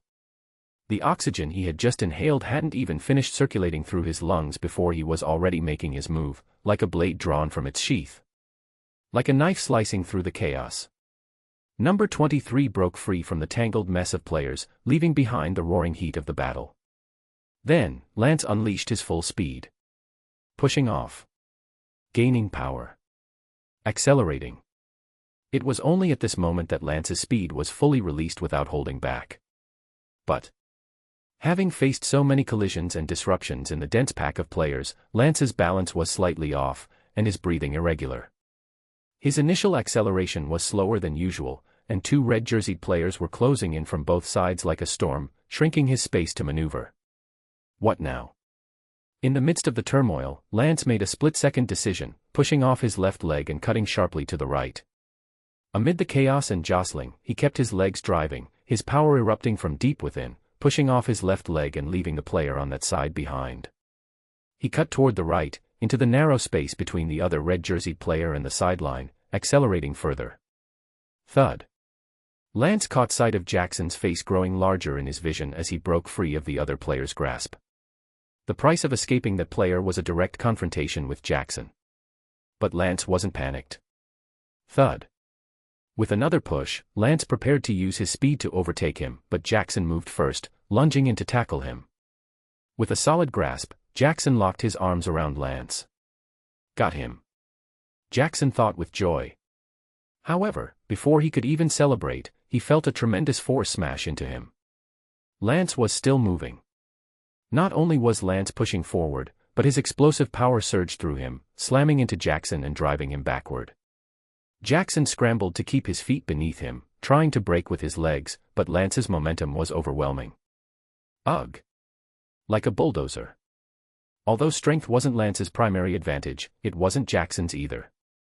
With their similar size and build, Lance used his speed and positioning to his advantage, slamming into Jackson at just the right moment. The impact caused Jackson to stagger backward, victim to his own momentum. Arg. Arg. Lance seized the moment and kept pushing forward. Jackson was forced to retreat. Then. Thud. With another surge of power, Lance took advantage of Jackson's unbalanced state, breaking free, accelerating, and performing an unbelievable second burst of speed. Oh my God. ESPN's official commentator, Dave Pask, was utterly stunned.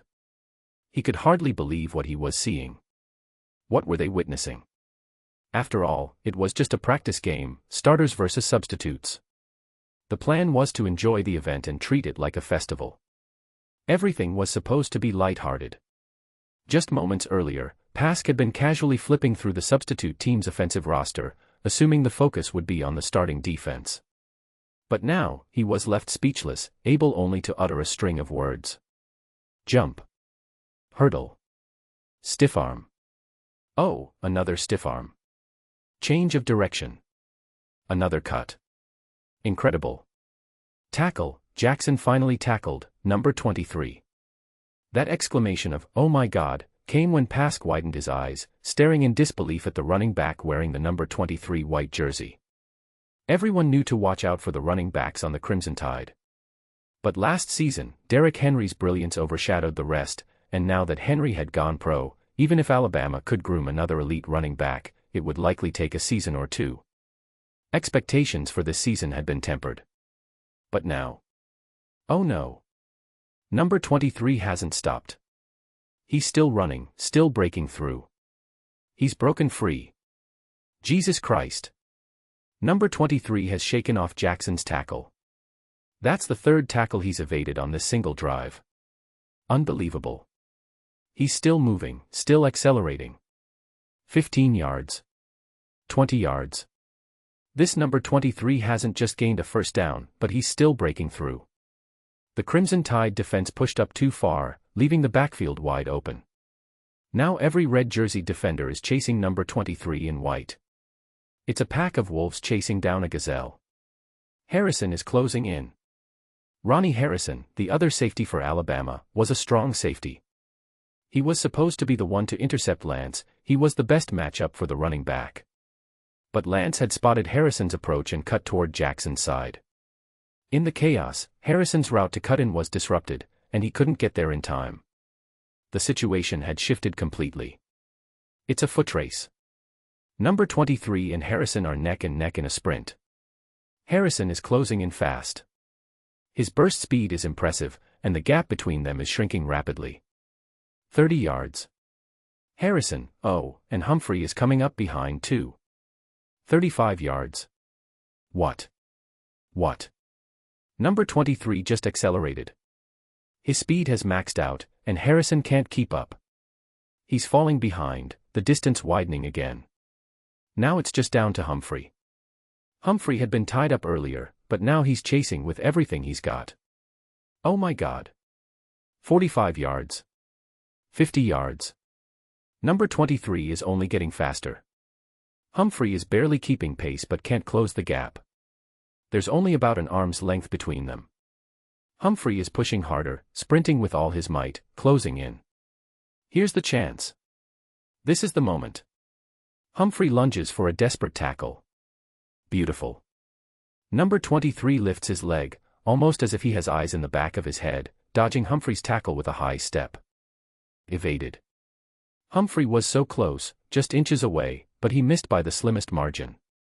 No one can stop him now. There's no one left. He's running free. Charging all the way. Touchdown.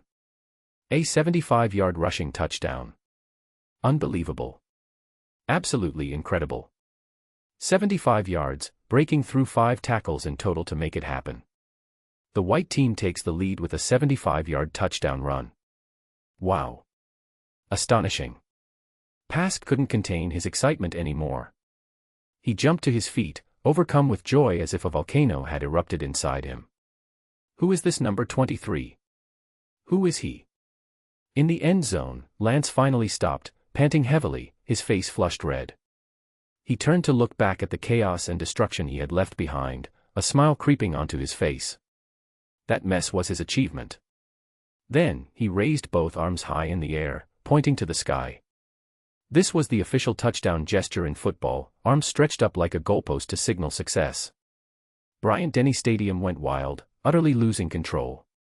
They hadn't been ready, and already the first big moment of excitement had hit like a tidal wave. Chapter 24, First Touchdown. Touchdown. Touchdown. Touchdown. The entire stadium erupted into a frenzy. No one was prepared, but the touchdown had already happened, coming from the substitute team and in such an unexpected way. Yet, it followed the familiar style of the Crimson Tide, delivering a surprise that caught everyone off guard. The whole stadium was boiling over with excitement. Lance stood in place, a smile spreading across his face. So, this is what scoring a touchdown feels like, so sudden, so thrilling. He realized he might get addicted to this feeling. Maybe he should score a few more. Lance. Touchdown. One by one, the substitute team members, who had just helped block and protect Lance, rushed toward him, surrounding him in celebration. Even Bateman was no exception. Usually, the quarterback would stay in the pocket and watch the battle unfold, but Bateman couldn't hold back his excitement. He had run all the way down the field with the offensive line. Lance looked at Bateman's beaming face, so happy he couldn't even speak. Lance gave him a playful shoulder bump. So, are you ready now? Bateman rubbed his helmet, giving a goofy laugh. I'm ready. On the sidelines, Burns couldn't help but raise his arms in victory, shouting, "Good job. Well done."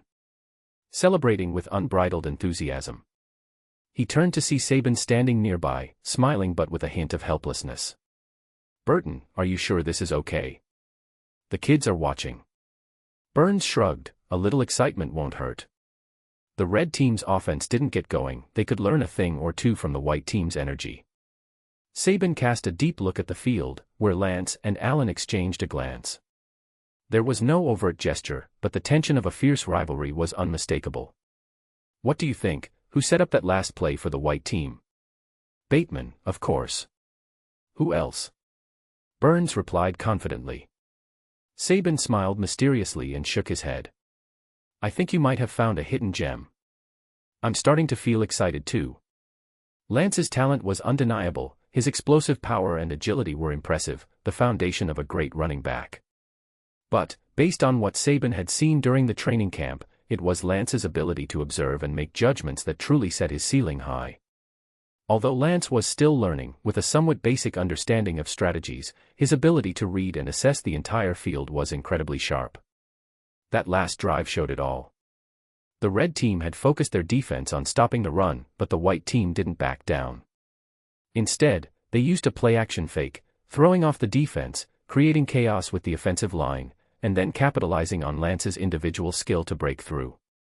Even if Lance hadn't pulled off such an impressive run, the white team would have still secured a first down.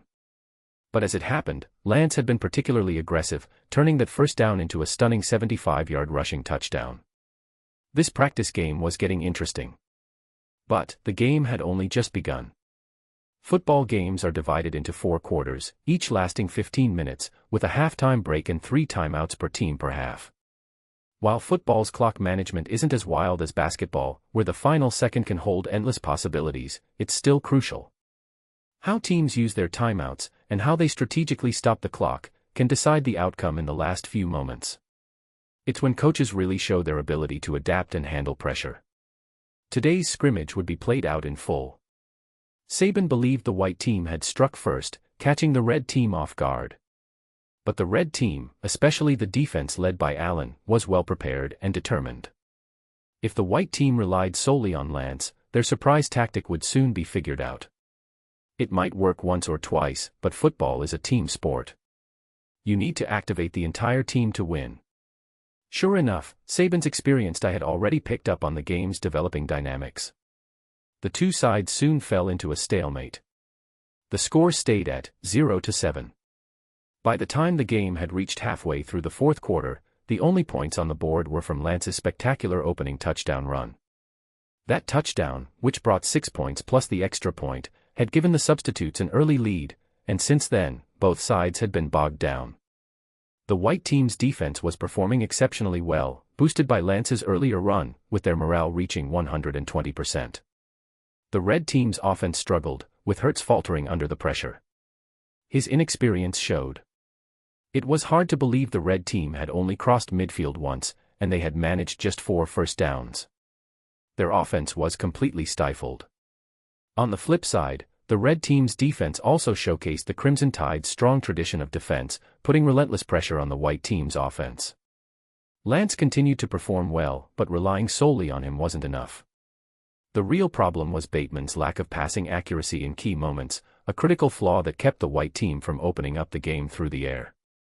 Without an effective passing attack, the team had to rely on the run game over and over again, leading to nothing but dead ends. The defense knew Bateman couldn't make plays through the air, so they stacked the box, crowding the short passing lanes and loading up the front lines. In football, the sheer number of defenders can create an insurmountable advantage. Hurts was struggling under pressure, but Bateman was doing even worse. As for Lance, even with his best efforts, carrying the entire team's offense on his back was just too much. After all, they were facing the starting squad, and starters are starters for a reason. The red team's overall strength was still overwhelming for the substitutes. Even so, Lance had been the standout performer of the game, rushing for 200 yards. Even without his 75-yard touchdown run, he had still broken the 100-yard mark easily. He had single-handedly carried the white team to 9 first downs, an incredible showing. Unfortunately, both sides were locked in a stalemate. This is where the limitations of NCAA football showed. The strategies weren't diverse enough. Without coaches to guide them, the players didn't have enough options, leading to repetitive, ineffective plays. They just kept running into the same walls. And Lance. As smart as he was, he had only been studying football for 3 short weeks. Much of his knowledge was still at a beginner's level, so he couldn't come up with a solution either. During this deadlock, Hurts finally started to show his potential. He kept the ball himself for a few runs and completed a few short passes, finding his rhythm. Slowly but surely, the red team pushed past midfield. In the end, the white team's defense managed to stop Hurts at the 25-yard line, but the red team's special teams easily kicked a field goal, finally putting points on the board for the starters. 3:7. They'd broken the goose egg. The red team's spirits soared. With enough time left in the game, if Hurts could maintain his momentum, they still had a chance. Hurts let out a roar, finally showing the fierce energy of a rookie with something to prove. He demonstrated exactly why he was chosen as the starting quarterback. The atmosphere heated up. Lance could immediately feel the shift. Though the red team had only scored a field goal, the momentum had shifted. The substitutes had been hitting walls with their offense, and now the red team's surge was feeding off the energy of the roaring crowd, a sea of crimson that seemed to fuel them. Danger was creeping closer. Chapter 25, Steady and Sure. Roaring Tide. Roar. Roaring Tide. Roar. The voices of 70,000 fans echoed above Bryant-Denny Stadium. Even though Lance knew the sea of crimson before him wasn't exactly his enemy, when he looked down at his white jersey, he could still feel the layers of pressure weighing down on him. As an individual, he felt so small. Yet, it was precisely because of this that a surge of pride rose within him. A storm. So what? Let the storm come harder. The more difficult it got, the calmer he became. The more dangerous it got, the more excited he felt. Lance's thoughts suddenly cleared, and he realized he had been rushing things. The first drive had been so smooth and easy, and the fact that he hadn't faced a real challenge during the spring training camp made him a bit overconfident. Despite constantly reminding himself that football was a team sport, he hadn't fully grasped the pressure and impact that a united defense could bring. Naturally, this led to him being too eager for big gains. But Clark had told Lance before that a running back's progress on the ground often faces heavy resistance. Gaining 1 or 2 yards was the norm, and getting tackled behind the line of scrimmage for a loss of 1 or 2 yards was common too. That's why the average gain for a running back was often 3 to 4 yards per carry. Anything over 5 yards was considered elite. In other words, small gains were the norm, and intense, close-quarter battles were the standard. He needed to adjust his mindset a bit. "Hey, Batman, are you ready? It's our turn now." Bateman was nervous, his mouth dry. The red team had just erupted with energy, showing their true strength. The entire crowd was cheering for them. Could they stop the momentum of the starters? Hearing Lance's words, Bateman turned his head to look and was met with Lance's bright eyes and calm smile. There was a quiet confidence, a certain fearlessness that seemed to flow from Lance. Bateman swallowed hard. Lance locked eyes with Bateman. "This time, let's go with a play-action fake. How about that?" Bateman blinked. He wasn't confident, but seeing the determination in Lance's eyes, he found himself blurting out, "All right." Sensing Bateman's uncertainty, Lance flashed a big smile and stretched lazily. "Hey, buddy, you're not fighting alone." Bateman froze, then felt a bit more reassured. The white team's offense took the field. At their own 25-yard line. First down. Bateman took a deep breath and, out of habit, glanced back at Lance. He didn't know why, but seeing Lance's confident gaze through his helmet gave him the last bit of reassurance he needed. Then. "Hike." Bateman took the snap, dropped back, and faked the handoff to Lance. The two of them split, continuing their separate paths. Lance didn't try to hide anything. He acted as if he had the ball, scanning the field for a gap while running forward. He spotted Allen and Foster amidst the chaos. Lance cut inside. He moved through the middle as if he intended to break through the line, and Allen quickly disengaged from his blocker and closed in on Lance. In the crowd of bodies, Allen locked onto Lance's figure. "Tackle." Allen grinned as he made contact. But then he paused, something felt off. Not only was he tackling Lance, but Lance was also wrapping his arms around him. Blocking. It was a trap. A realization flashed through Allen's mind. He glanced up and saw Lance smirking through his helmet. A sinking feeling gripped his heart. "Uh-oh." Allen immediately looked past Lance, only to see the football soaring through the air, landing perfectly in the arms of another white team player. In his peripheral vision, he caught sight of Foster, desperately trying to recover and slipping in the process. It was clear they had been fooled. 8 yards. The red team's defense had reacted quickly, flooding the short passing lanes. Given Bateman's limited ability to hit deep passes, the defense focused primarily on covering the short and intermediate routes, gaining a slight advantage. Although the white team's wide receiver, Robert Foster, had successfully caught the pass, he was tackled almost immediately and couldn't advance further. An 8-yard gain but no first down. Despite the shared surname, wide receiver Foster and linebacker Foster weren't related, and they had grown up in entirely different environments. The team distinguished the two Fosters by their jersey numbers. Robert Foster wore number 1, while the linebacker wore number 10. Even though number 1 Foster didn't secure a first down, the white team's play-action fake had been executed perfectly. Bateman's pass was timely and accurate. And it was a passing play. As the red team had found their rhythm, the white team settled down as well, finding some focus of their own. Bateman let out a small breath of relief and gave Lance a high five in celebration. Some might wonder, why not focus more on passing? A single pass can gain 30 or 50 yards, whereas a running play might only grind out 3 to 5 yards at a time. In today's NFL, teams rely increasingly on passing attacks, but even the smartest top-tier coaches never abandon the running game. Here's why. The running game keeps the defense honest, opening up opportunities for the pass. Conversely, passing success can disrupt defensive schemes, creating lanes for the run game. A balanced attack of both passing and running is the key to a successful offense.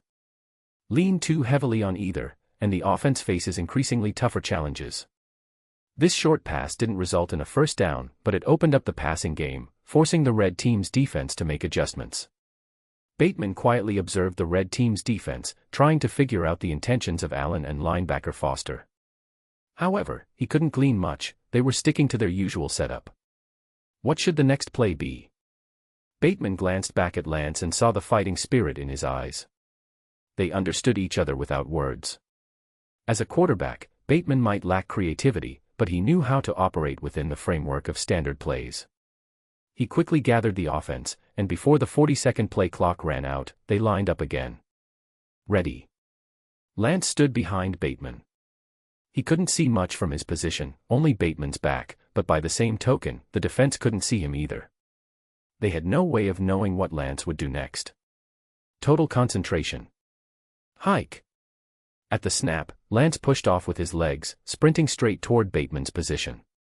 Just as it seemed they might collide, Bateman stepped aside to the left and, with his right hand, extended the ball to Lance. Lance smoothly tucked the ball under his arm without breaking stride, charging forward along a straight path. Ahead, the offensive line executed perfectly, pushing the defensive line to the sides. The once impenetrable wall of bodies parted like the Red Sea, leaving a wide-open lane. The door was wide open. Chapter 26, A Game. Whether it's a running back or a quarterback, their standout performance always depends on a solid offensive line. In football, the offensive line's job is to protect and clear paths. Their blocking and shielding stop the first wave of the opponent's defense, giving the running back and quarterback opportunities. So, when evaluating the performance of running backs and quarterbacks, you always have to consider the offensive line. If they have a top-tier offensive line, a running back or quarterback who usually performs at 60% can easily look like they're performing at 80%. It's not surprising, and you'd need to take the offensive line's contribution into account. On the other hand, if the offensive line is full of holes, and the running back or quarterback still manages to perform at 80%, that's almost a miracle. It means they're carrying the entire offense on their back. The Crimson Tide boasts a solid offensive line. Maybe not the best, but certainly in the top tier of the NCAA. This is one reason the team's running backs often find room to run. And now was one of those times. Bateman called the play, with the plan being for the running back to break through the middle, pushing through the heart of the defense. On their own, a running back's brute strength wouldn't get far. Without the offensive line to block and shield, it would quickly turn into a battle of bodies, with the running back swallowed by the defense. But the running back needed the offensive line to clear the way. And the Crimson Tide's offensive line delivered. With a grunt, the 5 offensive linemen pushed as if opening a door weighing 1,000 pounds, spreading out left and right to force the defense to split. A narrow, straight path opened up before Lance. Without hesitation, Lance planted his foot, instantly accelerating like a rabbit, and in just 2 or 3 steps, he crossed the line of scrimmage. Whoosh! Lance took another step, his body angled forward like a bulldozer, bracing himself for the inevitable impact. In football, the middle is often packed with defenders.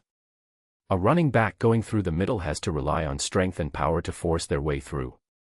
It's an approach that, while clumsy, can be highly effective, especially when it's about gaining just a yard or two, often referred to as plowing a yard, like a pig rooting through cabbages. Lance wasn't a power back. His usual route took him along the wings, using his vision and explosive speed to find gaps.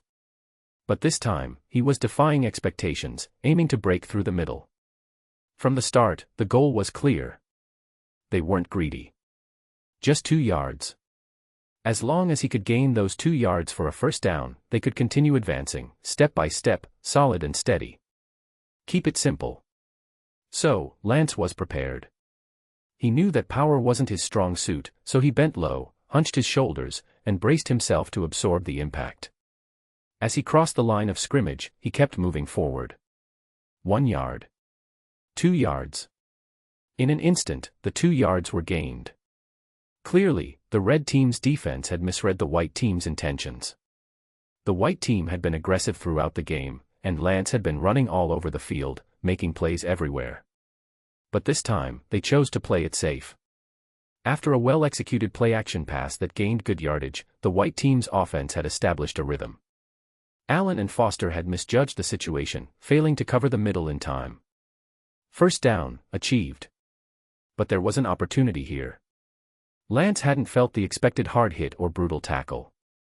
Sensing a chance, he kept his body low and compact, digging in and using the energy in his legs to push forward. Bang.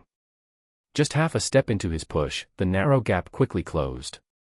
Lance crashed into a wall of defenders, as expected. This was the risk of running up the middle.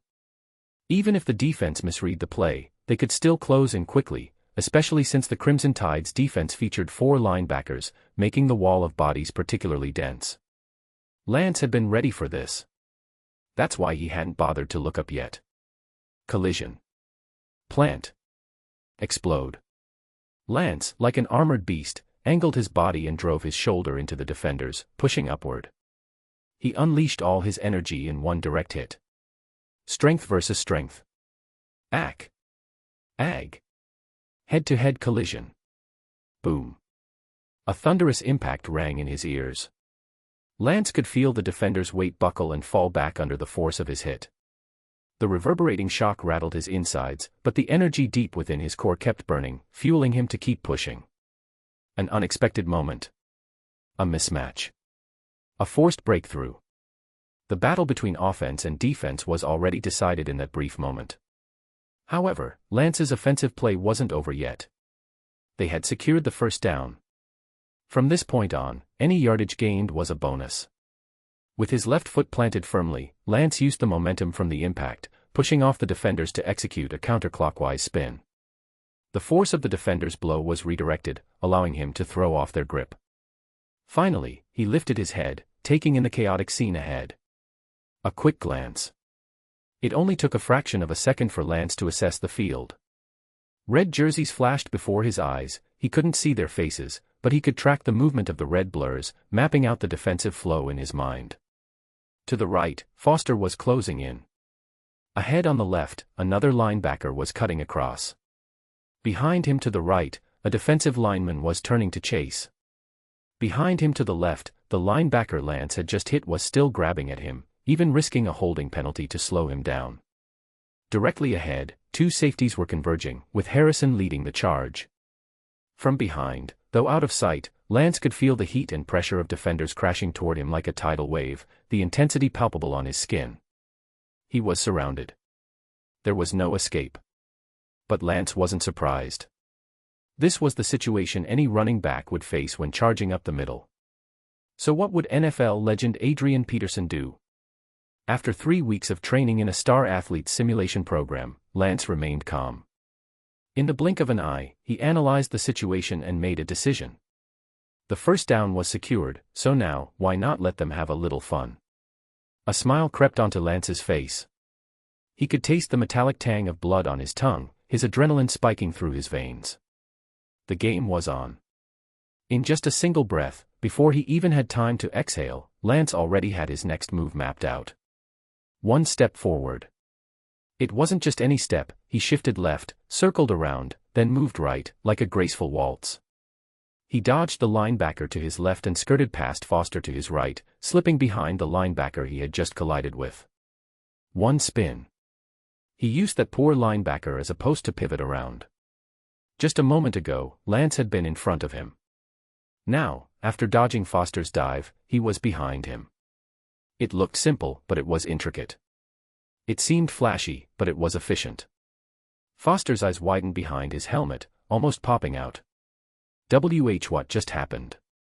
He hadn't expected Lance to break through the middle, much less use such advanced footwork. Lance had played the two linebackers like fools. ESPN commentator Dave Pask summed it up perfectly. Adrian Peterson. Chapter 27, Relentless Pursuit. ESPN commentator Dave Pask was practically picking his jaw up off the floor, his glasses shattered on the table in disbelief. Adrian Peterson, the NFL Minnesota Vikings running back, needs no introduction. Even though he hasn't officially retired, his place in the Hall of Fame is already reserved. He's often in discussions as one of the greatest running backs of all time. Running backs come in all styles and types, and Peterson is known for one thing: explosive power and sudden change of direction. These were Peterson's signature moves. He excelled at using his explosive power and quick cuts to throw defenders off balance, finding tiny gaps in the defense and accelerating through them, breaking free for more yards. Peterson wasn't afraid of contact, nor was he intimidated by crowded defenses. His ability to calmly assess dense defensive formations, pick them apart, and find openings is among the best in NFL history. This player, who flawlessly combined natural talent with football intelligence, earned the 2012 season MVP award, and it was no fluke. It's also why many people consider him a contender for the title of greatest running back in history. He didn't need a perfect offensive line to change the course of a game. He's a once-in-a-decade, or even once-in-a-generation, talent. Even now, NFL rookies modeled after Peterson appear every season, but none have reached his level. And now? Pask couldn't believe his eyes. He didn't want to jump to conclusions, but this number 23. There was something about him, he kind of looked like Peterson. A stiff arm, a juke, and a spin. Such complex and advanced moves, yet Lance executed them with effortless grace. Not only did he shake off Foster's tackle, but he also opened up a lane for himself, using a linebacker as a shield against the approaching defensive lineman. It was all in one fluid motion. And then, he was off. Lance sprinted to the left, but just as his foot hit the ground, he changed direction.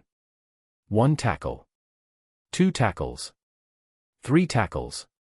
In a matter of seconds, Lance had dodged tackles coming from 3 different directions: left, right, and behind. The outstretched arms of the defenders, like ghosts from the depths of the underworld, clawed at Lance but were all left grasping air as his rapid footwork sent them flying past him. But then, whack. A 4th tackle. In such tight quarters, Lance's room to maneuver had finally run out. A heavy hand landed on his shoulder. It was Foster. Gritting his teeth, Foster planted his left foot and spun around like a ballerina, somehow managing to reach out his right hand and smack Lance's shoulder hard. He had him. Foster had caught hold of Lance's shoulder, his weight and power dragging Lance down like a collapsing mountain. Ah. Ag. Foster applied as much pressure as he could, feeling Lance's shoulder drop beneath his grip. But just as it seemed Lance would go down, he dropped even lower, escaping Foster's grasp with a swift crouch. Foster tried to grab him again, but he was too slow. Lance grunted. His shoulder had been pushed down hard, throwing off his balance. His knees buckled, and it seemed like he was about to fall. Foster's tackle had been brutal, leaving Lance no room to breathe. But Lance reacted instinctively, dropping even faster than Foster could have imagined, shedding his grip and leaving him behind. Staggering. Bouncing. Lance was just a hair away from being taken down. But then, his left hand reached for the ground. He planted his hand, using the ground to steady himself, absorbing the shock in his wrist and using his core strength to stay upright. It wasn't over. It wasn't over. Lance clung to his willpower, refusing to go down. He remembered Clark's words, in football, a fall or a touch on the ground didn't mean the play was dead. The ball carrier was only down if their knees touched the ground. So, as long as only his hand touched, and he could get back up, the play continued. Of course, it was up to the referees to decide, but according to the rulebook, he wasn't done yet. So the play wasn't over. Even though his muscles screamed in pain and his insides felt like they were being torn apart, Lance didn't give up. His fighting spirit burned brighter than ever. With a burst of core strength, Lance, like a toy that refused to tip over, got back on his feet. Before he could regain his balance, waves of pressure from all sides were closing in on him again. The winds howled, danger approaching from every direction. In his ears, Lance could almost hear Bateman's distant shout. "Run, Lance, run!" Time seemed to slow down. Amidst the chaos, Lance staggered forward, his body tilting uncontrollably. He leaned into his fall, using his momentum to push off and keep his legs moving. Step. Push. Step. Power. Step. Run. One foot after the other, Lance sprinted forward, like Forrest Gump breaking free of his leg braces. From wobbling and staggering, he suddenly found himself running with open arms, embracing freedom. A quick left, dodging the defender closing in from the side. A faint right, feeling the wind from a missed tackle brush past his face. A final leap forward, his legs accelerating once more. But just as he hit his stride, he saw safety Robinson coming at him from the front. Still off balance and unable to engage in a head-on collision, Lance took a long step forward to gain some space and then stopped in front of Robinson. A fake to the left. A feint to the right. His center of gravity shifted erratically, making it hard for Robinson to gauge his next move. Robinson inched forward, then made his move, diving to the right. But Lance had only hesitated for a moment, and as soon as Robinson committed, he stepped to the left and sprinted past him. Another change of direction. In a split second, Lance's agility and tight control of his body's movements allowed him to completely dodge Robinson's tackle, leaving him in the dust. Calm. Collected. Alert. Lance had shaken off Robinson. Oh my God. Pask was speechless. Robinson missed. Robinson's sure-thing tackle just completely missed. Number 23 used a quick juke to dodge Robinson's hit. Warning. Red team's in trouble. Foster. Foster hasn't given up yet. Despite losing his balance, he somehow caught up again and is diving toward Lance's back. One wave after another. The red team's defense was relentless, their pursuit never-ending. Oh. Jesus Christ. Foster just threw his entire weight into Lance's back. Foster's risking it all, biting down and going all out to stop number 23. It's a hit like getting slammed by a truck. Lance just got knocked forward. Oh my God. Pask didn't even realize it, but his heart was racing. He could feel his pulse rising in his throat, making it hard to breathe. Unconsciously, he'd left his seat and was now standing, his blood pumping as he watched number 23 on the field. Wait. Wait. Number 23 is moving forward. He hasn't given up, he's using Foster's hit as momentum to push forward. This is unbelievable. What am I witnessing? Oh my God, Peterson. It's like I'm watching another Peterson miracle at Bryant-Denny Stadium. Number 23 is back on his feet. Despite the chaos and hits, his speed is picking up again. Number 23 is running. Incredible. Chapter 28, Sealing the Game. Bang. A crash, a surge. Lance felt the impact on his back, like a shockwave straight out of Dragon Ball, hitting him with full force, propelling him uncontrollably forward. He staggered, disoriented. Instinctively, his body adjusted, reacting to the violent push. Quick steps, one after the other, allowed him to absorb the impact. Wobbling and stumbling, he fought to keep his balance, as if walking a tightrope in a storm, using inertia to push ahead. He dug his feet into the ground. Push. Push. From his core to his legs, the energy coursed downward, transferring through his thighs, into his calves, and finally into the ground. His legs churned like bicycle pedals, pushing him forward. 1 step, 2 steps, 3, 4, 5. He nearly fell, teetering on the brink of collapse, but with sheer grit, Lance clenched his muscles, stabilized his balance, and kept moving forward. His steps, once shaky, now grew firm, and then, he accelerated. Huff. His lungs burned, every breath felt like magma. But there was no time to relax, no moment for relief. The enemy still surrounded him on 3 sides, closing in. Back in 1999, there was a film called The Bachelor. In the movie, the main character inherits $100 million, but the condition is that he must marry before his 30th birthday. With only 24 hours left, he announces a public search for a bride. In one legendary scene, brides in wedding dresses pour in from every corner, chasing the bachelor through the streets in an unstoppable wave. The movie? Not great. But that scene became iconic. And right now, Lance was that bachelor, while the massive men of the red team were the brides, charging from all directions, ready to tackle and take him down. Like a tidal wave, they surged toward him. Lance, still stumbling, made it past the 40-yard line, swaying as he pushed toward the 50-yard line. The overwhelming pressure was closing in. Just when it seemed Lance might break free, Jackson appeared directly ahead of him. Jackson was calm and decisive. He knew Lance's skill and his composure, so he had to act quickly and decisively. He charged forward and lunged. Jackson moved fast, but as he neared, Lance cut sharply in the opposite direction. He predicted it. Jackson wasn't caught off guard. If Lance could fool him with the same move every time, Jackson wouldn't deserve to be the starting safety for the Crimson Tide. Mid-stride, Jackson took a wrong step but quickly corrected his course, anticipating Lance's next move. Tackle. Without hesitation, Jackson spread his arms wide, wrapping them around Lance. He could feel the heat from Lance's skin beneath his uniform. But before Jackson could pull him in, he felt a sudden spin. A twist. Another twist. In the blink of an eye, Lance spun counterclockwise within Jackson's grasp, pulling free with a 180-degree turn. Another 180-degree spin, and Lance had escaped. All of it happened in a split second. Before Jackson could fully lock Lance down, Lance's triple change of direction left him in the dust. Crash. Bump. Squeeze. Lance hadn't fully regained his speed when he collided with Jackson again. Jackson's weight became a burden, knocking Lance's balance once more, and it looked like he would fall. His knee buckled. Damn. Just a little more, just one more inch, and Lance would be down. The entire stadium went silent. They were utterly stunned. It didn't matter whether they knew Lance personally or if their son or neighbor played on the opposite team. At that moment, nobody was an exception. After 3 full quarters of back and forth, everyone had learned one thing: White team's number 23 was the standout player of the game.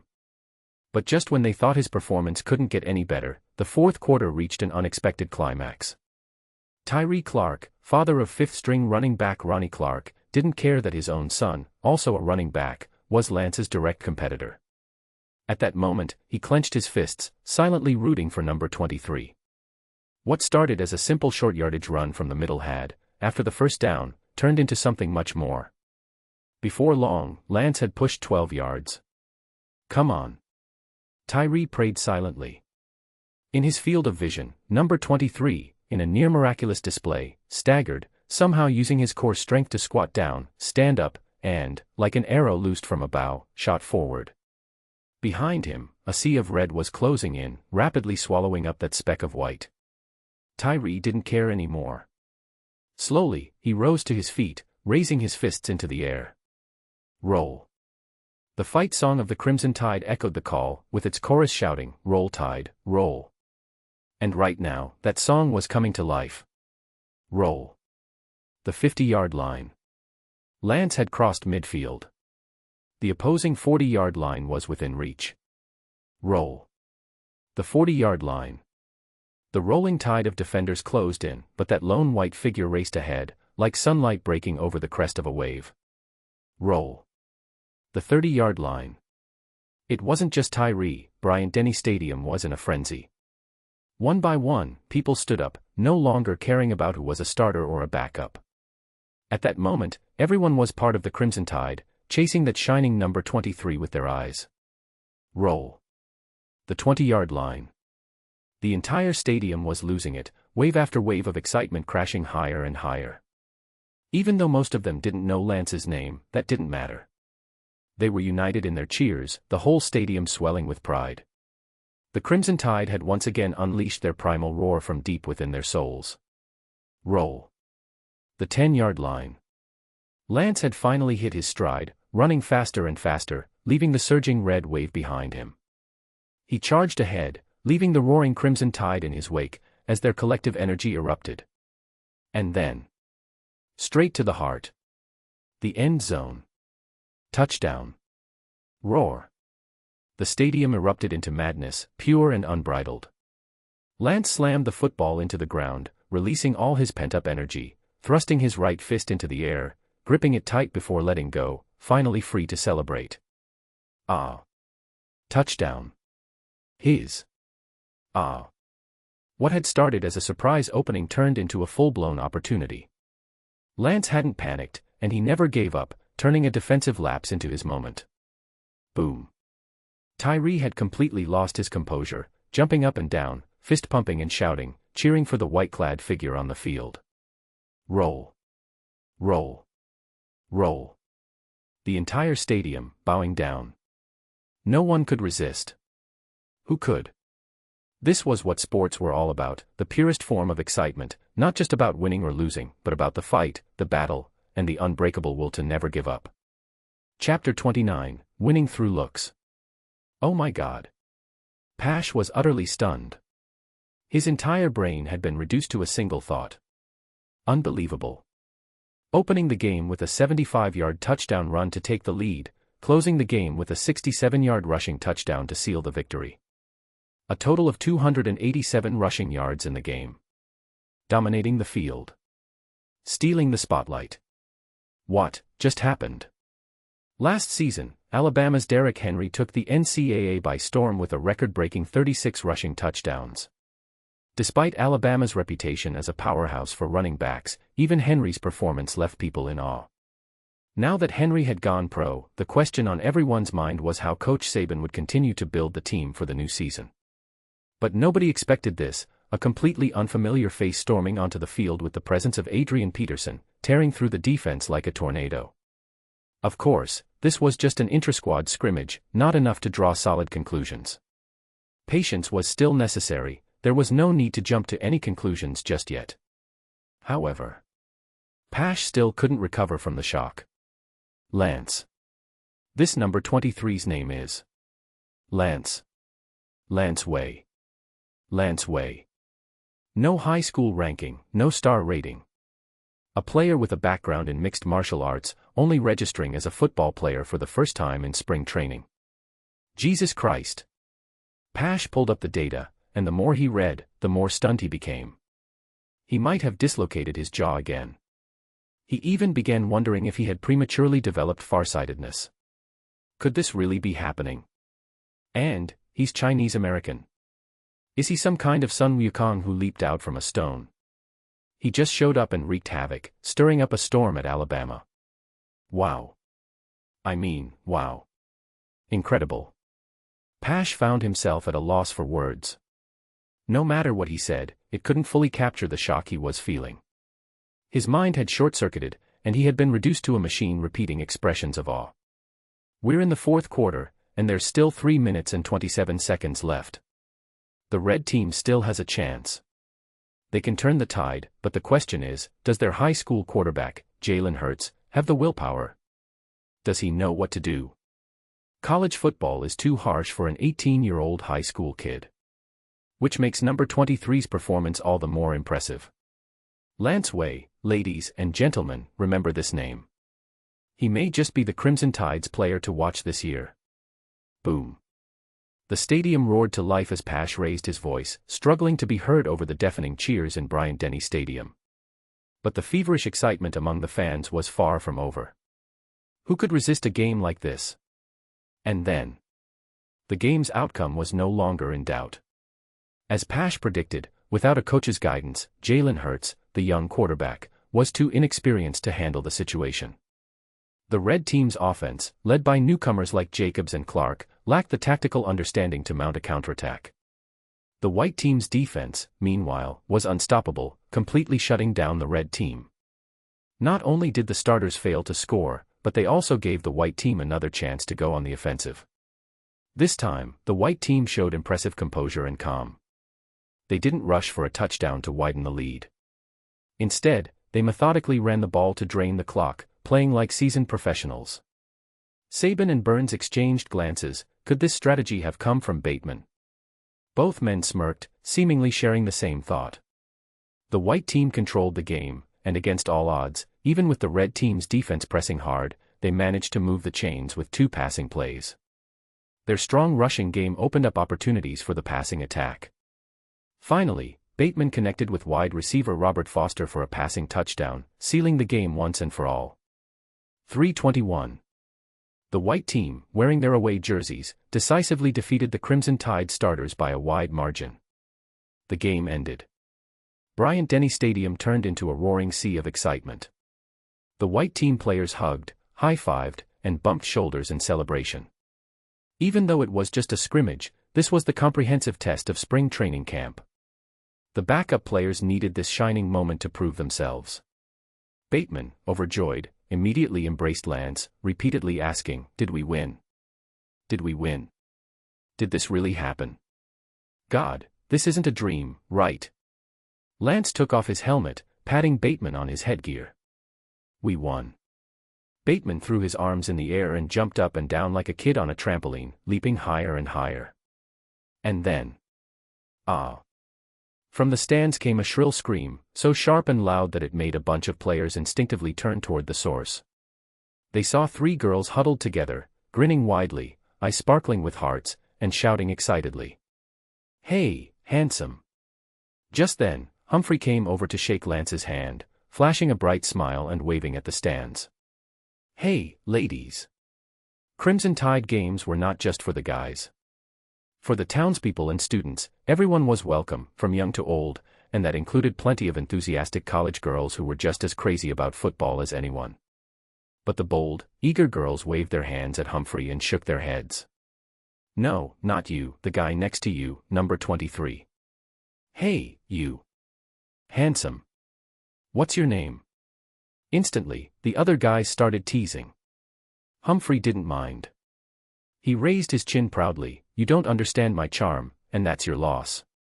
So, this is Lance, my bro." "Your bro who totally crushed you," someone quipped nearby. Ha ha. The group burst into laughter. In the midst of the chaos, Lance spread his hands. Why did it seem like nobody cared about the person involved? A gentle breeze blew across the field, the sky painted with a brilliant sunset. The glowing evening light illuminated Lance's sweaty face. His chiseled features, far from the ferocious look of someone who had just dominated the field, radiated a scholarly air. Even his damp hair seemed to shine under the setting sun, and his sharp, striking brows drew everyone's gaze. With his helmet off, up close, his good looks were unmistakable. No wonder the girls had been screaming. "Hey, Lance, catch!" The bold girl folded a paper airplane and threw it toward him. It floated lazily through the air before landing in his hands. She made a "call me" gesture, laughing with her friends as they turned and walked away. Around Lance, the teasing only got louder. Being handsome was a crime. Roar, roar, roar. Everyone was shouting and laughing so much that Lance felt like his ears might go deaf. Then Alan's voice came from behind him. "This is bad, he's crushed us with his skills and looks. Now all the girls at Alabama will only have eyes for Lance.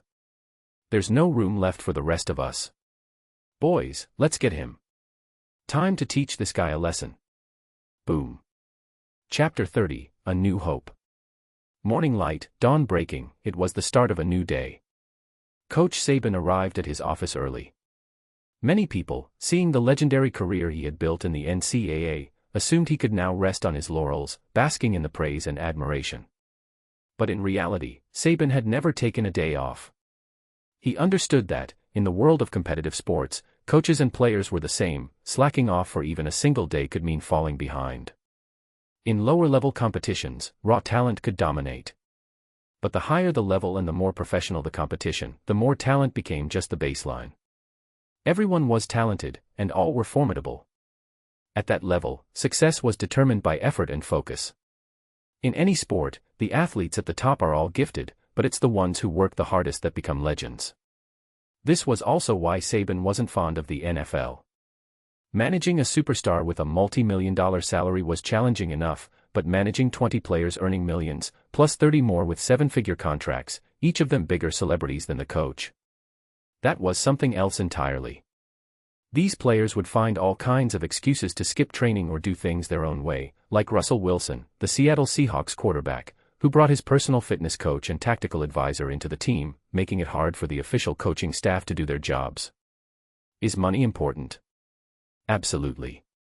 Without money, there would be no leagues, and professional sports wouldn't exist. But when the pursuit of money becomes the primary focus, sacrificing professionalism in the process, it's a disaster for competitive sports. It's not that you can't discuss money, it's that you can't forget why you're playing in the first place. Money comes from performance on the field. Professional athletes are all top-tier talents. But even among them, those who remain driven and true to themselves are rare. Saban's straightforward personality didn't suit the world of big money deals, so after trying the NFL 3 times, he chose to stay in the NCAA. Of course, the NCAA is also about money, no less than the professional leagues. But at least the kids in the NCAA still believe in their dreams. They still have passion and hope. They're willing to sweat and work, not just for the money. As Saban stepped into his office, he glanced out the floor-to-ceiling window and noticed a figure running sprints in the golden southern sunshine. Saban paused and stepped closer. He immediately recognized Lance's figure. Spring training camp had been going on for 3 weeks, and every day, without fail, Lance trained on his own. At first, Saban and the others thought Lance was just trying to make a good impression, putting on a show of enthusiasm that would last for only a few days. But to their surprise, Lance had kept it up for the entire camp. Even after the Intrasquad scrimmage ended yesterday and today's practice was delayed by an hour, there was Lance, out on the field. Even the most dedicated players, like Clark, hadn't shown up yet. But Lance, who had shone brightly during yesterday's game, was right on time. A small smile crept onto Saban's face.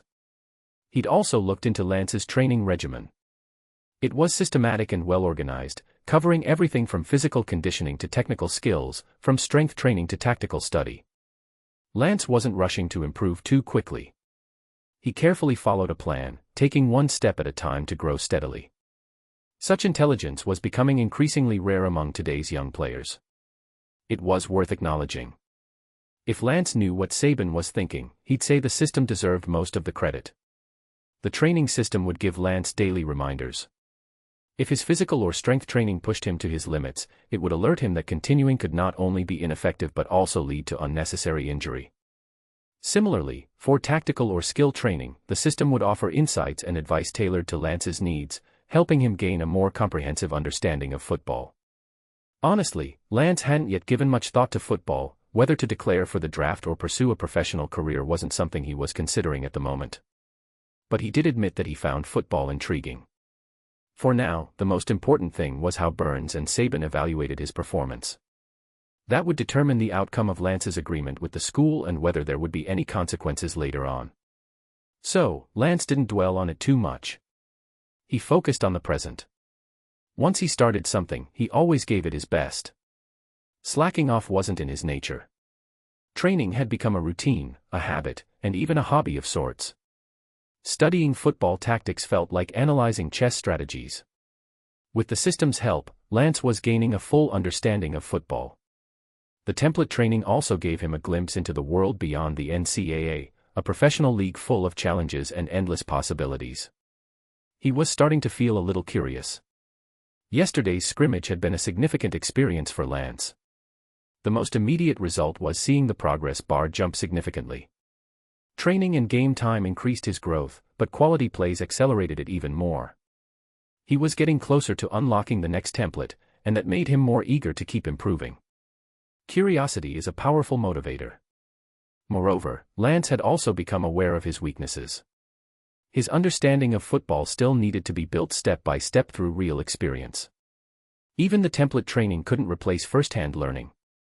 Lance hoped to get more playing time when the new season started. With that goal in mind, he couldn't afford to waste any time. Compared to the other players, he had a lot of catching up to do.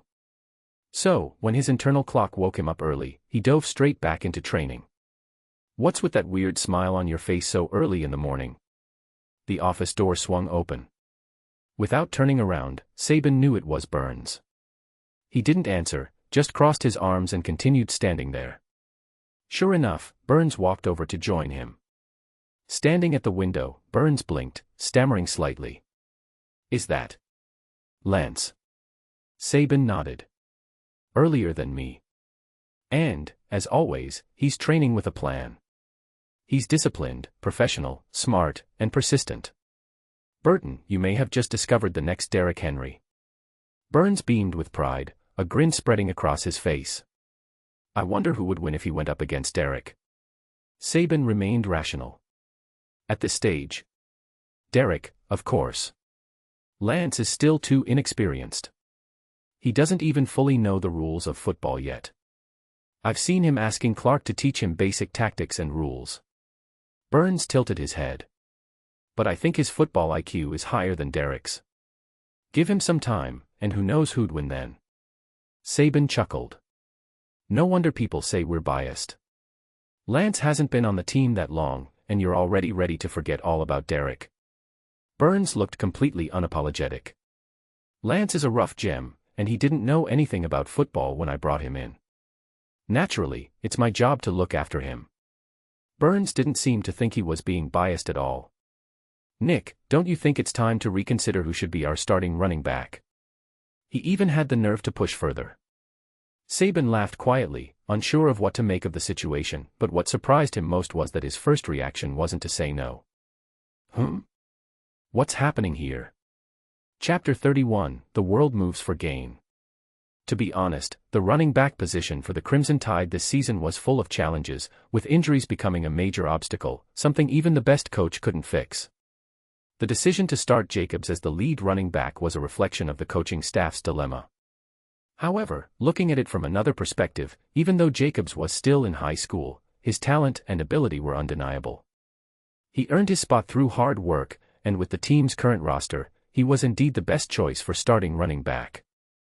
As for Lance, there was no doubt about his excellence. But having only been exposed to football for 3 weeks, the time was just too short. In Sabin's original plan, he envisioned using Lance as a secret weapon, someone to surprise opponents and turn the tide. But after yesterday's scrimmage, Sabin found himself rethinking that strategy. Hearing Burns' suggestion now, his first instinct wasn't to reject it. Thoughts surged through Sabin's mind. Sabin was more experienced and rational. Despite how tempting Burns' idea was, he hit the brakes and kept himself grounded. He had to consider the big picture. Yesterday's scrimmage was, after all, just an internal practice. Lance's intelligence gave him a significant advantage. He knew the defensive strategies of the starting team inside and out. But what about external games? Could Lance perform just as well against other teams? Let's see how he does in the warm-up games. Burns wasn't surprised by Sabin's response. After all, regardless of who was the starting running back, everyone would get a chance to play in the warm-up games. They needed to evaluate everyone's level of play. In football, preseason games and scrimmages all served the same purpose, not just in the NCAA but also in the NFL. It was the best way to test team rosters. Winning or losing, it didn't matter, it held no real value. Football games last for 4 quarters, and in warm-up games, teams usually use one lineup for the first half and a completely different one for the second. The goal is to test the team's cohesion and the player's condition. It's all about coaches refining strategies, making adjustments, and figuring out the right combinations. Some teams even rotate a new lineup every quarter, testing various player combinations to gauge how well training has progressed. In both the NCAA and the NFL, the number of players in training camp is huge at the beginning of the season. After the preseason games, the coaching staff will start making cuts to meet the league's roster limits. This means that during the warm-up games, everyone on the team gets a chance to play. That's the real value of preseason games. The Crimson Tide were no exception. As one of the top football programs in the NCAA, many teams were eager, if not desperate, to play preseason games against them. The reason? Television broadcasts. This had been mentioned before, but now it was time to explore it in more depth. Behind it lay a complex web of interests. In the NCAA, there are 3 divisions: Division I, Division II, and Division III. Division I is the most prestigious, home to the traditional powerhouses. Division I is further divided into conferences like the Big Ten, Big 12, Pac-12, ACC, and the SEC. The University of Alabama belongs to the SEC, Southeastern Conference, playing 12 regular season games each year, 8 within the conference and 4 against teams from other conferences, which rotate annually. This means they face different teams each season. In the 1970s, sports conferences were mostly based on geography. For example, all the teams in the SEC came from the southeastern United States. Even away games were just in neighboring cities or states, so fans could easily travel to watch their teams. Naturally, each conference had its own strong teams and long-standing rivalries. But as the 1980s and 1990s rolled around, television broadcasting boomed, and broadcast rights became a major source of revenue for universities. Competition between conferences became increasingly fierce. It all started with the Big Ten Conference. At that time, the Big Ten boasted powerhouse football programs like Wisconsin, Penn State, Ohio State, and Michigan. The conference leaders wanted to increase their revenue because national networks like ABC and CBS could only broadcast a limited number of important college games. To make more money, the Big Ten Network was created. It was dedicated to airing games that couldn't get airtime on national television, including not only football but also basketball, volleyball, hockey, baseball, gymnastics, and more. This cable network made its money through subscriptions. The more subscribers, the more profit. The Big Ten Network was wildly successful, becoming a dominant force in the Midwest. It's worth noting that NCAA football consistently ranks among the top in nationwide viewership, even outperforming professional leagues like the NBA, NHL, and MLB. While not as big as the NFL, some NCAA football games even surpass NFL regular season games in viewership. The fact that ESPN was willing to broadcast the Crimson Tide's internal scrimmage says it all. The Big Ten Network wasn't satisfied with its success. It sought to expand and broke the NCAA's tradition of regional conferences. In 2010, it added the University of Nebraska, a football powerhouse, and in 2015, it added Maryland and Rutgers. Although Maryland and Rutgers weren't football powerhouses, one was located in New York, and the other in Washington, D.C. This brought the densely populated East Coast into the Big Ten's subscriber base, turning it into the most powerful NCAA conference. Naturally, other conferences didn't sit idly by. The SEC led the charge. Southern schools are fanatical about football, and their viewership has always been strong. With traditional powerhouses like Alabama, Auburn, Tennessee, and Georgia, the SEC had a solid foundation. They created their own TV network and started recruiting other schools. One key player was the University of Texas. Texas is the second most populous state in the U.S. The University of Texas, part of the Big 12 Conference, had long wanted to create its own network but failed. In 2010, frustrated, it threatened to leave the conference. Although it didn't succeed then, the threat caused significant turmoil. The other schools in the Big 12 weren't willing to bow to Texas. So, Nebraska left for the Big Ten, Texas A&M and Missouri joined the SEC, and Colorado went to the Pac-12. As a result, the Big 12 was left with just 2 traditional powerhouses, Texas and Oklahoma, and its chances of getting national airtime dwindled. All the commotion in the world is for profit, all the hustle and bustle is for gain. When the Big Ten shattered the balance, the commercialization of the NCAA became unstoppable. Just like in the NFL, NBA, and other professional leagues, the pursuit of profit began reshaping the entire landscape. And Texas, as always, was at the center of it all, playing a pivotal role in the NCAA's ever-changing history. As it always has. Chapter 32, The World Moves for Gain. On one hand, the expansion of the Big Ten and SEC conferences grew increasingly aggressive, with their income skyrocketing. Not only were the subscriptions to their TV networks soaring, but their influence also ensured that more of their games were broadcast nationally. Unsurprisingly, this gave them more power in decision-making. On the other hand, the University of Texas once again played a crucial role in reshaping the landscape. They were displeased with how Texas A&M, their longtime subordinate, had thrived after joining the SEC. With increased funding and stronger recruiting, Texas A&M created a virtuous cycle of success. In 2021, the University of Texas and the University of Oklahoma joined the SEC. The Big 12 was thrown into crisis. Soon after, the traditional powerhouses on the West Coast couldn't sit still either. USC, unhappy with the Pac-12's weakening influence, joined forces with UCLA in 2022 to join the Big Ten.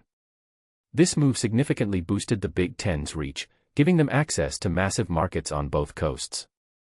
As a result, the Big 12 and Pac-12 faced potential collapse. The Big 12 scrambled to save itself, desperately adding schools like Arizona and Colorado, barely managing to stabilize. The Pac-12, however, found itself in deep trouble. After Washington and Oregon joined the Big Ten, the once mighty Pac-12 was reduced to a shell of its former self. By 2023, only 4 schools remained in the Pac-12: Stanford, UC Berkeley, Oregon State, and Washington State. They sought help from other conferences but were repeatedly turned away. Eventually, Stanford and UC Berkeley found refuge in the ACC, but Oregon State and Washington State were left without a home and an uncertain future. Driven by financial interests, the NCAA was entering a new era. A century of tradition was crumbling. For example, the long-standing rivalry between UCLA and UC Berkeley, both part of the University of California system, had persisted for over a century. Now, in different conferences, their regular matchups would be a thing of the past. Travel logistics also changed. Previously, conference divisions were based on geography, so even away games weren't too far. But now, with divisions no longer bound by location, teams might have to travel from the West Coast to the East Coast for games. This would disrupt students' daily routines, and alumni and fans would find it harder to attend away games. Then there were the bowl games. The annual Rose Bowl, held every New Year's Day, had long been a signature event of the NCAA. Even the Crimson Tide's fight song mentions the Rose Bowl. Since World War II, the Rose Bowl had traditionally featured the Big Ten champion against the Pac-12 champion. Every year, the Big Ten champion would travel to sunny California to watch the game and enjoy a mini vacation. Fans would carry red roses as they followed their team to Los Angeles. But now, with the Pac-12 essentially dissolved, the Rose Bowl tradition was fading into history. And so, the wheels of history turned amidst the roar of change. For now, let's return to 2016. At this point, the NCAA hadn't yet fully entered its new phase, but the success of the Big Ten and SEC was already evident, and their influence was undeniable. As a traditional powerhouse in the SEC and the undisputed king of television ratings over the past 9 years, the University of Alabama had benefited greatly from this trend. It was no surprise that the university president paid special attention to the number of games broadcast. Playing a warm-up game against the Crimson Tide meant significant TV revenue for any team.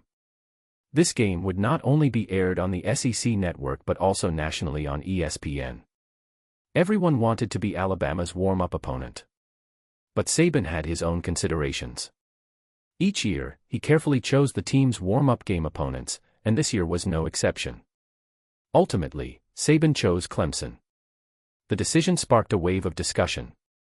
The Clemson Tigers, part of the ACC, had a long history, dating back to 1896. However, Clemson University, a public school in South Carolina, wasn't a traditional football powerhouse. It wasn't until the 2000s that their football program rose to prominence, reaching its peak around the same time Saban took over Alabama. Over the past decade, Clemson had become one of the strongest teams in the NCAA. Since head coach Dabo Swinney took over in 2008, Clemson had won the ACC championship 4 times. Alabama and Clemson had become famous rivals, with both Southern schools' rivalry dating back to 1900. Throughout the century, the two teams had clashed repeatedly. Technically, as members of different conferences, Alabama and Clemson only met once every few years. But each time they faced off, it was a battle for the ages. Either both teams were at their peak, or both were struggling. Each encounter was a historic, hard-fought battle. The matchups between the Crimson Tide and the Tigers always resulted in epic scores. The Tigers had once won 35-0, while the Tide had delivered a 74-7 thrashing. Such dramatic outcomes fueled fan debates, with tensions running high on both sides. In 1975, the Tide humiliated Clemson with a 56-0 victory. Clemson sought revenge but had to wait until 2008, when both programs, under Saban and Swinney, reached new heights. Their last meeting. The previous season. In the national championship game. Alabama and Clemson met in the final, a clash of titans that saw the Crimson Tide win 45-40 in a thrilling roller coaster of a game to claim the national championship. As of this season, Alabama led their head-to-head record with 12 wins and 3 losses. For Clemson, Alabama wasn't a pleasant memory. The Tigers hadn't beaten their Southern rivals since 1905, more than a century ago. But history is just that, history. The present is a different story. It was because of last year's thrilling championship game that when Saban announced Clemson as the opponent for this year's spring warm-up game, the media went wild. Was Saban starting off with a heavy hitter? Before the new season had even begun, last year's top 2 teams were already set to clash, establishing the tone for the upcoming season. One could guess that the viewership for this game would be through the roof. So, what was Saban thinking? Looking at it from another angle, what was Swinney thinking? Saban might have proposed it, but Swinney had to agree. What were these two coaches planning? It was still spring training camp, yet things were already heating up. Was this really the right move? Chapter 33, Warm-Up Opponent.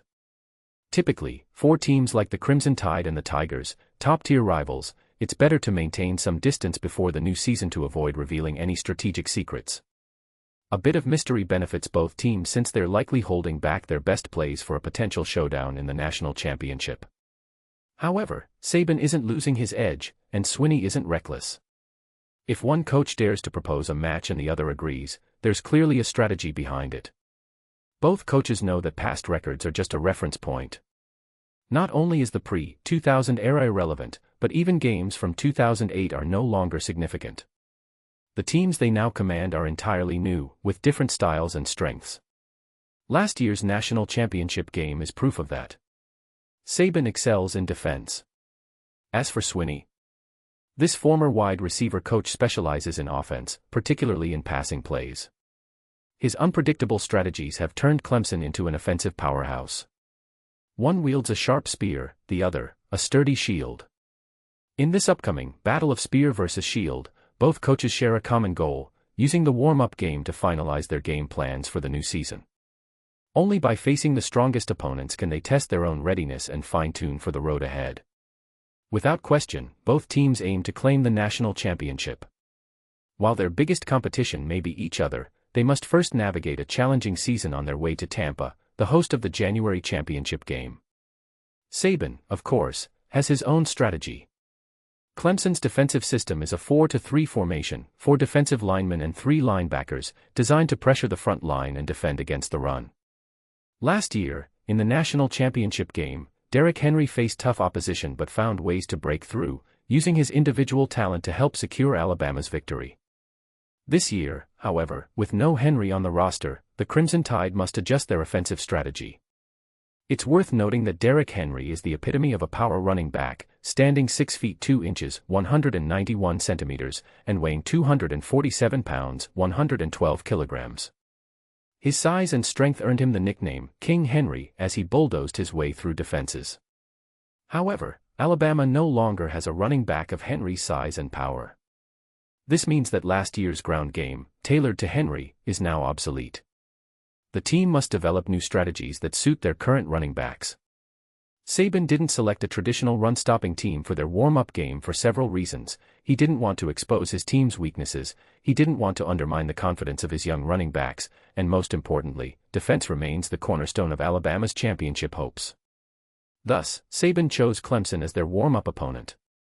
He wants to see how his current roster of running backs performs under Clemson's defensive pressure.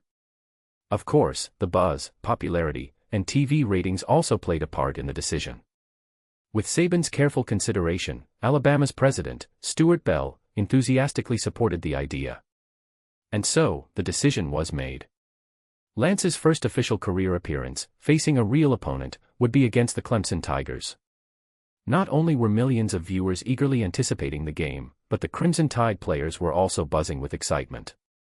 In just a few short years, Clemson had risen to become a top-tier NCAA team, producing a host of young stars recognized nationwide.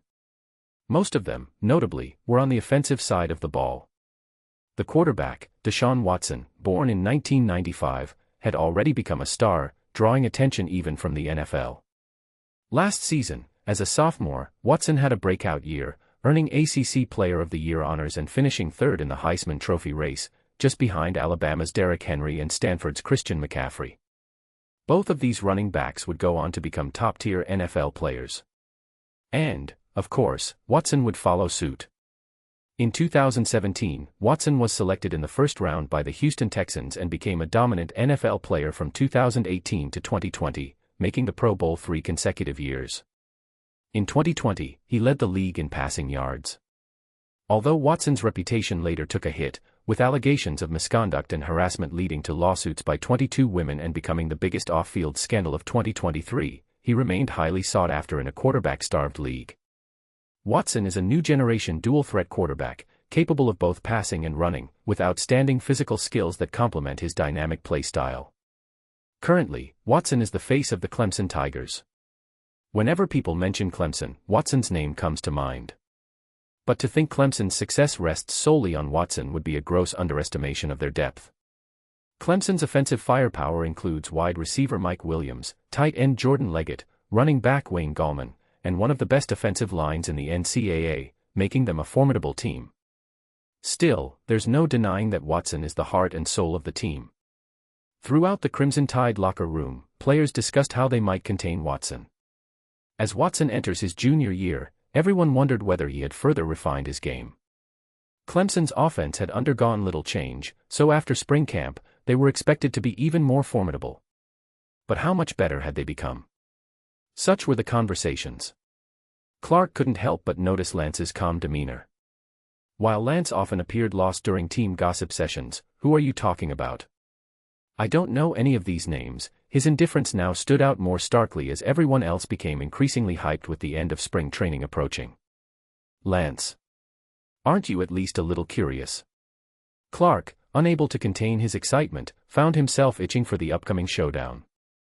Even Jacobs, usually so serious, glanced at Clark in response. Lance, still as calm as ever, replied, "Not really. Mr. Watson isn't our problem. I'm more curious about their defensive line and linebackers. Are there any rising stars? I'm looking forward to getting to know them better." Clark burst into laughter. "Oh, they've got stars.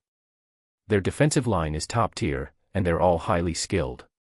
Jacobs, noticing Lance's indifference, felt compelled to add a word of caution. "Coach Swinney might not be a defensive genius, but Clemson's D-line is definitely one of the best in the country. Don't underestimate them. Even Henry struggled last year." Lance responded with a simple, "Oh." Chapter 34, The Grim Reapers. Yo. Yo. Yo. Bryant-Denny Stadium erupted in a wave of boos. A fierce sea of crimson surged toward the end zone like an unstoppable tide. Yet Deshaun Watson remained unfazed, dancing in the end zone, literally. Amid the boos, Watson mimicked the smooth moves from Drake's latest hit, Hotline Bling, swaying his hips in a small space. Though his expression was hidden behind his helmet, his swagger was undeniable, exuding an air of mockery. The louder the boos, the more hyped Watson became. For Clemson, playing on the road, this was the best kind of validation. In fact, Clemson had come prepared for this warm-up match. Though it was merely an exhibition, both Saban and Swinney had their own agendas and were executing their plans with precision. In the first half, Clemson fielded their starting lineup and went all out from the get-go, while Alabama's Crimson Tide opted for a mixed strategy, sending out their starting offense but with their backup defense. Saban had his reasons for this. First, in the team's recent scrimmage, the backup defense performed exceptionally well. Throughout the entire game, they allowed only 8 first downs, leaving the starting offense, led by Jalen Hurts, utterly confused. Saban had high hopes for the backups. Second, he planned to focus on offense in the first half and switch things up in the second half to fine-tune the defense. So, in the first half, Saban was essentially baiting Swinney into attacking while carefully observing Clemson's offensive strategy. The strategy was sound, even brilliant. However, Saban underestimated Clemson's determination. From Swinney down to Watson, they were all driven by revenge for their defeat in last January's national championship game. They attacked aggressively from the start. Watson, unsurprisingly, lived up to his star billing in the NCAA. Not only was he a top contender for the Heisman Trophy this season, but he was also a strong candidate to be the first overall pick in next year's NFL draft. Watson hadn't forgotten that this warm-up game was being broadcast nationally, an excellent opportunity to showcase his talents.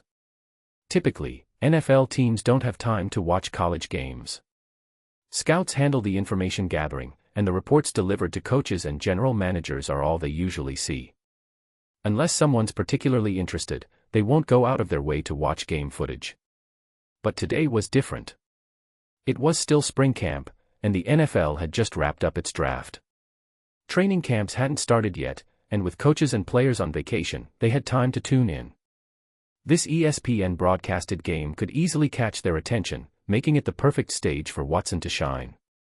Even warm-up games have their own significance. Watson was ready to seize the moment. As soon as the game began, Watson was in the zone.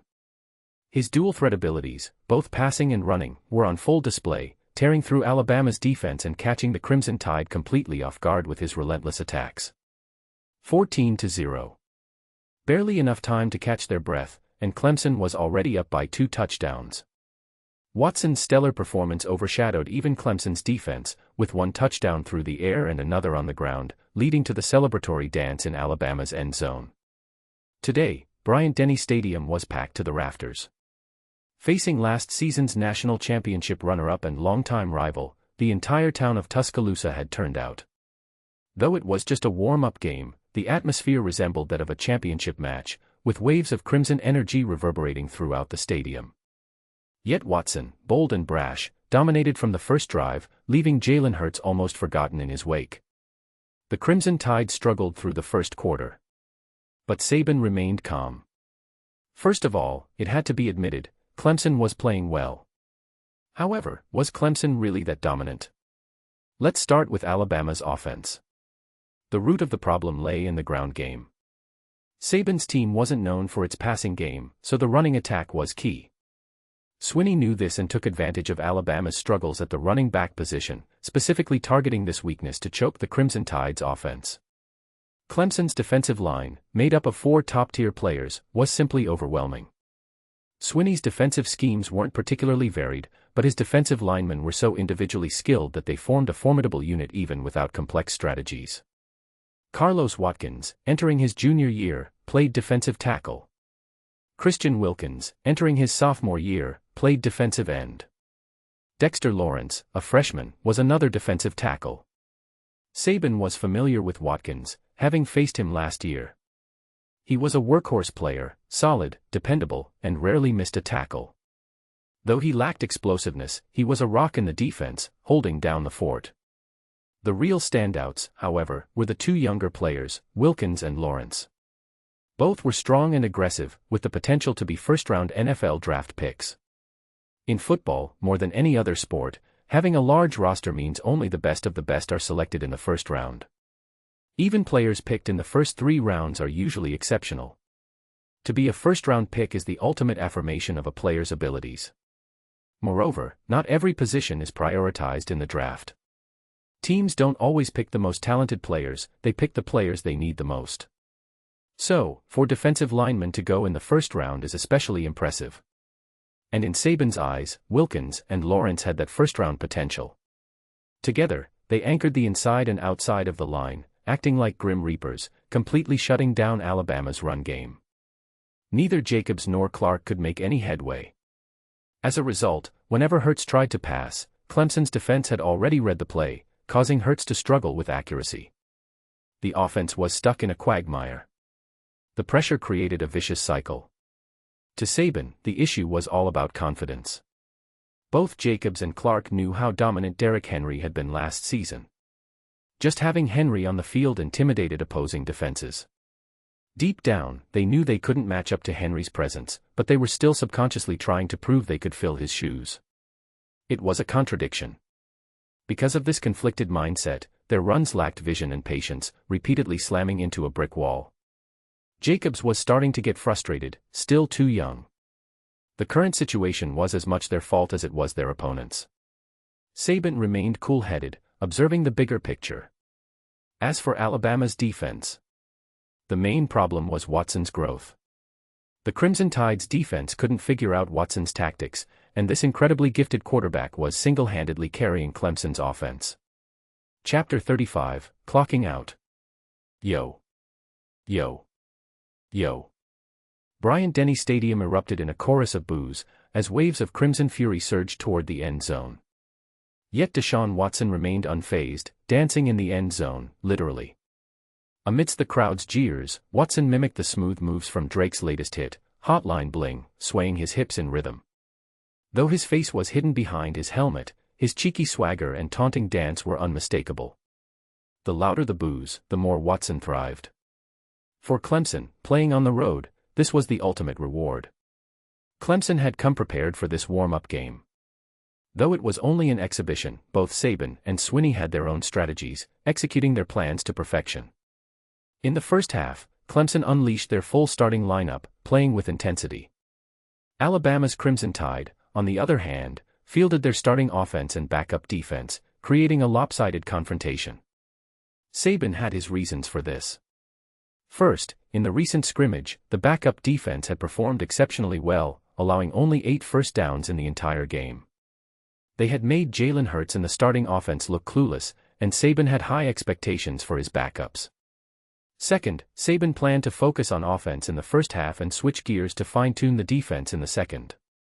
He was luring Swinney into attacking while closely observing Clemson's offensive strategy. It was a solid strategy, even brilliant.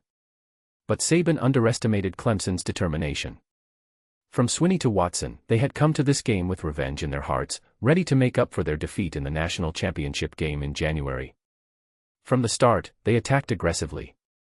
Watson, living up to his NCAA star billing, was not just a top contender for the Heisman Trophy but also a favorite for next year's #1 pick in the NFL draft. Watson hadn't forgotten that this warm-up game was being broadcast nationally, making it a perfect stage to showcase his talents. Typically, NFL teams don't have time to watch college games live. Scouts gather data and provide reports to coaches and general managers. Unless someone is particularly interested, they rarely watch game footage. But today was different. With NFL teams in their off-season after the draft, and training camps yet to start, coaches and players were on vacation. Many had time to tune in, and this ESPN broadcasted game could easily catch their attention. It was the perfect stage for Watson to shine. Even warm-up games carry their own significance.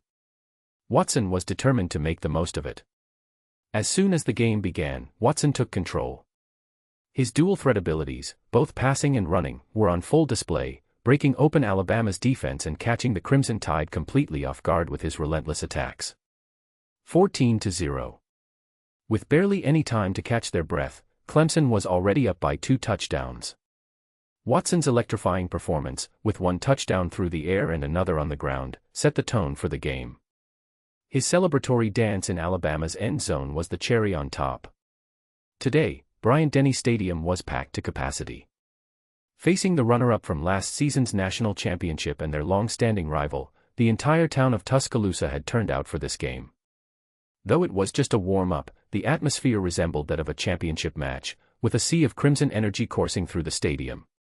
But Watson, brimming with confidence, dominated from the first drive, leaving Jalen Hurts almost forgotten. The Crimson Tide struggled throughout the first quarter. But Saban remained calm. Yes, Clemson was playing exceptionally well. But was Clemson really that much better? Let's start with Alabama's offense. The root of the problem lay in the ground game. Saban's team wasn't known for its passing, so the running attack was key. Swinney knew this, and without Derrick Henry, Alabama's running back situation was vulnerable. Swinney capitalized on this weakness, choking Alabama's offense from the start. Clemson's defensive line, made up of 4 top-tier players, was relentless. Swinney's defensive schemes weren't overly complex, but his defensive linemen were so individually skilled that their collective strength was enough to dominate, even without fancy strategies. Carlos Watkins, a junior, played defensive tackle. Christian Wilkins, a sophomore, played defensive end. Dexter Lawrence, a freshman, was another defensive tackle. Saban was familiar with Watkins from last year. Watkins was a blue-collar player, solid, dependable, and rarely missed a tackle. Though he lacked explosive power, he was a steady presence on the defensive line.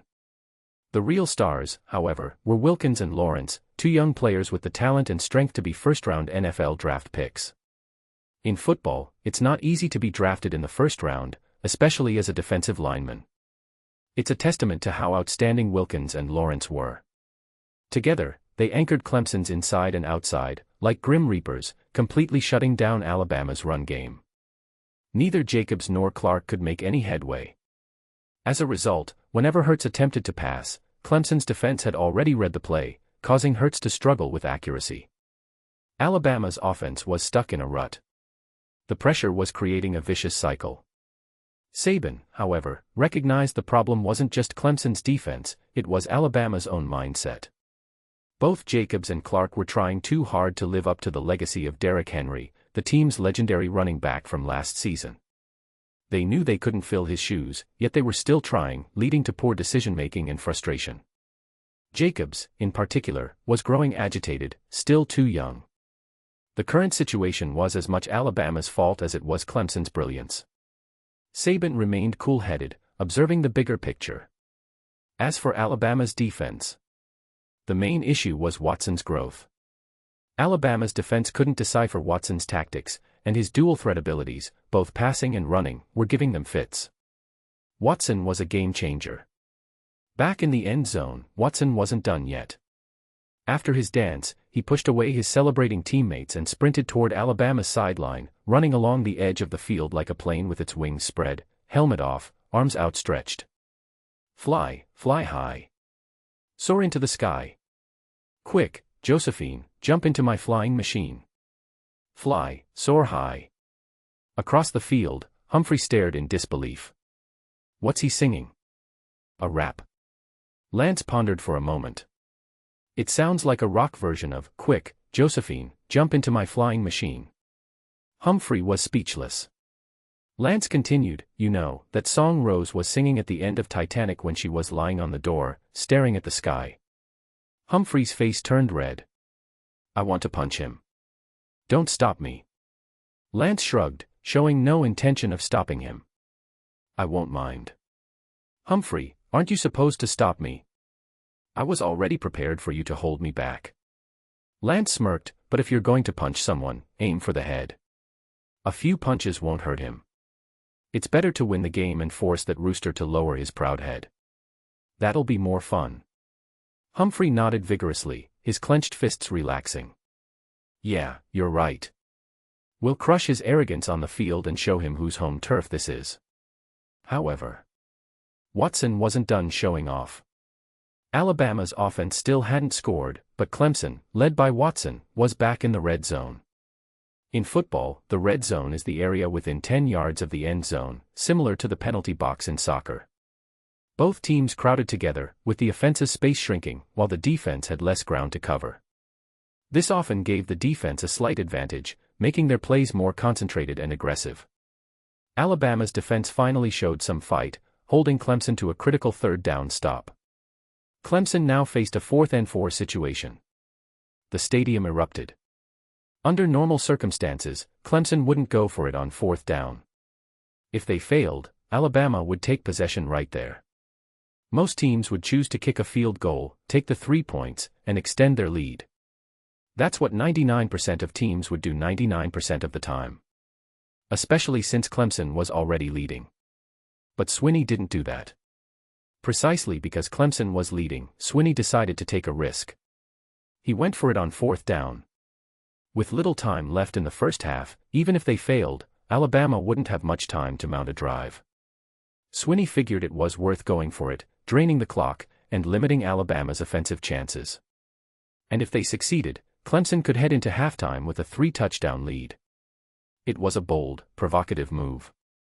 Bryant-Denny Stadium roared with boos and cheers, waves of support crashing against the walls of the stadium. In response, Watson once again showed his talent and poise. Using a play-action fake, he ran behind his running back as a decoy, then kept the ball himself. His running back knocked Alabama linebacker Allen off his feet, and Watson powered through the crowded defense into the end zone. Touchdown. It was unbelievable, a perfect play not just in strategy but in execution. Under immense pressure, Watson delivered a strong performance, capping off the first half with his second rushing touchdown. The ESPN commentators were stunned. Wow, Watson is on fire. This first half has turned into his one-man show. Wait, is he? Pask, the commentator who had called Alabama's scrimmage, was smiling as he watched Watson's antics. Haha, Watson's just. He just made a clocking out gesture in the end zone, taunting Alabama. The Crimson Tide's response in the second half. Pask paused, remembering Alabama's number 23 from the scrimmage, and his expression turned playful. That should be interesting. In the end zone, Watson high-fived his teammates, swaggering and shouting, "Clock out. Time to clock out. Good job, everyone. We're done." 21-0. Clemson wasn't just up by 3 touchdowns, they were shutting out Alabama. In Watson's mind, the game was over. They could clock out and go home. Without even glancing back at Alabama's sideline, he and his teammates casually turned and walked away. Humphrey, watching this unfold, was furious, his face red with rage. Then he heard Lance's lazy voice behind him, "Get ready, time to clock in." That familiar, typically annoying tone suddenly sounded almost pleasant. Chapter 36, The Unknown Soldier. Todd Blackledge, a former professional quarterback, had played for Penn State before moving on to the Kansas City Chiefs and Pittsburgh Steelers. Though his career as a quarterback wasn't particularly stellar, he found great success as a commentator after retiring. Having worked for ABC and CBS, he gained a loyal following and, in 2006, signed with ESPN, where he had remained for the past decade. Today, Blackledge was paired with Pask to commentate on the highly anticipated warm-up game, bringing his quarterback's expertise to the analysis. The situation is somewhat surprising but not entirely unexpected, Blackledge began. Clemson's game plan today has been highly targeted, and thanks to Watson's outstanding performance, they've taken control, thoroughly suppressing Alabama's offense. Of course, Alabama still has a chance in the second half, but it's clear they're struggling without the dominant ground game Derrick Henry provided last season. Their offensive shortcomings are becoming more pronounced. Alabama will begin the second half with possession, so perhaps we'll see what adjustments Saban makes. In football, the game starts with a coin toss, and the winner can choose to either start on offense or select the field side. Most teams opt for field side, allowing the opponent to take the ball first, so they can start the second half on offense and have the chance to seize momentum. Today, Alabama won the coin toss and chose the field, allowing Clemson to start on offense in the first half. Now, it was Alabama's turn to lead off in the second half. As Blackledge scanned the roster, his eyes landed on a name. It wasn't because it was unfamiliar, warm-up games often feature players not well known, and even professional commentators aren't expected to know everyone. It was the combination of sounds in the name that caught his attention. Li Wei. Blackledge hesitated for a moment. Is he a Chinese player? On the football field, from the NFL to the NCAA, Asian faces were still a rarity. Pask noticed Blackledge's puzzled expression and smiled, like someone whose hidden treasure was finally being discovered.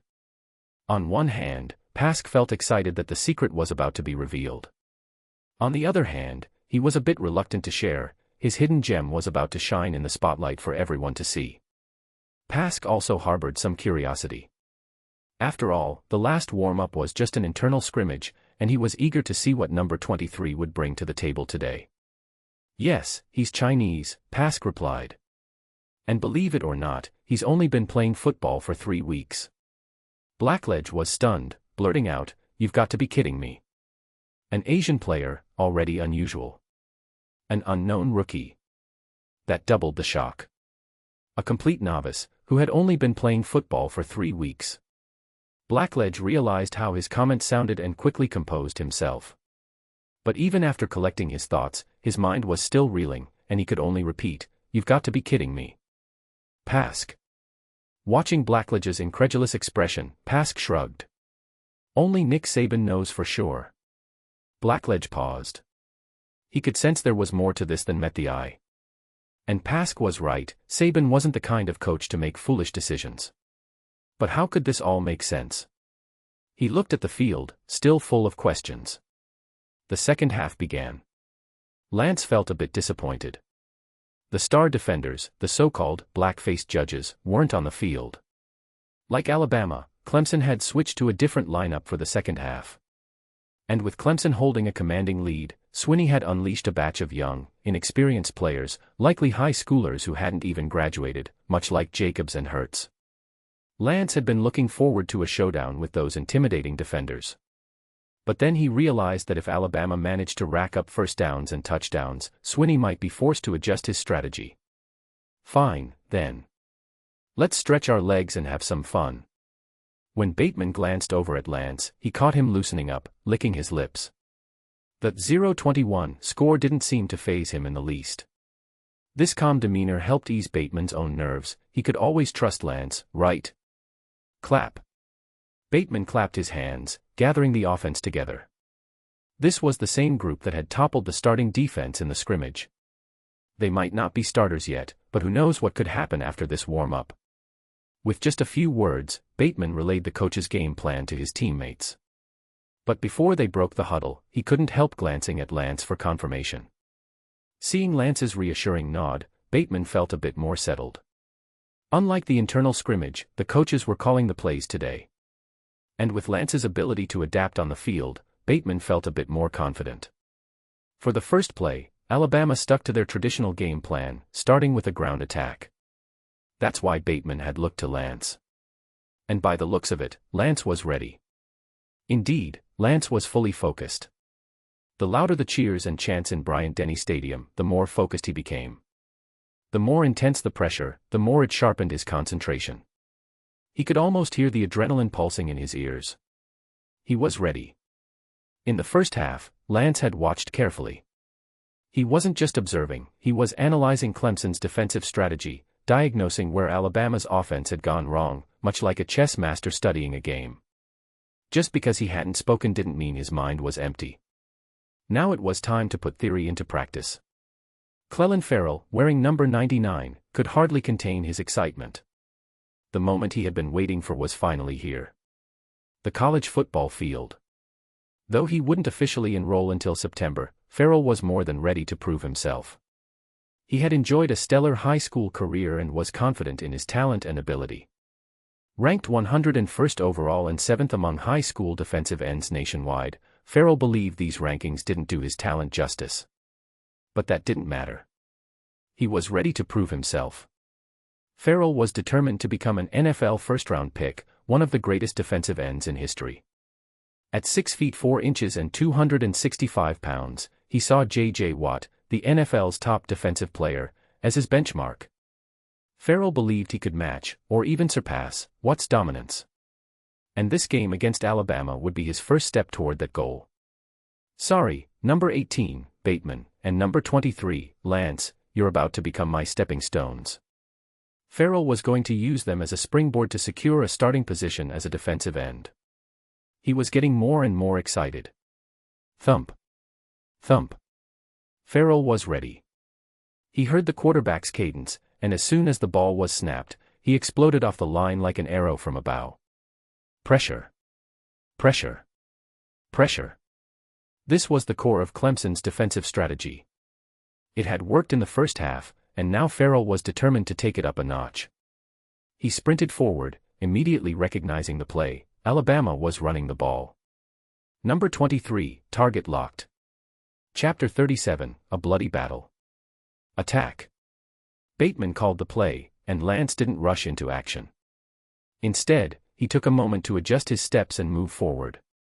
This was his first time facing a defense other than Alabama's, a completely unfamiliar team. From the players to their strategies and play style, everything was new. After watching the first half, Lance knew that charging blindly would only end in disaster. He needed to stay calm and observe. If anyone thought a running back's job was simply to grab the ball and plow through defenders, they were sorely mistaken. At least, that wasn't how Lance saw it. The handoff came, and even before Lance felt the leather of the football in his hands, he had already shifted to Bateman's side and spotted the mounting pressure from the defense. As expected, Lance quickly spotted number 99. Was his name Farrell or something? Lance couldn't quite recall. But he remembered the jersey number vividly since it was the one he had initially wanted, and also because Burns had mentioned him during tactical analysis. Though Farrell was just a 3-star recruit out of high school, he had room to grow. His playing style bore a resemblance to NFL superstar J.J. Watt. So, what level was what exactly? In 2012, 2014, and 2015, Watt won the NFL's Defensive Player of the Year award 3 times. When most other defensive players struggled to reach double-digit sacks in a season, Watt surpassed 20.5 sacks twice, in 2012 and 2015. His stats, however, only scratched the surface of his true dominance. Watt had redefined what a defensive player could achieve in an offense-heavy league, earning him the title of the league's top defender for over a decade. Of course, Lance wasn't suggesting that Farrell had Watt's potential or abilities. Rather, Farrell's aggressive, dominating style mirrored Watt's approach, defensive but offensive in nature. Number 99 often took the initiative. Sure enough, number 99 exploded forward. Not only did he fully utilize his physicality, but his raw power was like a tidal wave crashing down. A bloody storm was brewing. Moreover, his reflexes were sharp. Almost immediately, Farrell spotted the handoff between Bateman and Lance, his bulky frame pivoting like a puffed-up blowfish. With a swift spin, Farrell shot toward Lance. Fast. That was the first thing Lance noticed. Farrell overwhelmed Alabama's outermost offensive tackle, using him as a pivot point to spin and break into the pocket, his menacing face breaking through. Farrell's pressure was overwhelming. Lance had barely reached Bateman's position when the pocket collapsed. Number 99 had already slipped free, diving directly at Lance. And in an instant, Farrell had deciphered Alabama's running play. Seamlessly, his target switched from the quarterback to the running back. Farrell's eyes locked onto Lance, and in a flash, he surged forward with terrifying momentum. Heavy. Lance could feel the weight of the air being displaced as Farrell barreled toward him. Even through the helmet, Lance could see the grim expression on Farrell's face, filled with malice. Danger.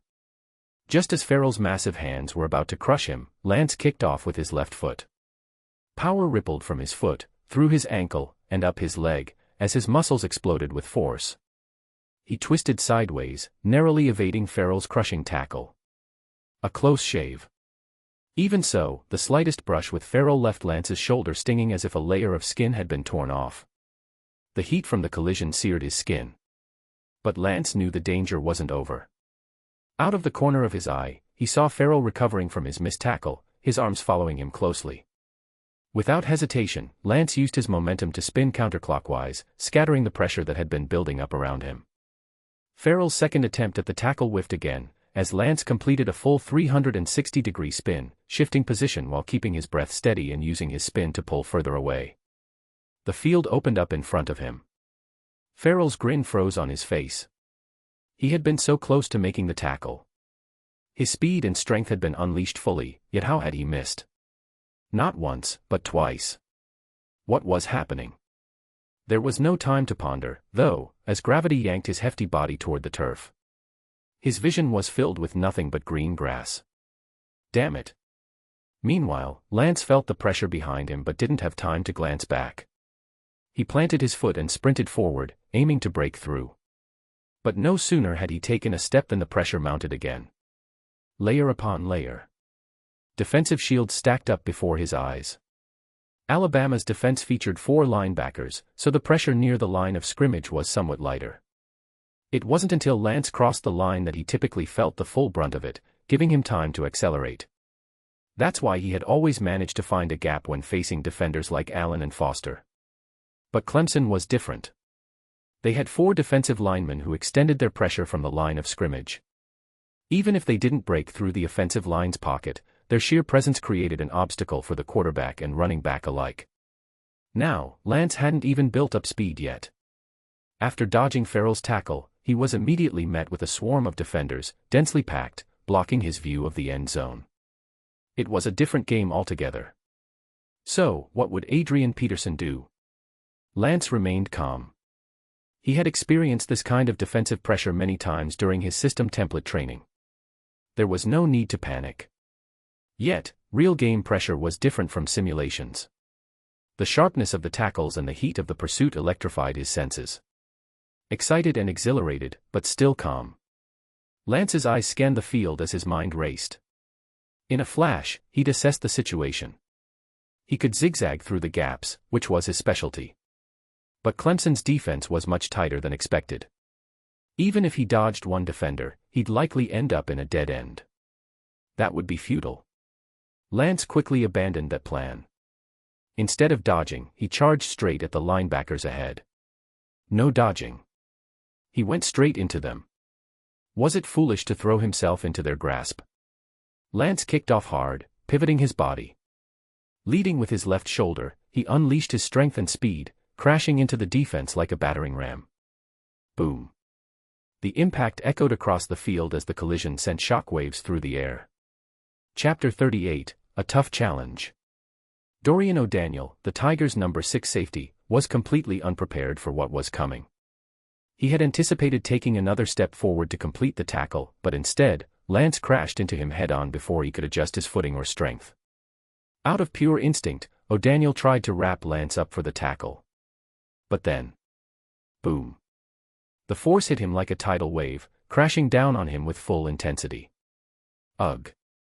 O'Daniel let out a groan as he absorbed the impact. Lance had charged into him with such power that O'Daniel's tackle failed to close. A massive blow hit him square in the chest, causing him to stagger backward, struggling to stop his momentum. A split second later, O'Daniel realized that he had turned into a human shield, absorbing collision after collision from his teammates as they piled on behind him. But each hit was taken by him, knocking him completely off balance. This is bad. Panic surged through O'Daniel's heart, but it was already too late. Lance had unleashed his strength once again, and the 220-pound, 100 kilograms, safety was tossed aside like a rag doll, creating a path for Lance as if he were sweeping away obstacles with a heavy weapon. O'Daniel was cast aside, clearing space for Lance to surge forward. Without losing momentum, Lance continued his run, harnessing the centrifugal force from his spin. He planted his foot and burst to the right, his acceleration instantaneous and explosive. Wham! A defender appeared in front of him at the last second, trying to shut down any chance of gaining speed. It was a perfect example of the Tigers' human wave defense, leaving no room for Lance to build momentum. In an instant, the defender wrapped his arms around Lance's waist and took him to the ground. It was a solid hit, a heavy tackle. Lance felt the pressure as the defender wrapped him up. His energy was almost spent, and it seemed like he was going to go down. But instead of succumbing to the tackle, Lance dug in his heels, continuing to push off the ground. He gave everything he had, holding nothing back. Arg. He gritted his teeth, channeling all his strength from his core. Arg. With each step, his muscles screamed in protest, but he powered forward, dragging the defender along. It was almost impossible to believe, Lance was actually pulling his would-be tackler forward, inching toward open space. The Tigers' defense finally realized the shift in momentum and swarmed in, sending wave after wave of defenders crashing in to stop Lance. On one side, the Tigers were doing everything they could to bring him down. On the other side, Alabama's players rushed in to help push Lance forward. It was trench warfare, true in every sense of the word. Arg. Arg. Lance could feel his strength draining with every second, his body on the verge of collapse. Finally, the pile of players overwhelmed him, and he went down. Both teams' players piled on top of him like a mountain, forcing the referees to step in and pull bodies apart, one by one, to clear space. Panting heavily, Lance gasped for air as if it were on fire. Bryant-Denny Stadium erupted in chaos, absolute, uncontrollable chaos. The crowd was going wild. What had just happened left Todd Blackledge in stunned silence. A first down. Number 23 had just bulldozed his way to a first down. It was unbelievable, downright astonishing. The Tigers' defense had read Alabama's play perfectly and looked poised to stop them yet again, but Lance had somehow turned the tables, flipping the game's momentum in a matter of moments. Blackledge blinked in disbelief, then turned to his co-commentator Pask, at a loss for words. Pask, with a mischievous grin, simply shrugged and spread his hands, as if to say, "I told you so." Roll Tide. Roll Tide. The stadium reverberated with thunderous cheers, waves of jubilation surging through the crowd. After half a game of silence and frustration, the fans had finally found an outlet for their passion, and the roar of 100,000 voices painted the sky crimson over Tuscaloosa. Finally, Bateman managed to pull Lance out from under the pile of bodies, only to find Lance clutching the football tightly to his chest, carefully protecting possession. Ball security. This was the first lesson Burns had drilled into Lance's head as he was introduced to the running back role. It had been repeated so often that it became second nature to him. Standing up, Lance handed the football to the referee. Bateman, noticing Lance's expression, was startled. There was a fire in his eyes. Lance glanced over at the Tigers' defense, a faint smile tugging at the corner of his mouth, as if he could taste the blood in the air. Bateman's heart skipped a beat. What happened? Did they play dirty? Lance shook his head. No. I just think this game is getting interesting. Though Lance had faced elite defenses in system simulations many times, this was his first real experience against a 4-3 defense. The difference between theory and practice had never been more evident. The challenge of maintaining balance and restarting his momentum after colliding with a defense like this was immense. On top of that, the relentless pressure from the Tigers' defense added to the difficulty. Though they were missing a linebacker, their strong safeties were quick to fill the gaps, completing the surrounding defense. Without help from the wide receivers and tight ends blocking, the running back would face overwhelming pressure near the line of scrimmage and in the short passing zone. But on the flip side, once a running back broke through this area, the backfield would be wide open and ripe for exploitation. In the national championship game earlier that year, Derrick Henry had excelled at smashing through defenses in short yardage situations, but his ability to capitalize on long runs was limited.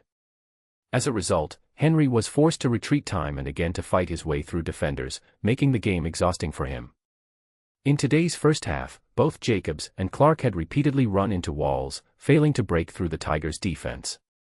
Lance, like them, wasn't naturally inclined toward short yardage battles. His strength was in quick bursts and direction changes. But he wasn't afraid of physical confrontation. The Tigers weren't even one of the strongest defenses in the NCAA, and their two defensive stars weren't on the field. If he couldn't find a way to break through here, he might as well go home. Lance had some ideas. He was ready to experiment. The game, after all, was proving to be quite fun. Bateman blinked, watching Lance's grin spread across his face. A chill ran down his spine, and he swallowed hard. "Lance, what should we do?" Lance's smile widened. "Follow the coach's plan.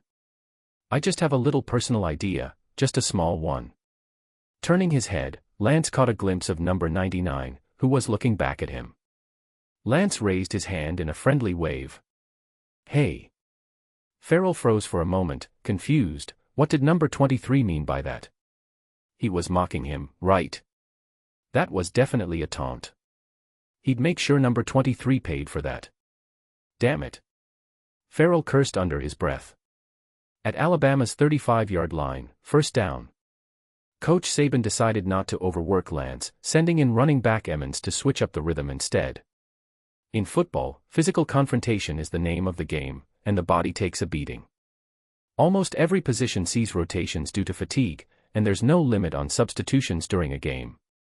Except for quarterbacks. They stand in the pocket and avoid contact, so starting quarterbacks usually play the entire game. Running backs, however, are different. Every run is a brutal clash of bodies, and no running back can go the full game without relief. Different plays require different running backs, with each bringing a unique style to the game. In the NFL, teams even assign running backs based on specific situations. A first down running back and a fourth down running back might have completely different styles. That's why Burns was so eager to bring Lance into the fold. Depending on just one or two running backs wasn't enough to last through an entire season. Chapter 39, A Twist of Fate. Emmons, like Jacobs, was still in high school, scheduled to enroll in September. His performance during spring training had been mediocre, not enough to compete for a starting position, and even among the substitutes, he was only the second-choice running back. Coach Saban sent Emmons in, hoping to change the rhythm of the ground game and give Lance some time to rest and recover. As Lance stepped off the field, Saban caught sight of him heading over to talk with Burns on the sideline. They had a brief discussion, with Burns covering his mouth with the playbook as he shared ideas. Lance nodded repeatedly, his expression calm and composed. Saban knew that Lance was ready. The realization gave Saban pause.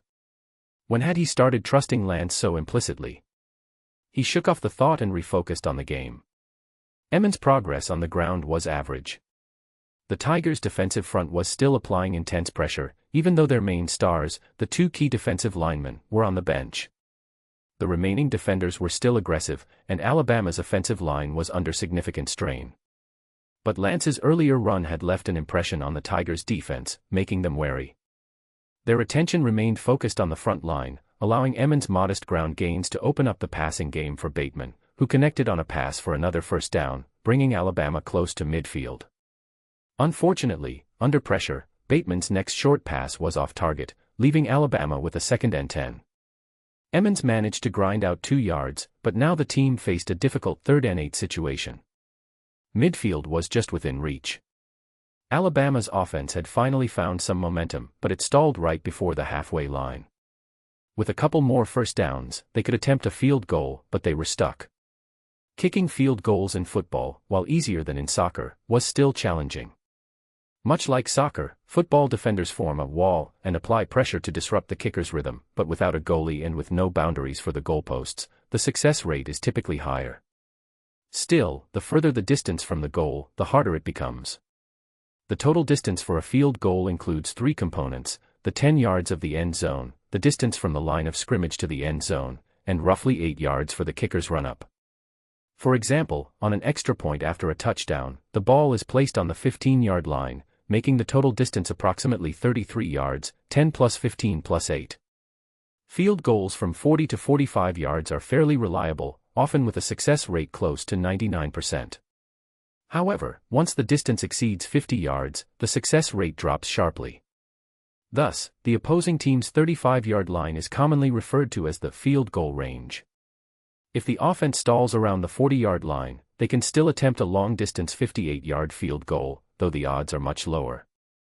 The 35-yard line, however, is a much safer bet.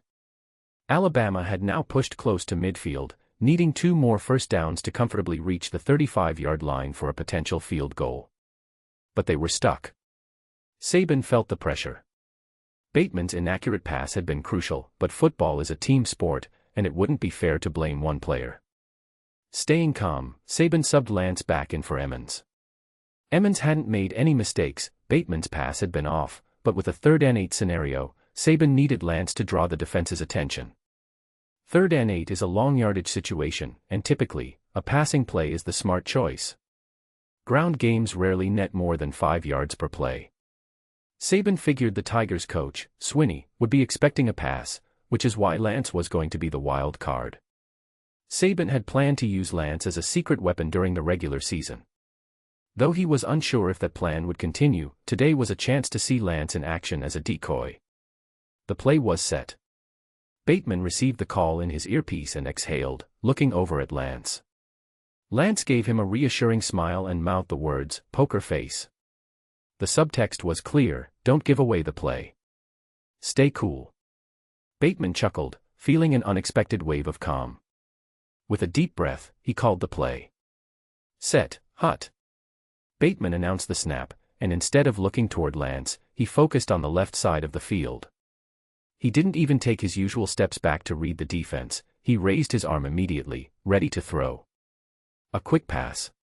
The strategy was simple: skip the usual quarterback reads and execute a pre-planned short pass, hoping to catch the defense off guard and make a quick connection.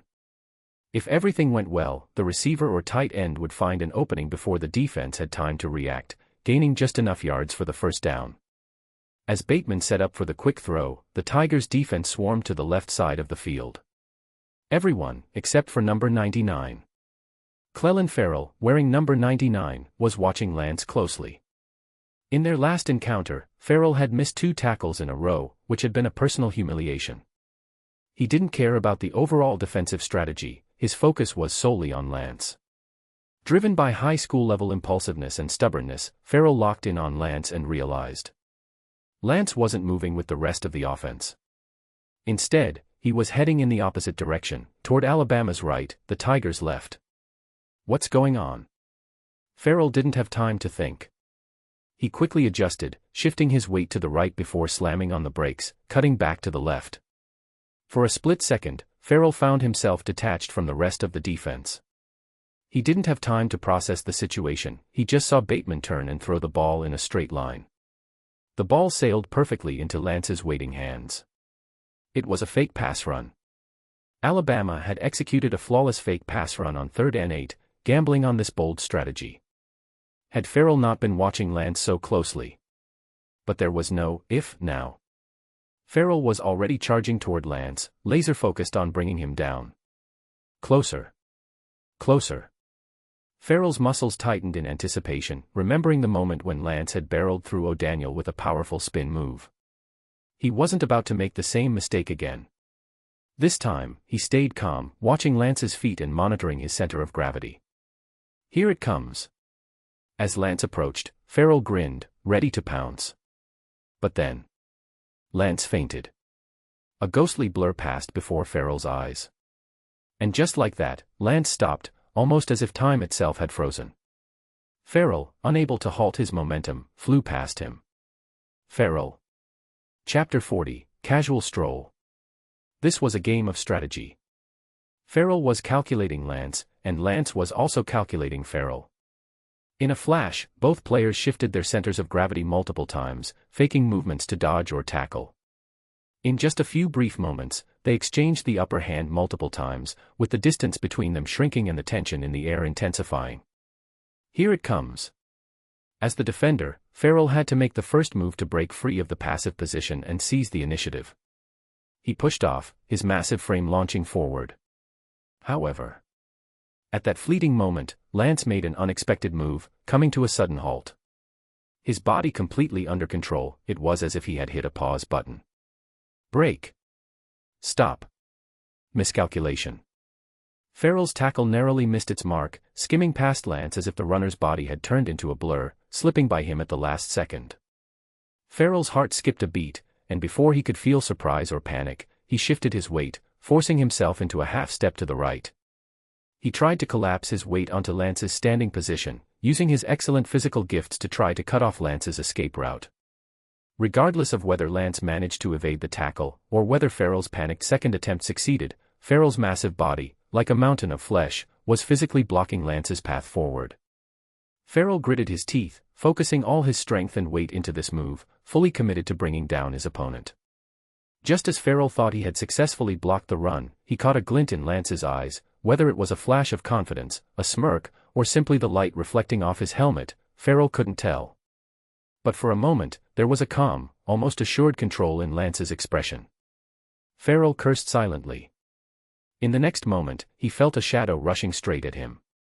Not only did Lance not evade or avoid him, but he charged directly forward. A head-on collision. Instinctively, Farrell tensed up. Remembering O'Daniel's encounter earlier, he braced himself, not backing down.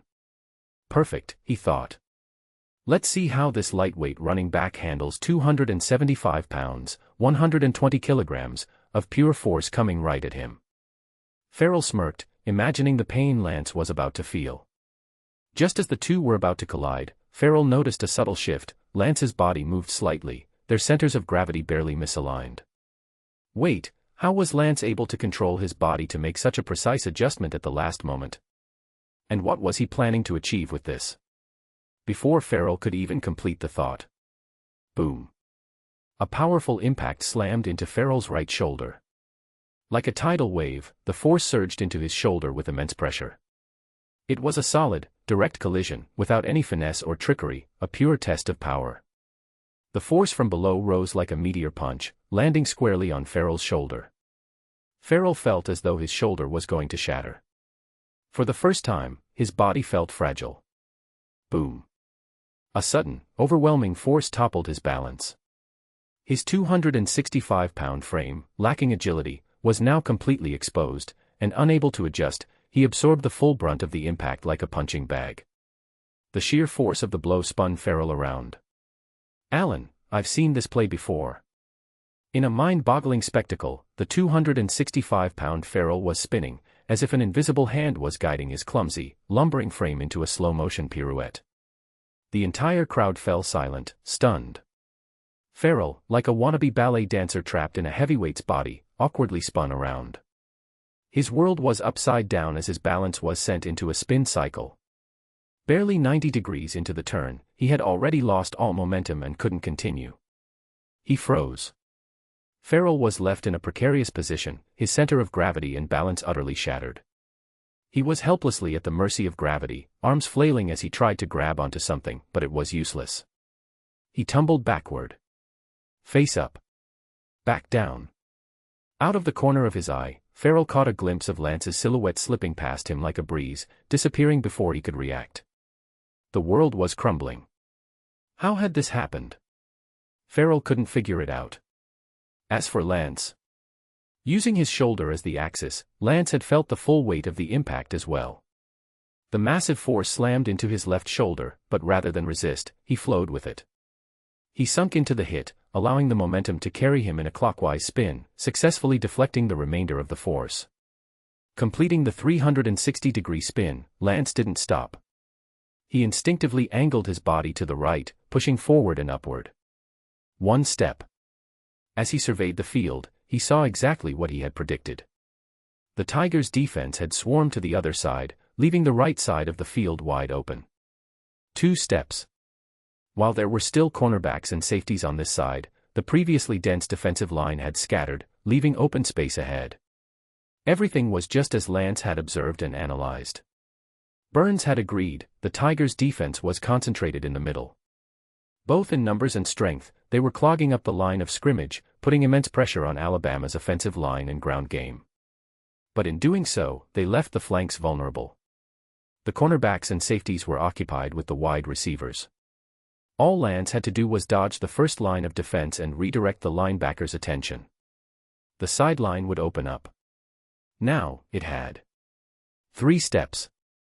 Even though Lance had escaped Farrell's grasp, the collision had cost him time. The defense was already starting to react. The opening was right in front of him. The defensive misalignment had created a window of opportunity. But that window was slowly starting to close again as defenders rushed over. There was no time to lose. Without hesitation, Lance surged forward. His legs powered him into a sprint like he was launching into a 100-meter dash. Though he had staggered slightly from the earlier impact, Lance's steps were strong and stable. Within 2 or 3 strides, he had regained his balance and was picking up speed. A Tigers cornerback was closing in on him, ready for a head-on tackle.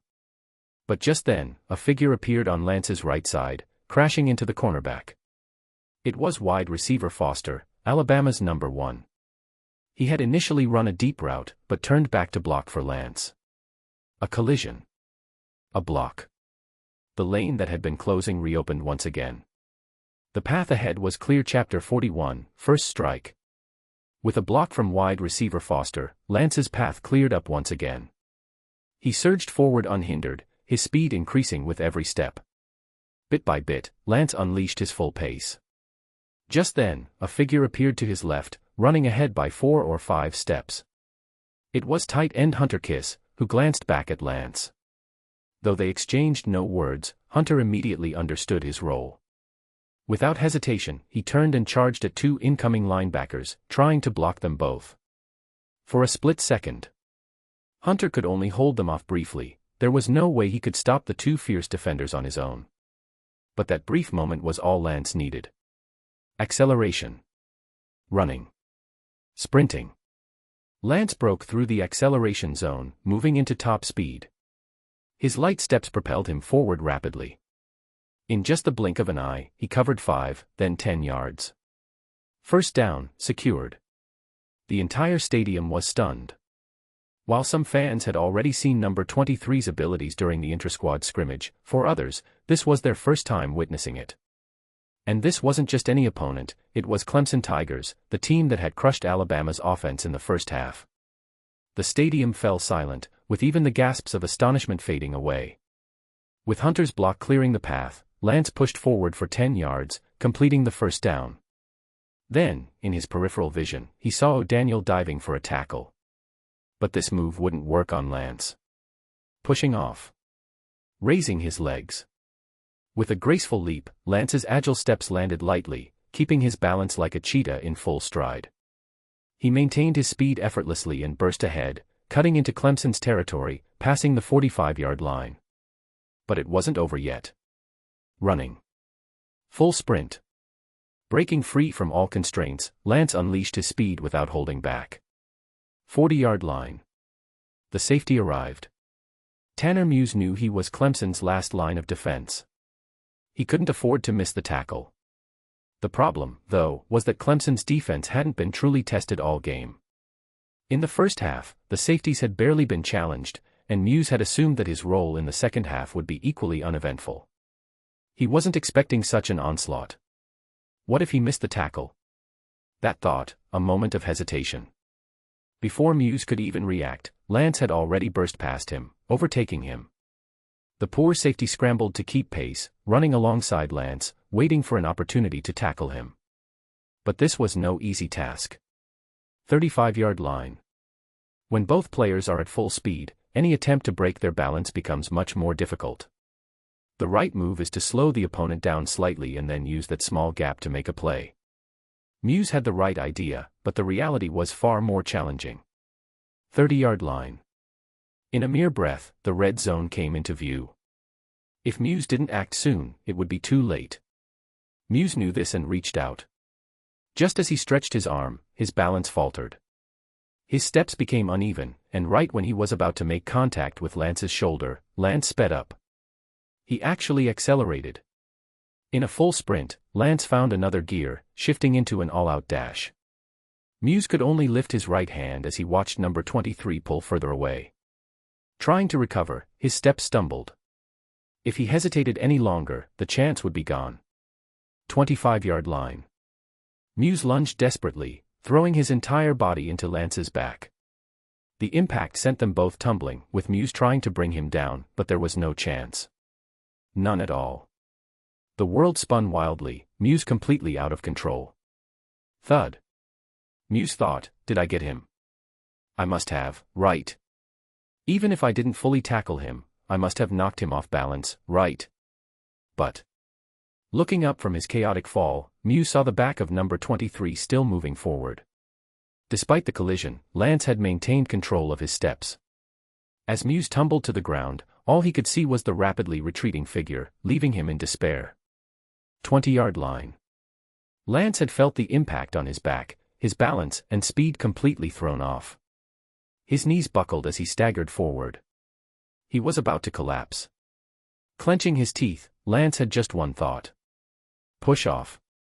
Push off. With all the strength he could muster, Lance pushed off with his legs, using inertia to drive himself forward. Not only did he regain control, but his speed also surged once more. 15-yard line. Keep pushing. 10-yard line. Diving.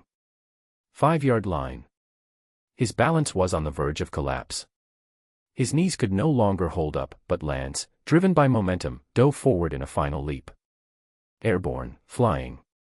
Crossing the goal line, Lance soared into the end zone, landing in a vast, open space of glory. Touchdown. Blackledge couldn't believe his eyes. This unknown number 23 had just outrun the Tigers' safety with absolute speed. Pure speed. Like Sonic the Hedgehog, with blistering acceleration and a final burst of sprinting power. And Blackledge, a seasoned professional, wouldn't forget the series of quick shifts and evasive maneuvers Lance had used earlier to shake off the defensive end. That was where it all began, where he turned a 3rd and 8 situation into a chance for Alabama to score. 3rd and 8. No, number 23 had turned it into a 52-yard touchdown run with his incredible performance. Granted, Clemson's first-string defense wasn't on the field, and these were their substitutes. But remember, Alabama's offense had been stifled in the first half, and now one running back had completely changed the game. Blackledge turned to Pask. Pask smiled, satisfied. Yes. Yes. Yes. Bryant-Denny Stadium finally erupted with energy, the long-awaited touchdown coming in such a glorious, decisive manner. Roar. Roar. The Alabama Crimson Tide had started to roar. Thunderous cheers reverberated across the stadium. Allen, the defensive captain, exchanged a glance with fellow Captain Foster. The nightmare they endured earlier was now their opponent's nightmare. Was it wrong to feel a bit of schadenfreude? Allen's smirk widened. So, this rookie's proving himself with a bang, huh? Showing off because he thinks our defense didn't do well. So, what do you say? Foster, ever the quiet type, shrugged slightly. Hit them back. In the first half, the Crimson Tide's defense, usually their pride, had been dismantled by Watson. But now, with the starters finally on the field and Watson unlikely to return, if they didn't step up their game, they'd lose all respect, especially in front of a rookie like Lance. Allen cracked his knuckles, eager for action. Were those Tiger Cubs ready to face the real Crimson Tide? Chapter 42, The Ground Threat. Hey, big guy. Lance still couldn't remember Allen's name. He really didn't mean it, but it just wouldn't stick. Anyway, Allen seemed to enjoy the nickname, Big Guy. Just as the defense was about to take the field, Lance called out to Allen. Not just Allen, but number 10 Foster, Humphrey, and the others all paused. Lance flashed a smile. Did you see Mr. Watson over there? Following Lance's gaze, the defensive players all turned toward Clemson's sideline, where they saw a very relaxed Deshaun Watson. Watson had taken off his helmet and gear, now just wearing a fitted sweat-wicking shirt, with his arms draped over the back of a bench, legs crossed, chatting and laughing with his teammates as if he were on vacation in Cancun. Even after Alabama had just scored a touchdown, Watson remained unfazed. That guy's on vacation, Lance said, thinking we can't possibly threaten their lead.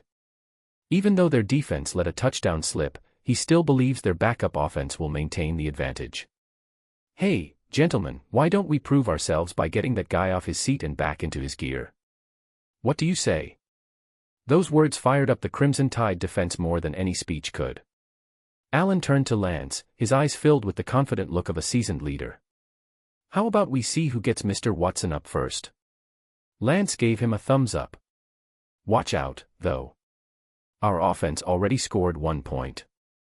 Allen didn't respond, just nodded, signaling for the defense to take the field. Indeed, in the previous scrimmage, the backup team had won, and the starting defense had allowed 2 touchdowns, one at the start and another at the end. But no one could forget that the defense had performed well overall, both starters and backups. The only wild card had been Lance. In today's first half, the defense had struggled to contain Watson's individual brilliance. But now that the starting defense was finally on the field, they were out to prove themselves. Clemson's offense didn't bring Watson back in for the second half. Following the usual preseason routine, they rotated in different players to test new strategies. However, Lance was right. They should have kept Watson in. Whether winning or losing, facing the best opponent and pushing one's limits, that's what makes sports so thrilling. Allen was ready.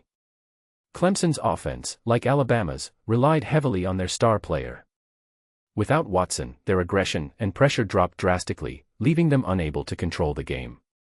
Even when Watson was on the field, once he was contained, the variety in Clemson's offensive strategies dwindled, losing much of its impact. Clemson's dependency on Watson was similar to Alabama's reliance on Derrick Henry, but Clemson's dependence was even more pronounced.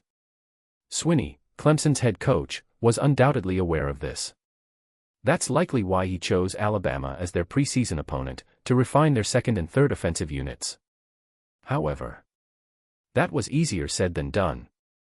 Clemson's second quarterback, Kelly Bryant, was also a young dual-threat quarterback like Watson, but the gap between them was clear. Leaving physical ability aside, Bryant's biggest issue was his decision-making, knowing when to pass, when to run, and when to break through himself. Some of it was experience, some of it was natural instinct. Alabama's defense piled on the pressure. Allen and his teammates didn't focus on sacking the quarterback. They simply applied constant pressure, forcing Bryant to make rush decisions, and soon he was flustered. No matter what Bryant chose to do, it felt like walking a tightrope, shaky and precarious, especially in the short passing game, where Alabama's defense packed the middle, leaving little room for either passing or running plays. 3 and out. In baseball, that's when the pitcher strikes out 3 batters in a row. In football, it means the defense has forced the opposing team to fail to gain a first down in 3 plays, forcing them into a long 4th down and often leading to a punt. 4th and 7. And with the ball deep in their own territory, Clemson couldn't risk it. They had no choice but to punt, giving possession back to Alabama. As Allen walked off the field, he removed his helmet, a broad grin on his face, chin held high. He turned to look at Lance. Lance understood. Helmet in hand, he jogged onto the field, raising his right hand high. Smack. Lance and Allen exchanged a high five, completing the handoff between the offense and defense. The Crimson Tide's internal rivalry, offense versus defense, now stood at 1-1. As Alabama's offense returned to the field, it was clear that Clemson's defensive strategy had changed. Swinney was not one to back down. Swinney had noticed Lance's impressive performance. Alabama had long been known as a school with great running backs, and their ground game was formidable. Lance had sounded the alarm in Swinney's mind. Clemson's defense tightened up on the line. Led by number 99 Farrell, the front 7 pulled their positions in tighter, ready to stop any running back that took the ball. As soon as the ball was snapped, defenders swarmed, creating a solid wall to block any path forward. Lance now faced a heavy challenge. As mentioned earlier, Lance wasn't a bruising back like Derrick Henry, capable of smashing through defensive lines. It was tough for him to make an impact when surrounded by defenders. Jacobs, Clark, and Emmons weren't built for that type of running either, which was exactly the dilemma Alabama faced. Burns, the offensive coordinator, had brought Lance onto the team for his burst of speed. Over short distances, Lance had the ability to break through 2, maybe 3 yards in a flash before he was tackled. Though not as dominant as Henry, Lance could still address some of Alabama's weaknesses in the running game. And beyond that, Lance's ability to read and make the right decisions meant that 2 or 3 yards could often become 4 or 5, or even more. At the same time, Alabama used Lance's abilities to keep Clemson's defense on their toes. Occasionally rotating in Emmons, they continued to pose a ground threat, forcing Clemson to keep their focus on the run. That split their attention. Meanwhile, Alabama's passing game began to open up. Swinney had been confident that Alabama's passing attack was weak, particularly with Bateman's inconsistent accuracy. So Clemson's front 7 kept focusing on stopping the run, giving Alabama's passing game some room to operate. Clemson's defense didn't apply enough pressure on the passing lanes, believing that Alabama's passing offense wouldn't be able to capitalize. But Swinney had miscalculated. Touchdown. Pass threw his hands in the air, his voice rising with excitement, a surge of energy coursing through him. Touchdown. Bateman connects with Hunter Kiss for Alabama's first passing touchdown of the game, and now the home team's offense is fully in gear. The Clemson Tigers are under immense pressure. Their lead is slipping away fast. Chapter 43, Itching for Action. Indeed, Bateman's passing accuracy might not be top tier, but let's not forget, being the number 2 quarterback for a powerhouse like Alabama means he's no pushover. Short passes often rely on teamwork. As long as the throw isn't wildly off target and the receivers and tight ends understand the play correctly, a connection can be made.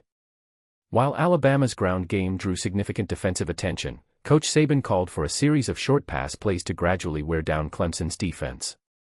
Were these tactics innovative? No. Saban's passing plays were straightforward and traditional. Did they work? Yes. And that was enough. Alternating between runs and passes, Saban's vast experience and seasoned tactics shone through, consuming 8 minutes and 37 seconds before, facing a 3rd and 3 in the red zone, Alabama scored a touchdown. It was a fake run, real pass. Bateman faked a handoff to Lance, drawing the defense toward him, then spun around and found tight end Hunter Kiss. With his back to the end zone, Hunter Kiss secured the ball despite being tackled, using his physical advantage to force his way in. Touchdown. After a successful extra point, the scoreboard read 14-21. The Crimson Tide had closed the gap, now just 1 touchdown behind. The energy in Bryant-Denny Stadium surged to life. Roar! Roar! Although this was just a preseason game, and the outcome didn't really matter, the historic rivalry between these two teams, coupled with their clash in the national championship earlier this year, ignited a passion in both the players and the fans that rivaled a regular season game. Clemson was no exception. With a loud snort, one of the Black Reapers, Dexter Lawrence, jumped to his feet. Compared to veterans like Watkins and Wilkins, Lawrence was still a high schooler, brimming with youthful energy and always eager to prove himself. He was always ready, never willing to let an opportunity slip by. Moreover, there was competition between Lawrence and fellow freshman, number 99 Clelin Ferrell. Seeing Ferrell fail to live up to the coach's expectations, Lawrence became even more eager, his eyes fixed on the coach. Would they just let this slide? That number 23 from Alabama was nothing special. The quarterback could only manage short passes. Alabama's offense was using the same old tactics repeatedly. If Ferrell couldn't handle it, why not let him take over? Watkins and Wilkins didn't stop Lawrence. In fact, they were curious about the coach's decision too. They didn't like Alabama. If they had to choose, they preferred the Alabama they had dominated in the first half, grounded, struggling to make plays. Sure, this was just a preseason game, but Watkins and Wilkins hadn't forgotten the bitterness of losing the national championship in January. Weren't they supposed to get their revenge today? Coach Swinney hesitated. Preseason games had their own strategic importance. Should he disrupt his plans just to secure a win in a warm-up game? Or should he continue trusting his players? After all, they couldn't rely on just one lineup for the upcoming season. Thoughts swirled in his mind. Swinney glanced back at Deshaun Watson, who was still sitting calmly, arms crossed over his chest. Though his face was now serious, lacking the earlier laid-back vibe, he was still composed, showing no signs of panic despite Alabama's recent score. Swinney regained his composure. Everything stemmed from that number 23 running back who had seemingly come out of nowhere. Their scouting report had completely overlooked him, throwing a wrench into their plans. Damn it. But they couldn't afford to panic now. They had to stick to the plan. So, Swinney ignored Lawrence's eager gaze and reaffirmed his approach. The third quarter was nearly over, and it was Clemson's turn to attack. They needed to stay calm, grind out a solid offensive drive, control possession, and drain the clock. If they could finish with a touchdown, the game would be back in their hands. Swinney regained his confidence and signaled the offense to take the field. Indeed, this time, Clemson's offensive strategy was more meticulous and balanced. They engaged Alabama's defense in a war of attrition, locking into a battle of wills. 7 minutes and 45 seconds passed. This drive spanned the third quarter and into the fourth. Short passes and runs were the focus, as Clemson mirrored Alabama's earlier method of offense. Their grit and determination reflected the depth they had displayed in the national championship game earlier that year, where they had fought Alabama to the wire. But, no touchdown. Alabama's defense made a crucial stand in the red zone, stopping Clemson at the 7-yard line. Still, Clemson managed to secure a field goal. It was their first points of the second half. 24-14. The lead extended once more, and with most of the fourth quarter already gone, Alabama now faced a tougher challenge. Watson settled back into his relaxed posture, joking with his teammates again. Watkins and Wilkins also regained their calm. Only Lawrence remained on edge, eager to prove himself in this game. The scales of victory tipped ever so slightly in Clemson's favor. The shift was subtle, but it was enough to change the mood. When Alabama's offense returned to the field, there was a heavy sense of pressure. Lance felt it too. Though it wasn't an official game, the pressure of competition filled his heart. Unlike cross-country running or mixed martial arts, this was the first time Lance had felt the weight of so many people depending on him. It was intense, yet thrilling. This was a first for him. Alabama felt it, and so did Clemson. The first play exploded with energy.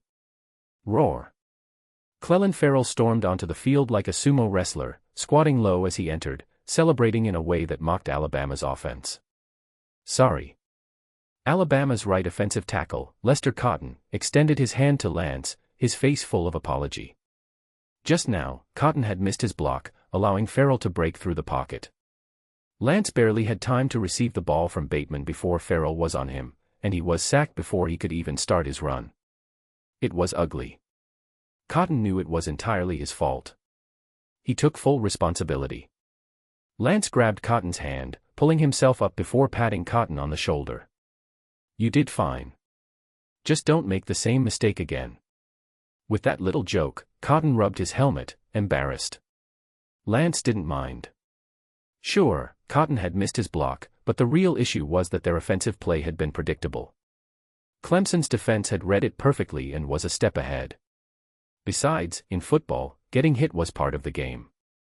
From that hit, Lance could still taste the metallic tang of blood on his tongue. It was thrilling, exciting even. Blowing out an opponent was great, but it was boring without a fight. After overcoming a challenge, crushing the opponent felt far more satisfying. Lance thought to himself, "Looks like number 99 is ready." Chapter 44, Bring It On. 3rd and 13. The situation was grim. On the first down, Lance was tackled behind the line of scrimmage, losing 3 yards, putting the offense under immense pressure.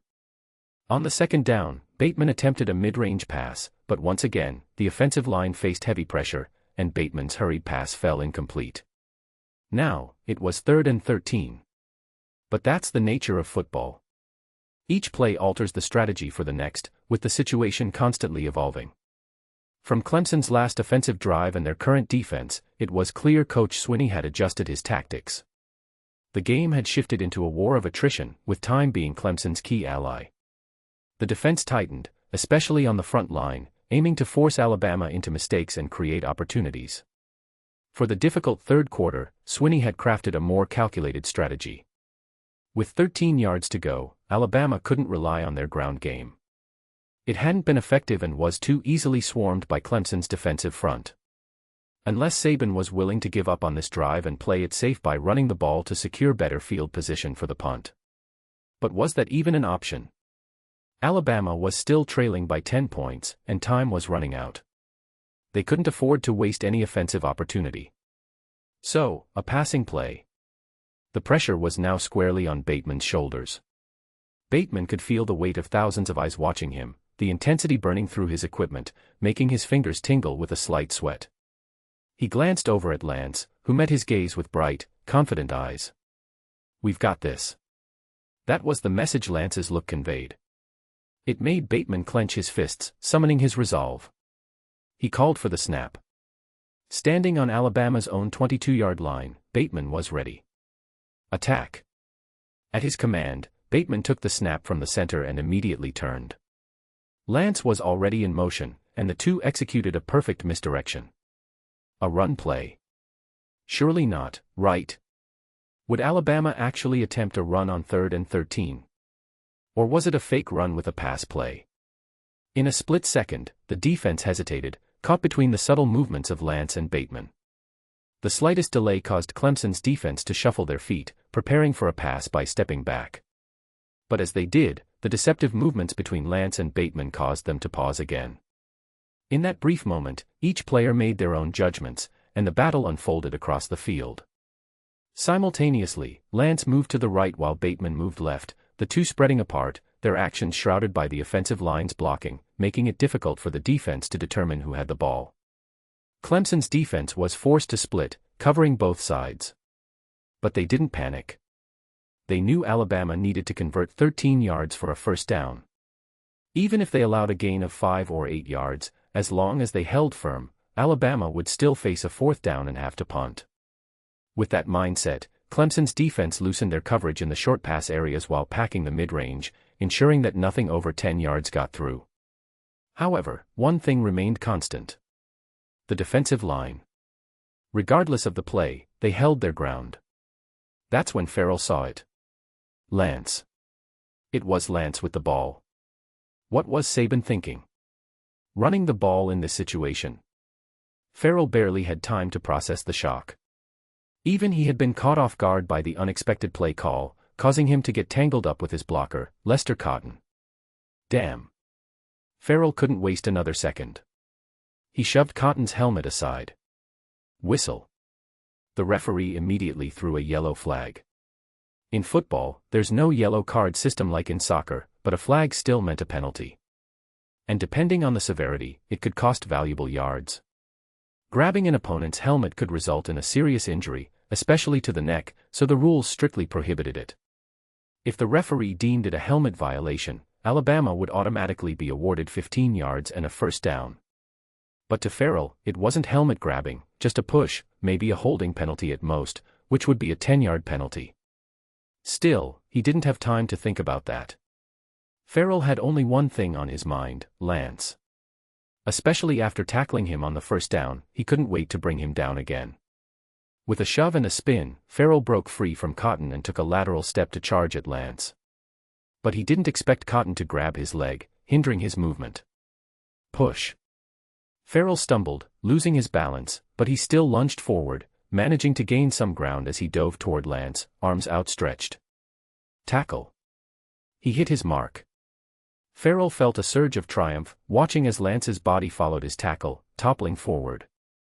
Amid the chaos, Farrell's grip slipped, and before he could secure the tackle, he saw Lance's legs kick free, continuing to run. Farrell. What just happened? Hadn't he tackled him? Indeed, Farrell had tackled Lance. But Lance, sensing the looming defense, knew he didn't have time to evade. His only option was to press forward before the defense closed in completely, and he ran straight into Farrell. Lance couldn't shake the tackle off. But he didn't give up. Farrell's tackle lacked firmness, thanks to Cotton's interference. Though Lance had lost his balance, he hadn't lost control of his body.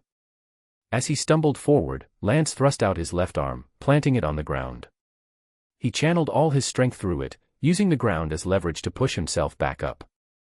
With a powerful thrust, his core engaged, and before he had fully regained his footing, he started running again.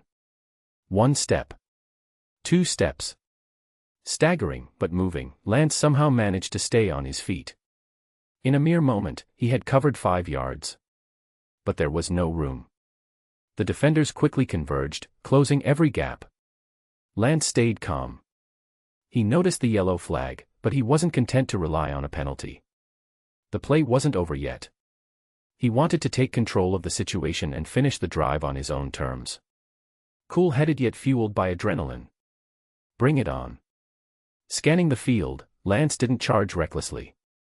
He spotted a sliver of space and carefully calculated his next move before darting forward. 1 step, 2 steps.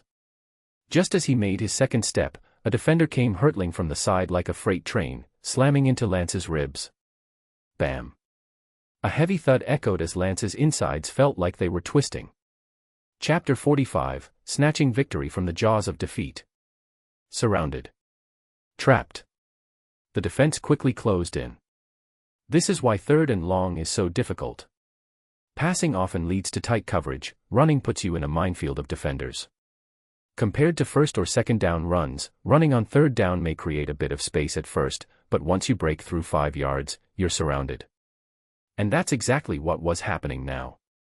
Everywhere Lance looked, there were Tiger defenders, breaking through the Red Tide's blocks and flooding the field like a dam that had burst.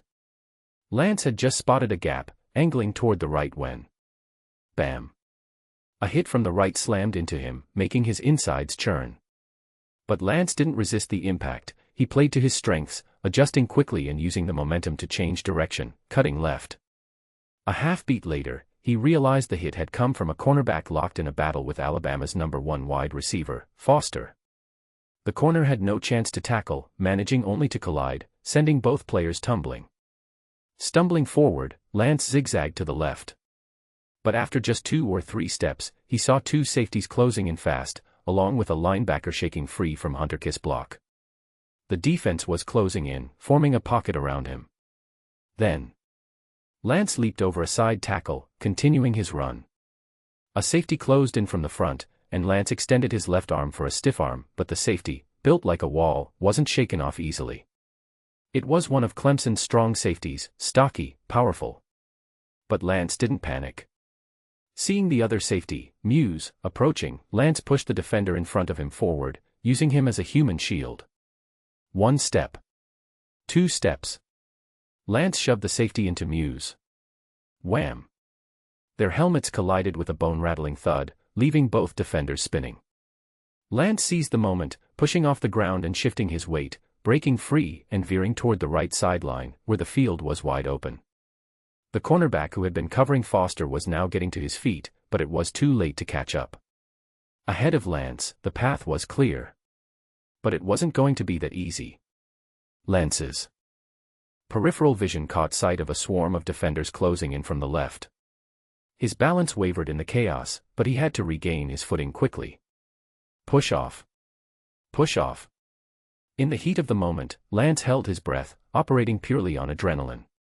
His speed ramped up, bit by bit, while his senses stayed sharp. He could feel the pressure from all angles as he dodged one would-be tackler after another. A gasp rippled through the stadium.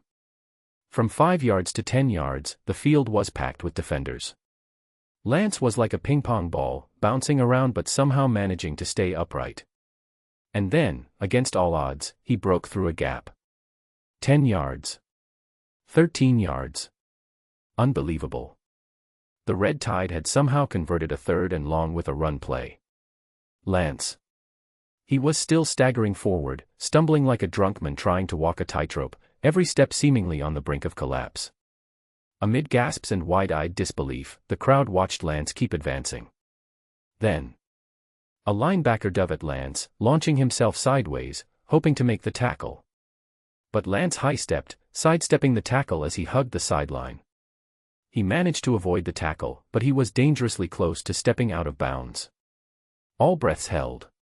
Lance didn't slow down, he accelerated, tiptoeing along the thin sliver of space inside the sideline, balancing precariously but running faster and faster. 15 yards. 20 yards. Tap tap. Tap tap. Lance's nimble footwork resembled a graceful ballerina, dancing delicately on a thin line, turning the football field into a stage for high art. 25 yards. He crossed midfield, the white lines flashing beneath his feet like trees flying past a speeding train, while the crimson sea of fans retreated like waves. Vibrant. Majestic. And then, Muse reappeared. Despite his earlier collision with his teammate, Muse hadn't given up. Regaining his balance, he chased after Lance again, this time catching up quickly. He didn't have time to think. He just sprinted, inching closer with every step. Muse didn't need to tackle Lance, he just needed to push him out of bounds. He pushed off the ground, launching himself at Lance. Buzz. Bryant-Denny Stadium fell into dead silence. Everyone held their breath as time seemed to slow, eyes wide with anticipation. Lance hit the brakes. Mid-sprint, Lance pulled off an emergency stop, swaying dangerously, like a dragonfly perched atop a fragile lotus leaf, wings trembling. Muse sailed past him. Muse had calculated where Lance would be after his next step, anticipating the collision. But he hadn't anticipated Lance's sudden halt. Their eyes met as Muse flew by. Muse crashed helplessly into Alabama's sideline players. But nobody on the Tide's sideline had time to care about Muse, all eyes were locked on Lance as he darted down the field, triggering a tidal wave of cheers. Roar. Lance crossed Clemson's 45-yard line. Roar. After regaining his balance, Lance accelerated again, his speed gradually increasing as he crossed the 40-yard line. Roar. One by one, Clemson defenders rushed toward the sideline, trying to cut him off. The entire stadium seemed to explode, with a roaring wave chasing Lance as he sprinted toward the end zone. 35-yard line. Roar. The atmosphere was electric. Passion soared through the stands, turning the stadium into a sea of fire. Even seasoned commentators like Todd Blackledge and Pass couldn't help but marvel at Lance's graceful sideline sprint. 30-yard line. Behind Lance, the stampede of defenders stretched out like a peacock's tail. In front, Lance charged forward like a solitary arrow, gaining more and more speed. The wind whistled past, the roaring crowd turning into a blur of red and white, like paint splashed across the sky. Then, with one final burst, Lance crossed into the end zone. Boom. The stadium erupted. Tens of thousands of fans jumped to their feet, screaming and cheering at the top of their lungs. Roar. Roar. The Crimson Tide swept the field like a wave. Clemson stood in stunned silence. Incredulous. Unreal. But it was happening right before their eyes. 24-21. The Crimson Tide had scored again, narrowing the gap. Could Watson still afford to sit calmly on the sideline? Chapter 46, Turnover. Watson couldn't sit still. His leg was shaking. When Farrell missed the tackle, his leg started shaking, and he began biting his nails, a far cry from the relaxed and arrogant attitude he'd had during halftime. Now, his heart felt like a crumpled-up piece of paper. Everyone knew the Crimson Tide's strength lay in their defense, while their offense heavily relied on Derrick Henry. This year, without their star player, the Tide's offensive firepower had been cut in half. When the Tigers led by 3 touchdowns in the first half, shutting out the Tide, it seemed like an easy victory was in hand. But then, where on earth did that number 23 come from? Damn it. Watson knew this was just a warm-up game, but for Clemson, this wasn't just a chance to avenge their loss in last season's national championship game. It was also an opportunity to declare their championship ambitions for the upcoming season. He craved victory. And preferably, a blowout. But now, after the Tide had scored 2 touchdowns, Watson thought, maybe we won't get a blowout, but at least we'll still win.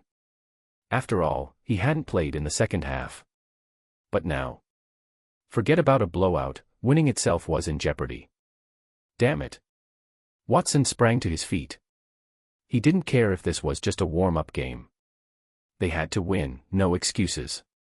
It wasn't just Watson, Watkins, Wilkins, Lawrence, and the other Dark Lords couldn't stay seated either.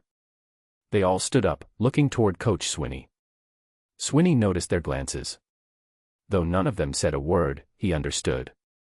The entire team was united in their desire to build confidence and start the season strong. Swinney had assumed Saban was using this game to test his second and third string players. Given Saban's experience, he likely didn't care about winning a warm-up game, which gave Clemson the advantage of playing with a winning mindset. But now, Swinney had a headache. After a brief hesitation, he made up his mind. Watson, get ready to go in. It didn't matter if this was just a warm-up game, they needed to build confidence, and the team's strategies had been well tested. Right now, victory was more important than anything else. If they couldn't stop the Tide's second-string offense, what would that make them? Watson didn't care about any of that. As soon as he heard his name, he jumped up and used the time during the extra point and ensuing kickoff to hurriedly put on his gear. In his rush, he tugged on his ear while putting on his helmet, muttering a curse under his breath, but there was no time to worry about it. He hastily suited up, eager to get back on the field. After the kickoff, the Crimson Tide special teams played it safe, not taking any risks, and gave the Tigers a standard starting position at their 25-yard line. Ha! Watson roared, clenching his fists, eyes burning with determination as he stepped onto the field. Across from him, Allen and Lance locked eyes for a brief moment. Allen gave Lance a thumbs up. As expected, you pushed Watson back onto the field. His earlier smugness was long gone, thanks to you. Lance, in return, made a come-on gesture. Now it's up to the Tide's defense. Allen and the others finally had their chance to face a more polished version of Watson. Let's see what happens. Allen grinned, turned to his defensive teammates, and raised his hand, signaling them to take the field with their heads held high. Bryant-Denny Stadium erupted into a new peak of excitement. Lance was curious to see how Clemson's offense would respond. In his mind, bringing Watson back in was actually a mistake. Not because it would hurt backup quarterback Bryant's confidence. After all, Bryant had done fairly well on the previous drive, pushing the ball into the red zone, even though they didn't score. Continuing to use Bryant to control the clock might have given Clemson the upper hand. But by putting Watson back in, the Tigers revealed their urgency and desperation. Watson was still young and impatient. Coming onto the field with a mindset of crushing the opponent to secure victory, he was likely to play aggressively. This could be the Tide defense's opportunity. Even if Watson managed to score, there might still be enough time left for the Tide's offense to mount another drive. Every strategy reveals something, and even Lance, a newcomer, could see this. Surely, Saban, an experienced coach, was fully aware of what was going on. Sure enough, Lance was right. Sacked. On the very first play, Allen delivered a bone-crushing sack to Watson. A sack occurs when the quarterback is tackled while holding the ball. Though it doesn't result in a turnover, it costs the team yards and delivers a hard hit, especially dangerous for quarterbacks, who aren't as durable as other players. Watson had been too eager to make a statement. On 1st and 10, he tried for a big pass but fell right into Saban's trap. All his passing options were locked down, leaving him hesitant to throw. By the time he realized what was happening, Allen was already in his face. Watson tried to escape with his legs, but Allen wasn't about to let this opportunity slip away. Sacked. With that, the Tide's defense began to assert themselves. Having watched their backups get torched by Watson in the first half, Allen and his teammates were definitely out for redemption. But Watson wasn't done yet.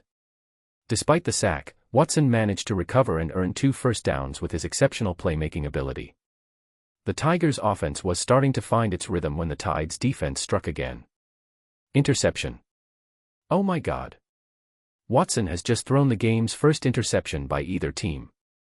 The Crimson Tide's linebacker, number 10, Foster, snatches the ball away, giving possession back to Alabama. And now, the Tide's offense will take the field again. The game's outcome is still wide open, anything can happen. This is truly a rematch of last season's national championship game, filled with excitement and drama. An interception happens when the quarterback's pass is caught by the opposing team instead of their own player. Defensive players can contest the ball with receivers and tight ends as long as they don't commit a foul. If they successfully catch the ball, it's an interception, and the defense can then attempt to return the ball for as many yards as possible, or even score. Interceptions are one of the ways a defense can change the course of a game. That's why quarterbacks must be extremely cautious with their passes. Watson, though, had been too aggressive, misreading the defense's alignment. He threw the ball straight into the waiting arms of Foster, who swooped in and snatched it out of the air. 1 interception. 1 turnover. The Crimson Tide's defense sent Watson packing less than 3 minutes after he stepped back onto the field, regaining possession and giving Alabama's offense 2 minutes and 7 seconds to make a final drive. The momentum had completely shifted. Chapter 47, Double Bluff. Roar. It was rare, but Foster let out a thunderous roar. Normally quiet and reserved during practice, even he couldn't suppress his passion in this game. He slammed the football into the ground, igniting the stadium's cheers. Across the field, Watson was in disbelief. He ripped off his helmet, cursing under his breath as he stormed back to the Tigers' sideline. His usually calm demeanor had turned into a scowl as dark as the night sky, and he couldn't stop muttering curses to himself. The momentum had shifted yet again. At this moment, Swinney realized his mistake. But it was too late for regrets. He glanced at Lawrence and the others, who were eager to get back in the game. Without any more hesitation, he waved his hand, sending his starters back onto the field. Since things had already reached this point, they had to win. In sports, no mistake or misstep can't be erased by a victory. As long as they won, all the errors would be forgotten, and the Tigers' spring training could end on a high note. Swinney's eyes sharpened with determination. The Crimson Tide offense versus the Tigers' defense. The key to this game would be the weaker points of both teams. Swinney believed that if they could stop this drive, Watson would return and secure the win. Everything depended on this moment. Lawrence didn't hesitate. The moment he saw the coach's signal, he sprinted onto the field at full speed, scanning the crowd until he spotted one familiar figure. Number 23. A smile crept across Lawrence's face. Was that guy ready? Lawrence wasn't feral. He was about to show what a true defensive lineman could do. His starting spot wasn't handed to him, Farrell wasn't even worthy of carrying his gear. Lance felt a chill run down his spine, goosebumps popping up. Reflexively, he turned and immediately locked eyes with Lawrence in the crowd. Lawrence didn't bother hiding his intentions. In fact, as their gazes met, Lawrence gave a mocking grin, running his thumb slowly across his throat, flashing his white teeth in a wide grin. Ha. Ha. You'll never forget me. My name will haunt your nightmares, waking you in terror every night. I'll make sure you remember me well.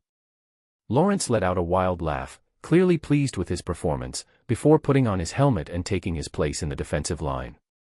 Lance, what was his name again? With a smirk, Lance donned his helmet and joined Bateman, ready to line up for the play. Foster's interception had occurred near midfield, but because he was surrounded by Tigers players, he couldn't return the ball. However, he did manage to set up the Crimson Tide at their own 47-yard line. In other words, the Tide only needed 2 first downs to reach field goal range. For the Tigers' defense, this was a tough assignment, but Lawrence, Watkins, and Wilkins were full of confidence. They had shut down the Tide's first-team offense in the first half. There was no reason they couldn't do it again in the second. All they needed to do was contain Lance, just like they had shut down Derrick Henry last year.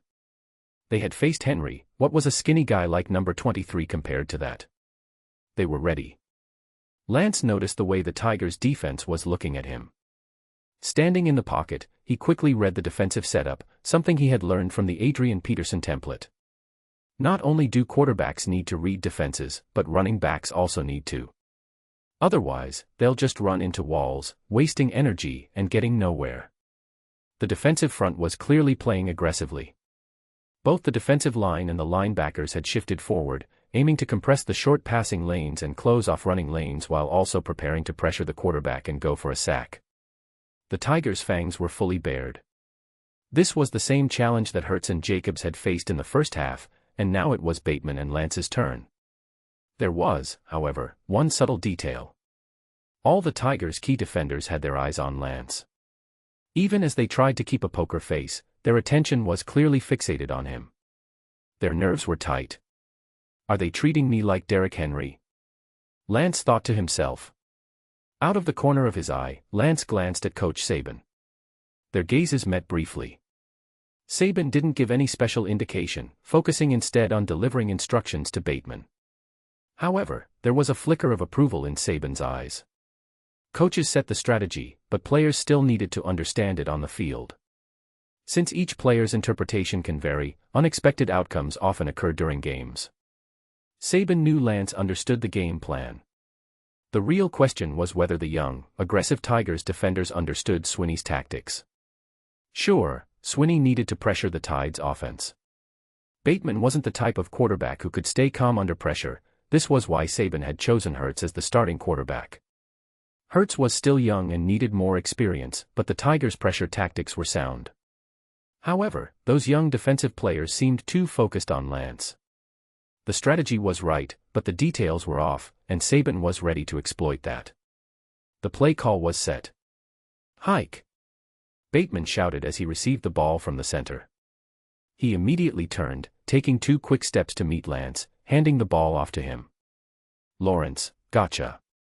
With a push-off, Lawrence launched into action, his eyes glued to number 23.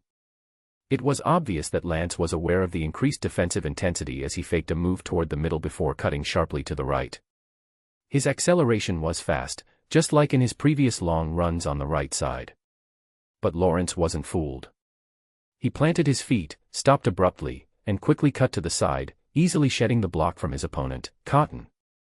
Lawrence was clearly more skilled and mature than Farrell, tearing through the offensive line like it was paper. One shove, and Lawrence shook off Cotton, moving like lightning as he closed in on Lance, determined not to make the same mistake Farrell had. Number 23 was now within arm's reach. Lawrence's heart leapt with excitement. But something felt off. Lance was almost too eager, seemingly running right into him. Was Lawrence tackling Lance, or was Lance tackling him? Just then, out of the corner of his eye, Lawrence caught sight of a football arching through the air, a perfect spiral. Wait, what? Why is the ball there? Snapping his head forward again, Lawrence saw Lance's face looming larger and larger until everything went black as he was flipped upside down. Surprise. Chapter 48, Time Management. Bang. Lawrence's vision went black as an overwhelming force hit him, nearly crushing his insides. His heavy body flipped backward like a sack of rice, silencing any sound before it could leave his throat. 1 second he thought he'd tackled number 23 perfectly, but in reality, Lance had anticipated his move. He took advantage of Lawrence's momentary distraction and countered with a direct, forceful collision that sent Lawrence flying backward. As Lawrence lay there, disoriented, the only thing he could make out were chaotic footsteps, and through the confusion, he saw a blur of red streaking past. And then... Roar, Crimson Tide. Roar, Crimson Tide. Bryant-Denny Stadium erupted with energy. Lawrence clenched his fist. A fake run and pass play. Damn it. It finally dawned on Lawrence that it was a play action. Lance had completely drawn their attention, leaving a gap in the defense, allowing Bateman to complete a quick short pass for a first down, pushing forward 15 yards. They were now within field goal range. The Tigers' defense, united in their goal of forcing a 3-and-out, had instead been hit with a gut punch as soon as they took the field. The situation was dire. Lawrence got to his feet, exchanging glances with Watkins and Wilkins. Though their faces were dark with frustration, their silent communication made it clear they had been too focused on number 23's rushing ability, and that had left them vulnerable, allowing a major defensive breakdown. It wasn't looking good. If they couldn't stop the Crimson Tide here and now, the game's outcome would be out of their hands once Alabama entered field goal range. Damn it. On the sidelines, Watson was visibly restless, standing tall and fuming with agitation. His mood swung from anxious to outright furious, knowing that if not for that interception, the Tigers' defense had refocused, they wouldn't make the same mistake twice. Now the question was, what would the Crimson Tide's next play be? And how would the Tigers' defense respond? Hike! Bateman's voice rang out, but instead of moving, he stood still, holding the ball in place, creating space as Lance moved in. Lance took the ball without changing direction, charging straight into the mass of bodies on the offensive line. Up the middle. Bang. A shadow came crashing in head-on. This time, it wasn't Lawrence but Wilkins. In fact, the entire defensive line had been ready for this. Swinney had called for a blitz. A blitz is when the defense aggressively charges forward, aiming to break through the offensive line and pressure the quarterback, either sacking him, disrupting the pass, or causing a turnover. The Tigers' defense played this blitz aggressively, looking to take the upper hand. Not only was the defensive line charging, but the linebackers and corners also tightened their coverage.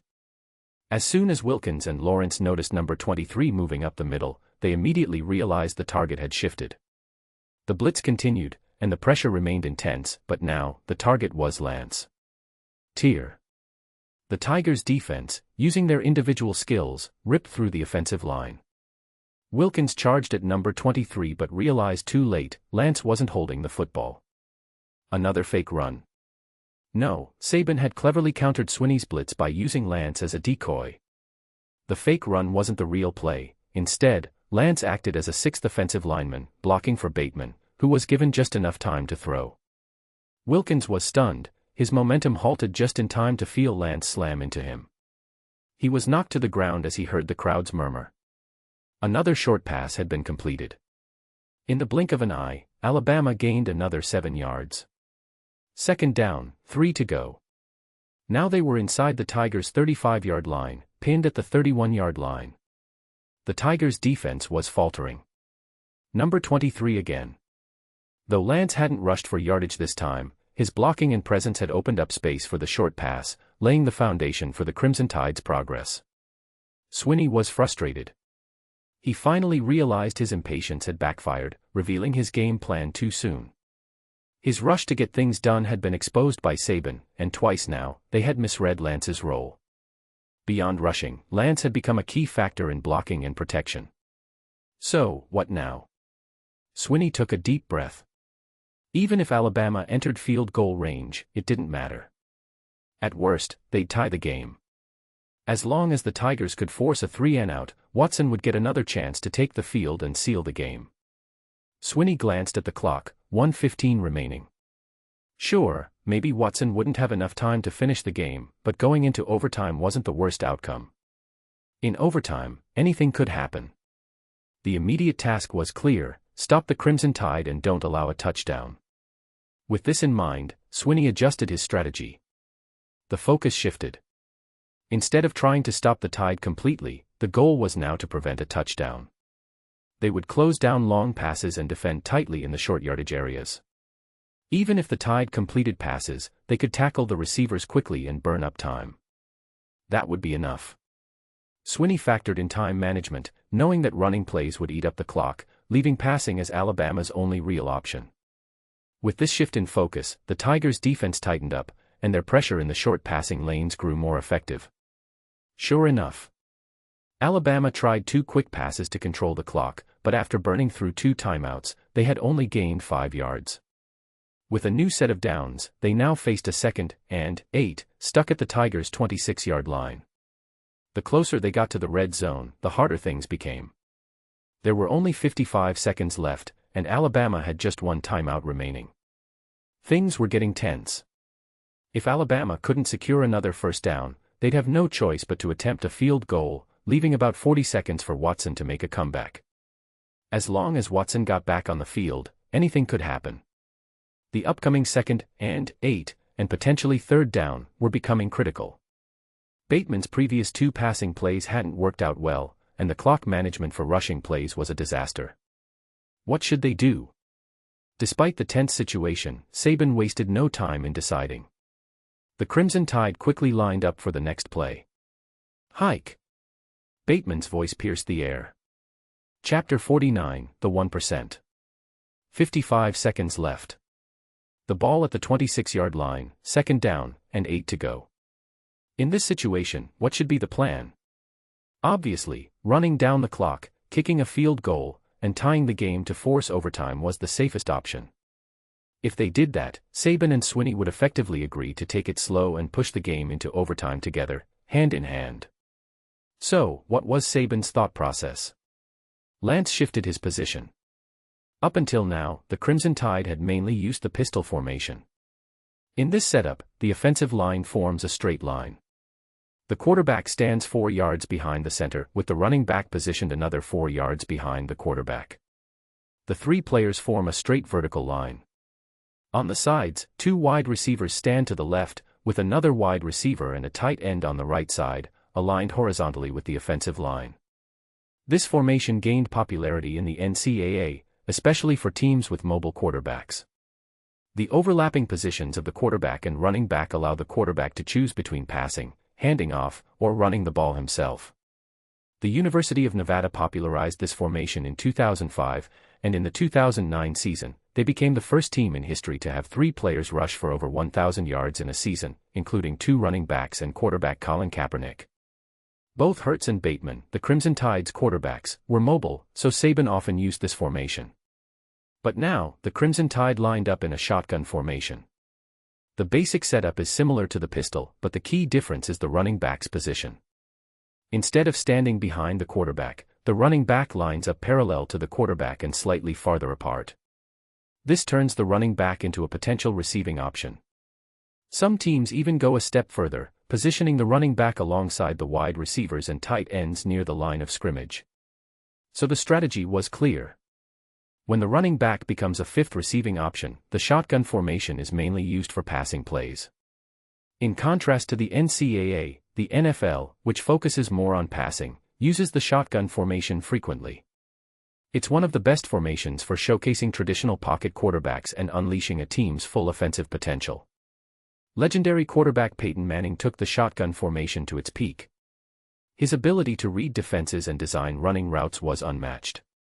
In the 2013 season with the Denver Broncos, Manning pushed the shotgun formation to its extreme, throwing for 5,477 yards and 55 passing touchdowns, both NFL records, and leading the Broncos to become the first team in history to score over 600 points in a single season. Now, back to the Crimson Tide. Seeing Lance's position shift, it was clear, Saban had moved away from the pistol formation and had made the rare choice to use the shotgun. This meant one thing: they were going for a pass. It was all or nothing. The Crimson Tide weren't playing it safe. 2nd down, 8 yards to go, and Saban was rolling the dice.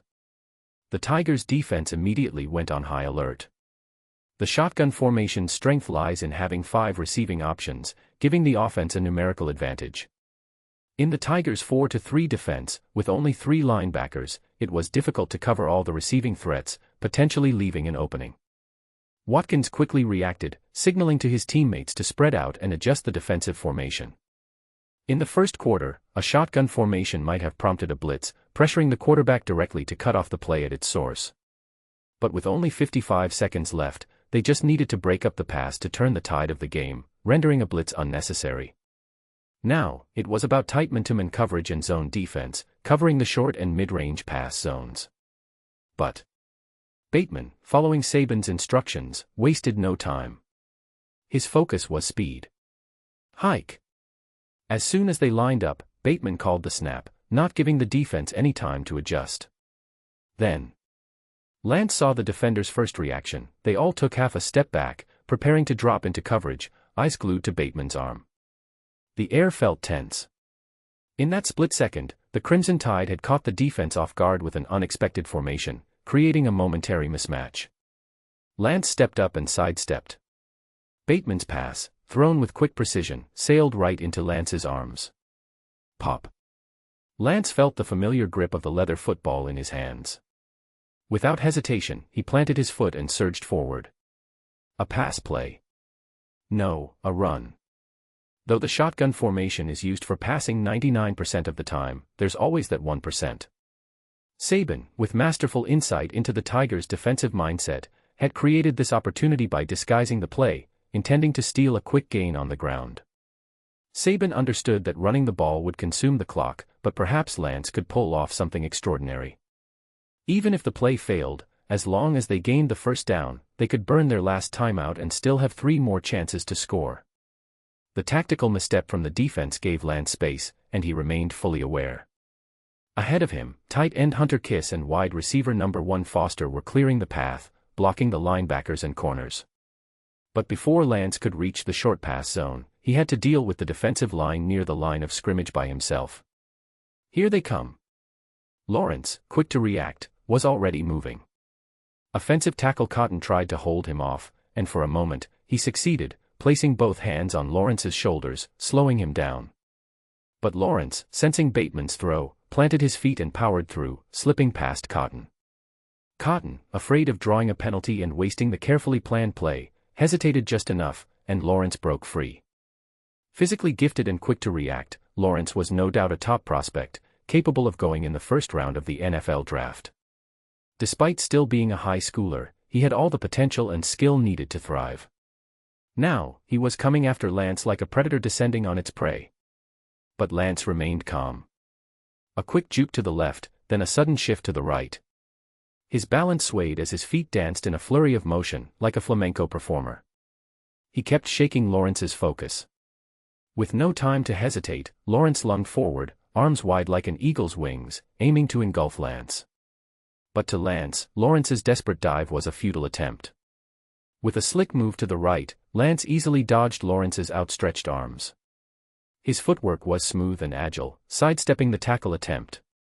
Lawrence's grasp missed completely, leaving him sprawled out, arms flailing as he fell to the ground. As for Lance, his movements were fluid and graceful, the momentary dodge giving him enough time to replant his foot, launch himself forward, and accelerate. He was sprinting away now. Lawrence was left in the dust, out of the play. Chapter 50, The Edge Runner. Damn. Damn, damn, damn. After missing the tackle, Lawrence lost his balance, gravity pulling him down. Shame and rage clashed in his mind, burning intensely, but all of it soon transformed into bitter frustration. He gritted his teeth, forcing his body into a counterclockwise spin, like in Inception when gravity shifts, fighting desperately to stay upright. His hands slammed against the ground, determined and fierce, as he lunged toward Lance one last time. In this moment, Lawrence's talent and ability were on full display. Despite falling backward, he managed to defy gravity using sheer core strength, almost like Michael Jordan hanging in the air. Incredibly, he made a second attempt, hoping to catch Lance off guard and swipe at him. Contact. Lance felt a sudden, heavy impact on his left shoulder, catching him off guard. He thought he'd already left Lawrence behind, but Lawrence had one final move. The potential first-round pick made his presence known in that instant, disrupting Lance's balance and forcing his left shoulder down like an anchor. Knees bent, body lowered, and pressure absorbed. Lance didn't resist. Instead, he leaned into the momentum, lowering his center of gravity to absorb the blow, using a crouch to keep moving forward and quickly shaking off the impact. Lawrence, damn it. So, is that all a first-round pick's got? Just this. Lawrence's desperate effort failed to stop Lance. But in football, it's never just about one player. The Tigers' defense had more than just Lawrence. Lance quickly put Lawrence behind him. Thanks, next. Before Lance could even straighten his knees, he spotted two more players coming at him from the left. A linebacker and a defensive lineman. His quick glance told him that the fearsome Wilkins, one of the Tigers' feared Black Reapers, was among them, baring his teeth in determination. Wilkins was looking for revenge, ready to teach the upstart number 23 a lesson. But instead of punishing Lance, Wilkins had been humiliated, failing to even touch him so far. Frustrated, Wilkins chased after Lance, leaping toward him in a desperate dive, his eyes fixed only on one target. In that split second, Lance read the situation clearly. He noticed Wilkins crowding the linebacker's path. Collision course. Facing two defenders, Lance could use this to his advantage. Lowering his shoulder, Lance moved slightly back, shifting to the right side of Wilkins just enough to use Wilkins' body to block the linebacker's approach.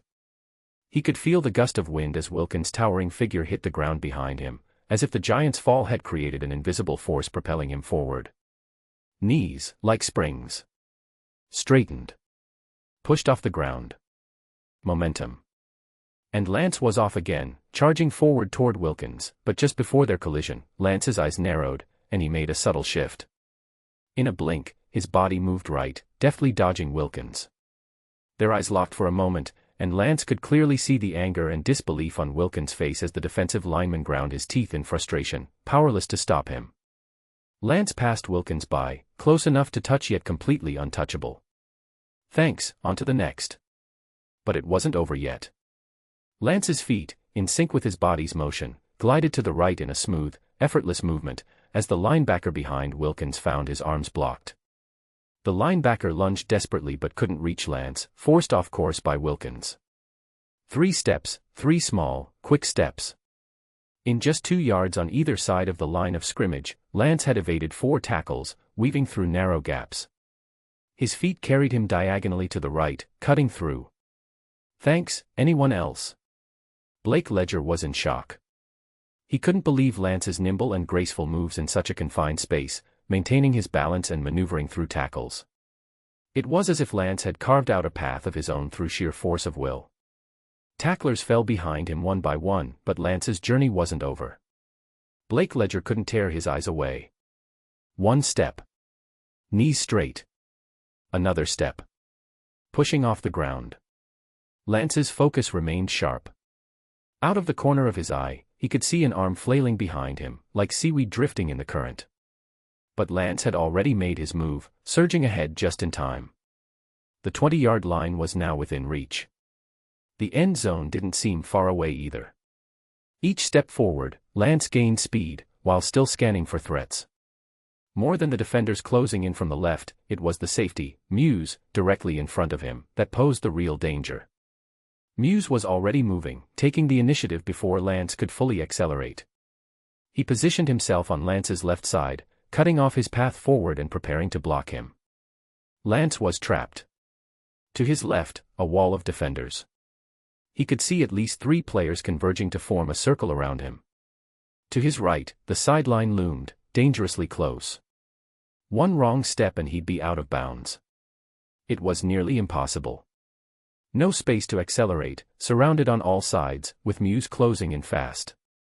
Muse aimed for Lance's left shoulder. Clearly, Muse planned to tackle Lance from the left. Even if Lance broke free, the safety would use his body to force Lance out of bounds. Clever. Smart. Lance held his breath, fully focused. He shifted ever so slightly to the right, just enough to dodge, but not fully settled when his shoulder met Muse's. Wham! The impact reverberated, as Muse reached out to wrap Lance up, only to grab nothing but air. Lance spun effortlessly in a graceful pirouette, using the force of the collision to execute a stunning counter-rotation. He twisted away from the tackle, slipping free as Muse lost his footing and tumbled forward. Whoa! Blake Ledger gasped. But before he could catch his breath, he heard Pash next to him do the same. Both commentators couldn't hold back their excitement. He dodged him. I can't believe it. He really dodged him. Crimson Tide's number 23 just slipped past Muse's sure tackle. He was on the verge of losing his balance, almost toppling over, but the Crimson Tide secured the first down. And now, this running back is pushing toward the 15-yard line. Wait, hold on. Number 23 is still going, still fighting for balance. He's skirting the sideline, somehow maintaining his footing, showing acrobatic balance as he edges along the sideline, continuing to sprint. This isn't the first time Tigers' left side defense has been breached again by number 23, who's moving like. Pash was momentarily at a loss. Blake Ledger couldn't help but jump in, shouting, "An edge runner." Pash's eyes lit up, an edge runner. He's like an edge runner, dancing on the fine line between danger and disaster. Elegant yet deadly, slicing right through the Tigers' defense.